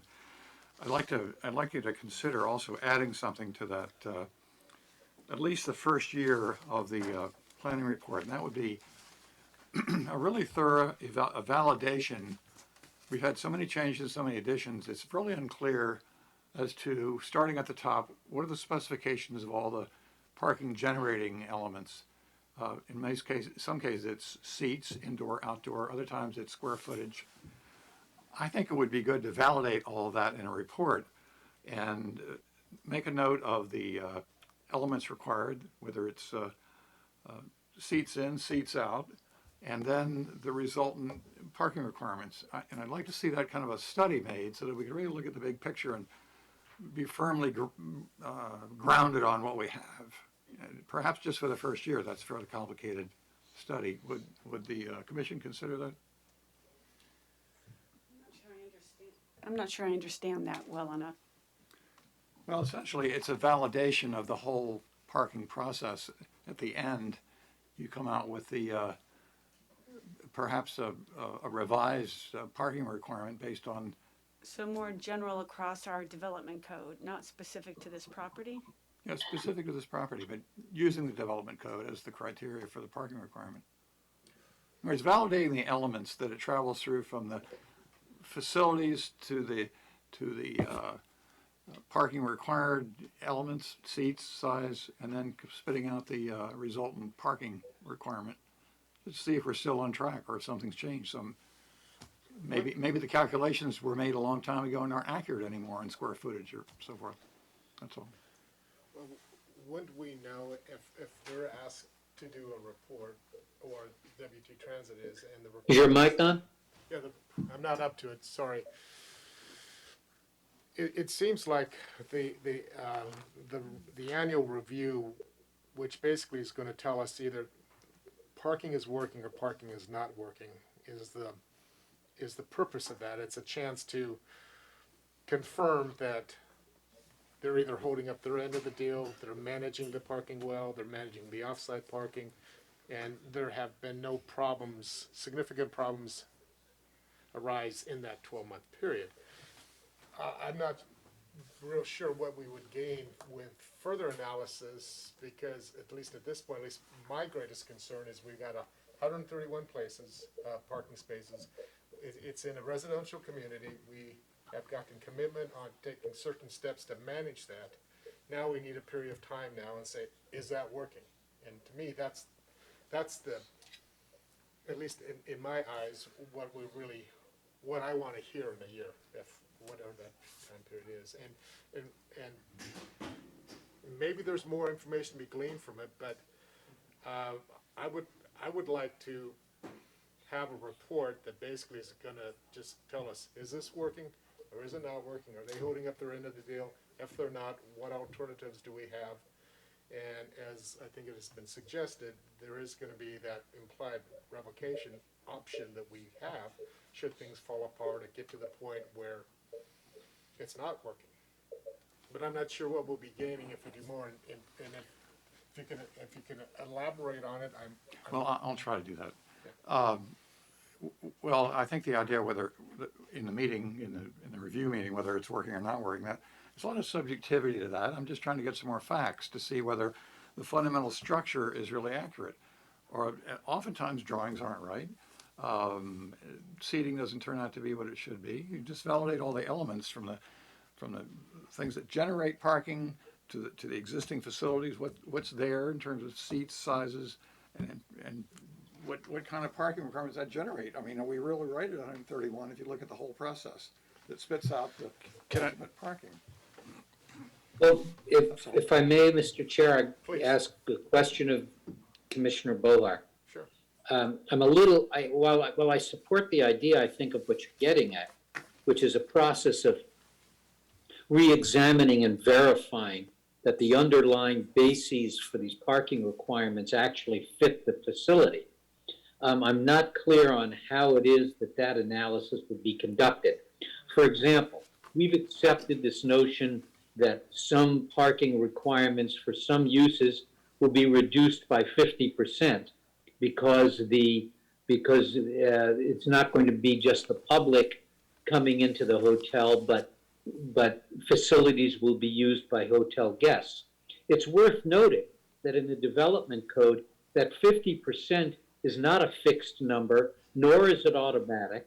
And in fact, the Planning Commission has within its purview to establish any percentage reduction in the parking requirement that it feels is legitimate.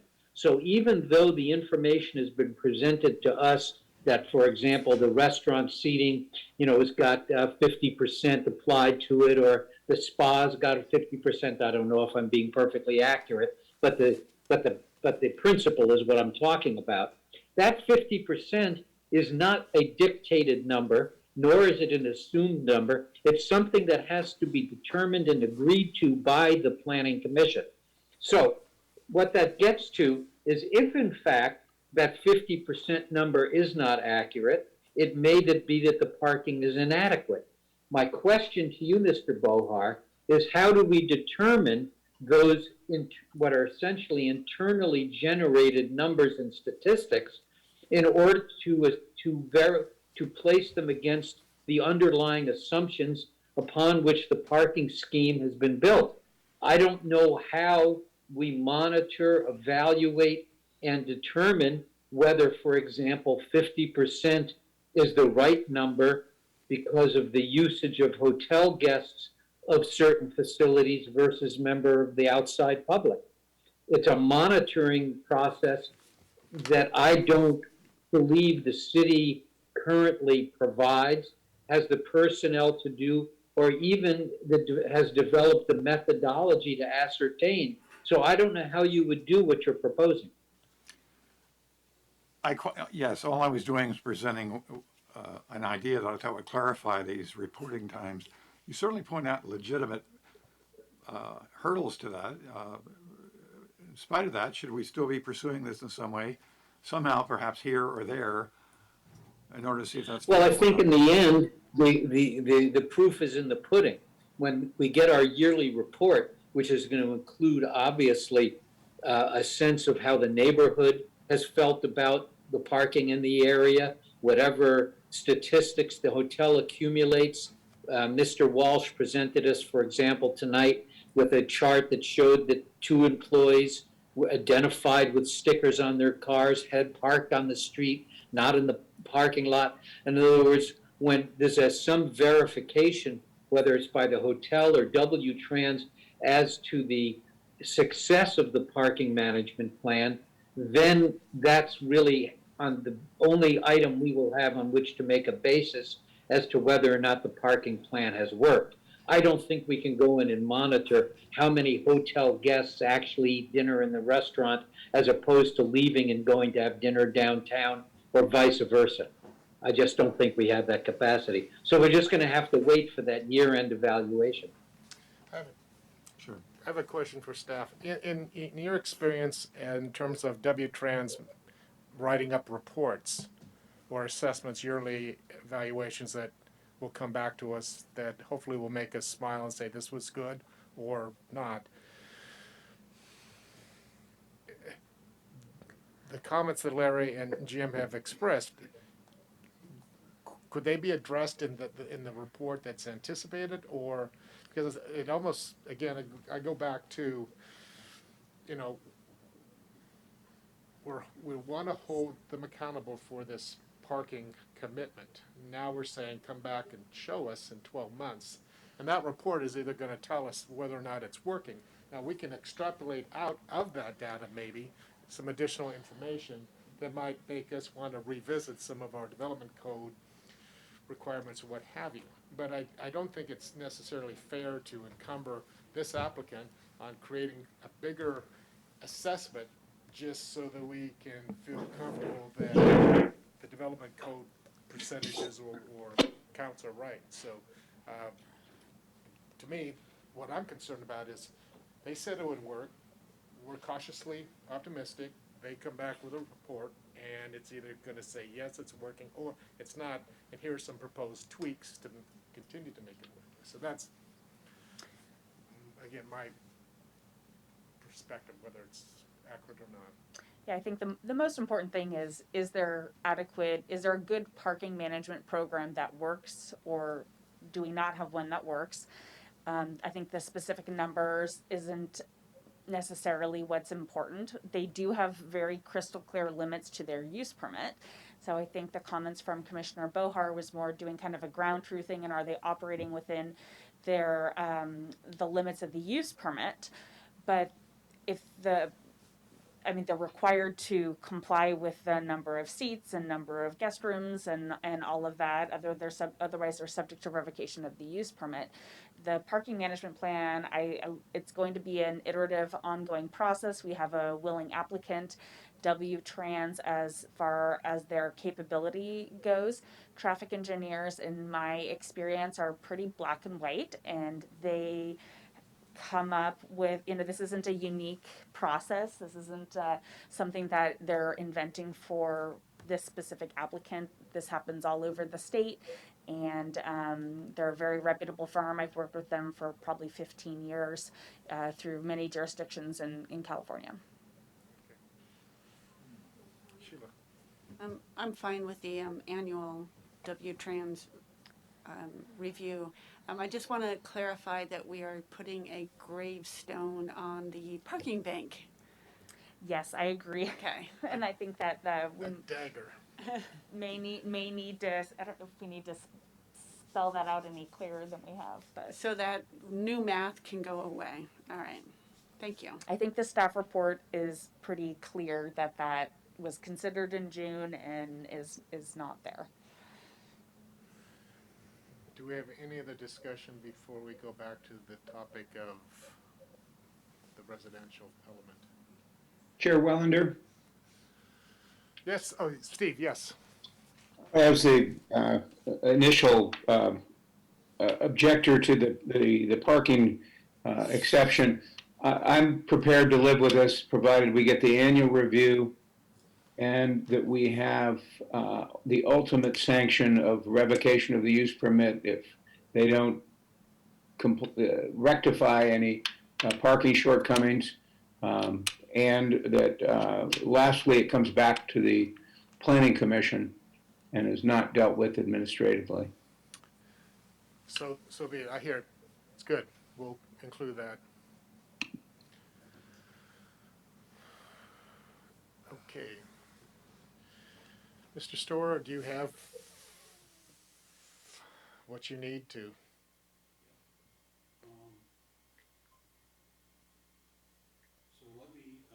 Thank you, Mr. Chair. I'll refer you to the resolution. This would be the online version of page 13 of 71. For those that are following along,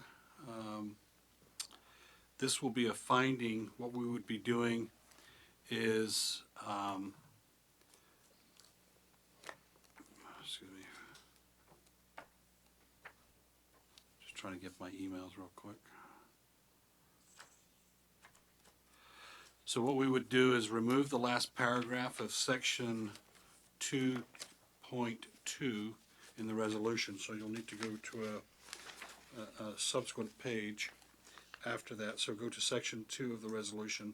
I just gave you the first page number of it, so it's like 2 or 3 pages in. And it's basically a finding, and I'll read it into the record, and later you can reference this. I'll also give you some language for a new condition of approval, number 24, as it relates to the dollar amounts and payment methodology.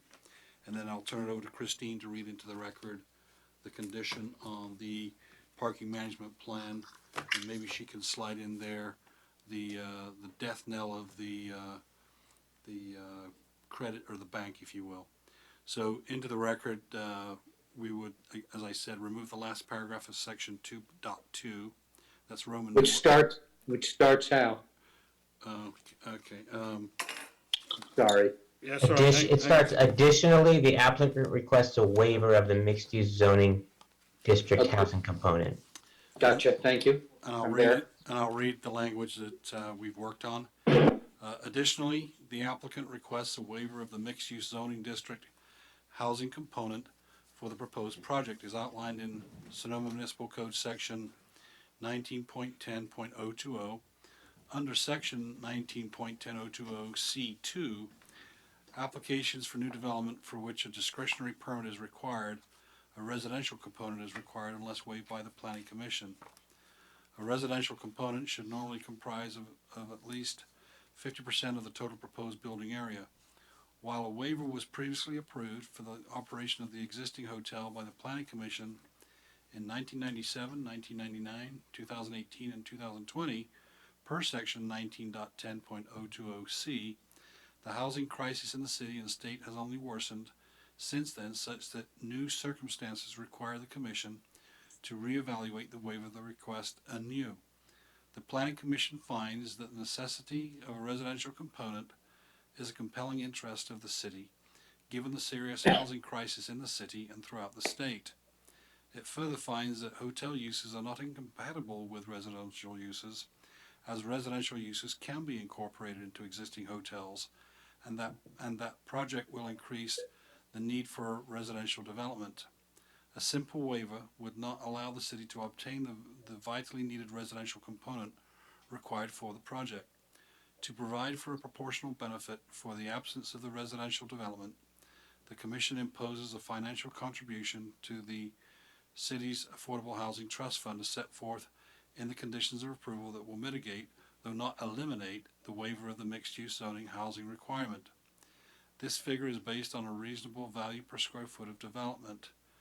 This contribution will essentially constitute a reduction of the residential component, in exchange for which the Planning Commission approves the absence of a residential component due to property characteristics that limit opportunities for residential development. In addition, the eastern portion of the site includes a portion of Nathanson Creek, and development is not allowed within 20 feet of the top of bank. So that'll be a revised finding that we would insert into the resolution. And then condition number 24. Let's have a look here. We'll say words to the effect of no later than or within 270 days of the issuance of an occupancy permit for each respective unit, the applicant shall pay a residential component waiver contribution of $20,000 to the city to be placed in the Housing Trust Fund, with 4 annual payments of $20,000 on each respective occupancy anniversary until the sum of $100,000 has been reached per unit. So that'll be a new condition number 24, and I'll turn it over to Christina to give you a condition for the parking management plan. Okay, the recommended language is that the applicant shall maintain a parking management plan that is updated annually in response to concerns from the public and includes an annual report documenting potential issues affecting the adjacent neighborhood. The parking management plan shall be reviewed annually by the Planning Commission. The 2021-2022 traffic management plan shall include the following: implementation of an employee car sticker program to facilitate monitoring by the hotel staff and public. Conversion of 2 additional parking spaces in the front of the hotel for 1-hour parking available to the public without valet. Identify a designated employee responsible for overseeing the parking management plan and ensuring employee compliance, including name, email, and phone number. Include an employee parking section in the plan outlining employee parking requirements, public transportation options, rideshare opportunities, etc. Identify large stadium events at the Sonoma Valley High School and prohibit large hotel events on those select days and times to avoid neighborhood parking overflow. Alternatively, event-specific parking management plans with off-site parking may be submitted to the city for review and approval. Preparation and distribution of a 1-page summary of the parking management plan to neighbors within a 500-foot radius. That includes contact information to report issues and concerns. And that would be the enforcement responsibility of the Planning Department and Planning Commission, and would need to be reviewed annually. And then I would also recommendation an additional condition of approval stating that the bank has been extinguished, and just to make it crystal clear. I'd like to challenge any one of my commissioners to just repeat what you heard for the last 15 minutes. I don't think we can repeat. Okay, so with that in mind, any thoughts before I solicit a motion or comments?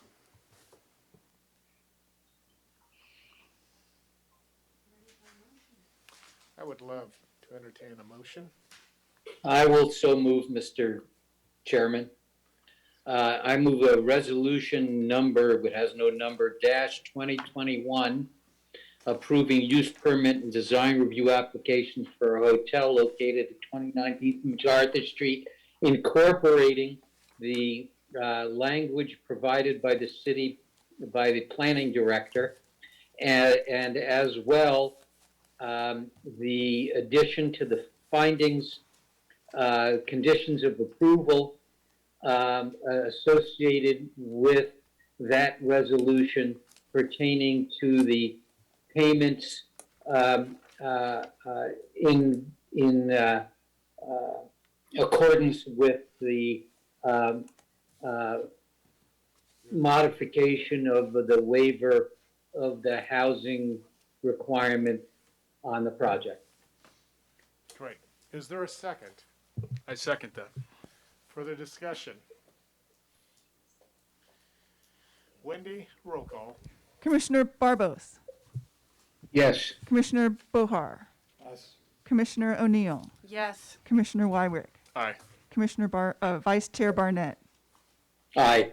and Chair Wellender. Yes. Thank you. The motion passes unanimously. Can I make one additional comment? Absolutely.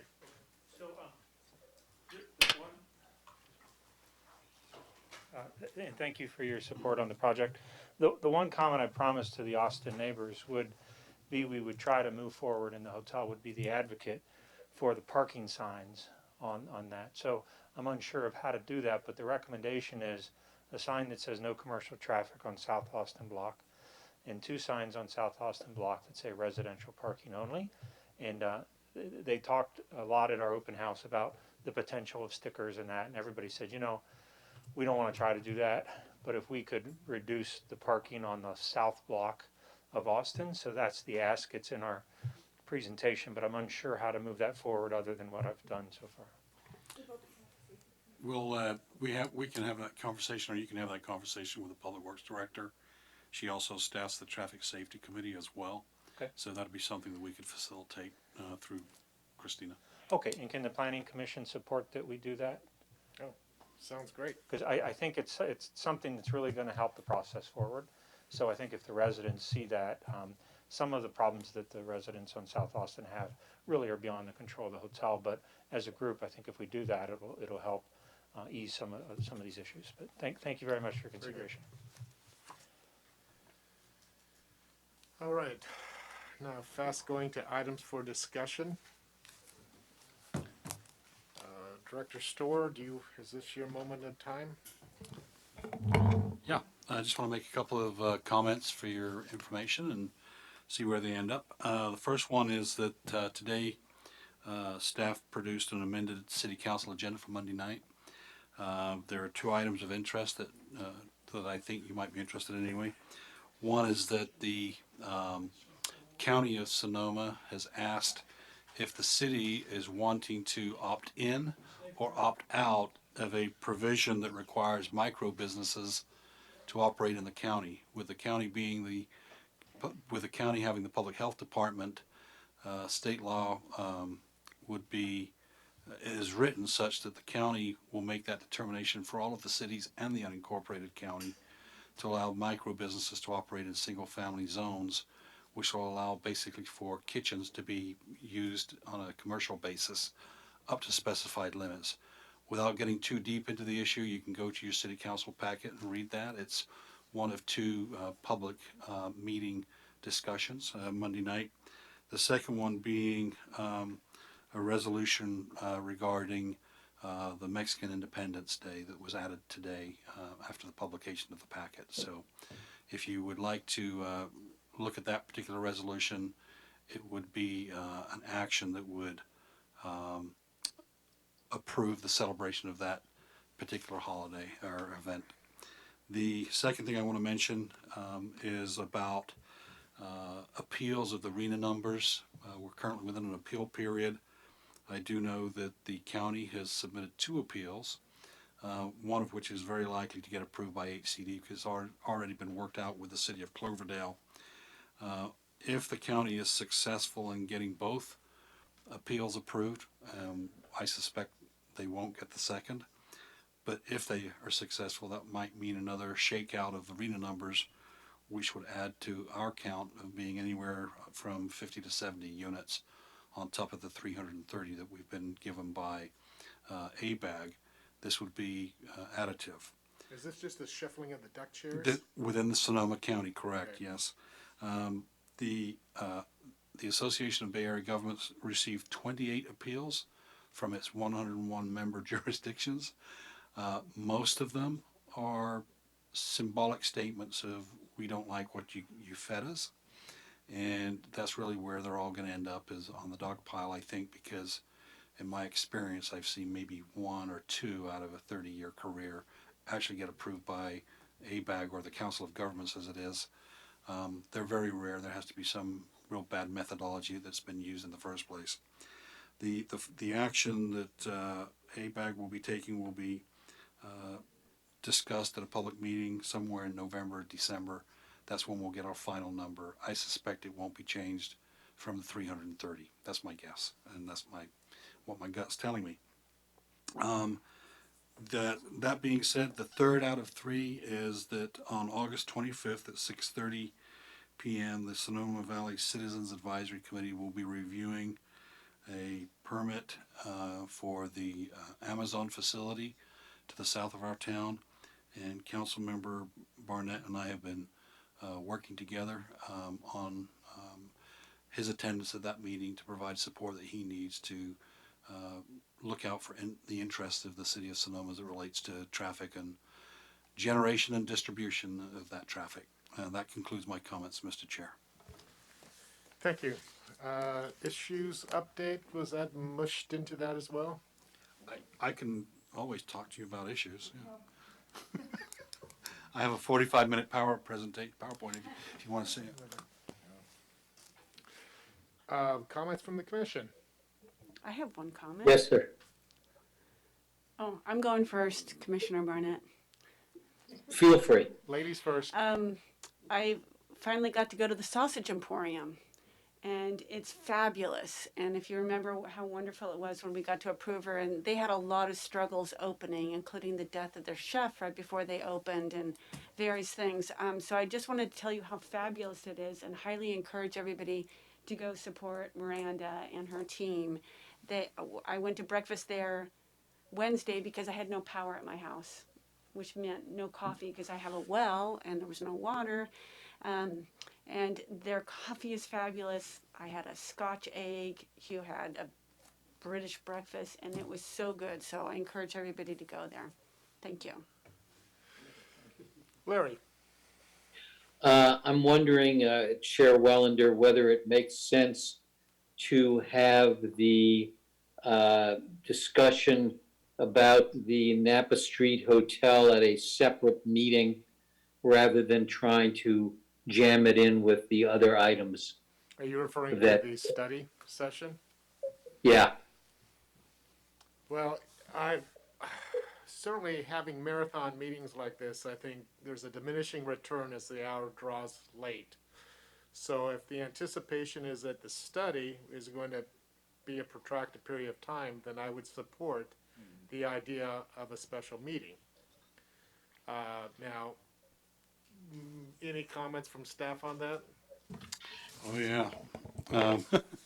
As we speak right now, let's see. We only have 7 items for your next meeting, of which 2 of them are huge, and that was not counting the continuance of a study session. So I think I'm shouting violently that you probably need to have a second meeting in September. Can we shift some of those so that maybe we have the study plus maybe 2 innocuous ones so that we don't have a marathon the next monthly meeting? Yes, I have an appeal that's coming up. We have Spark coming up, Sweetwater, a tentative map. That's just the 4 before you get to a study session. Then we have some other smaller projects, the third of which is another study session for another project. So maybe what we do is we do the 2 study sessions at a separate meeting, and maybe slide in a small project and then have another beefy project later. I think the appeal that we have, I may continue that to October anyway, but you're still heavily congested. Okay, thank you. Anything else? Oh, Mr. Chair, if I can also, I'm sorry, I apologize. No. I think it's September the 28th.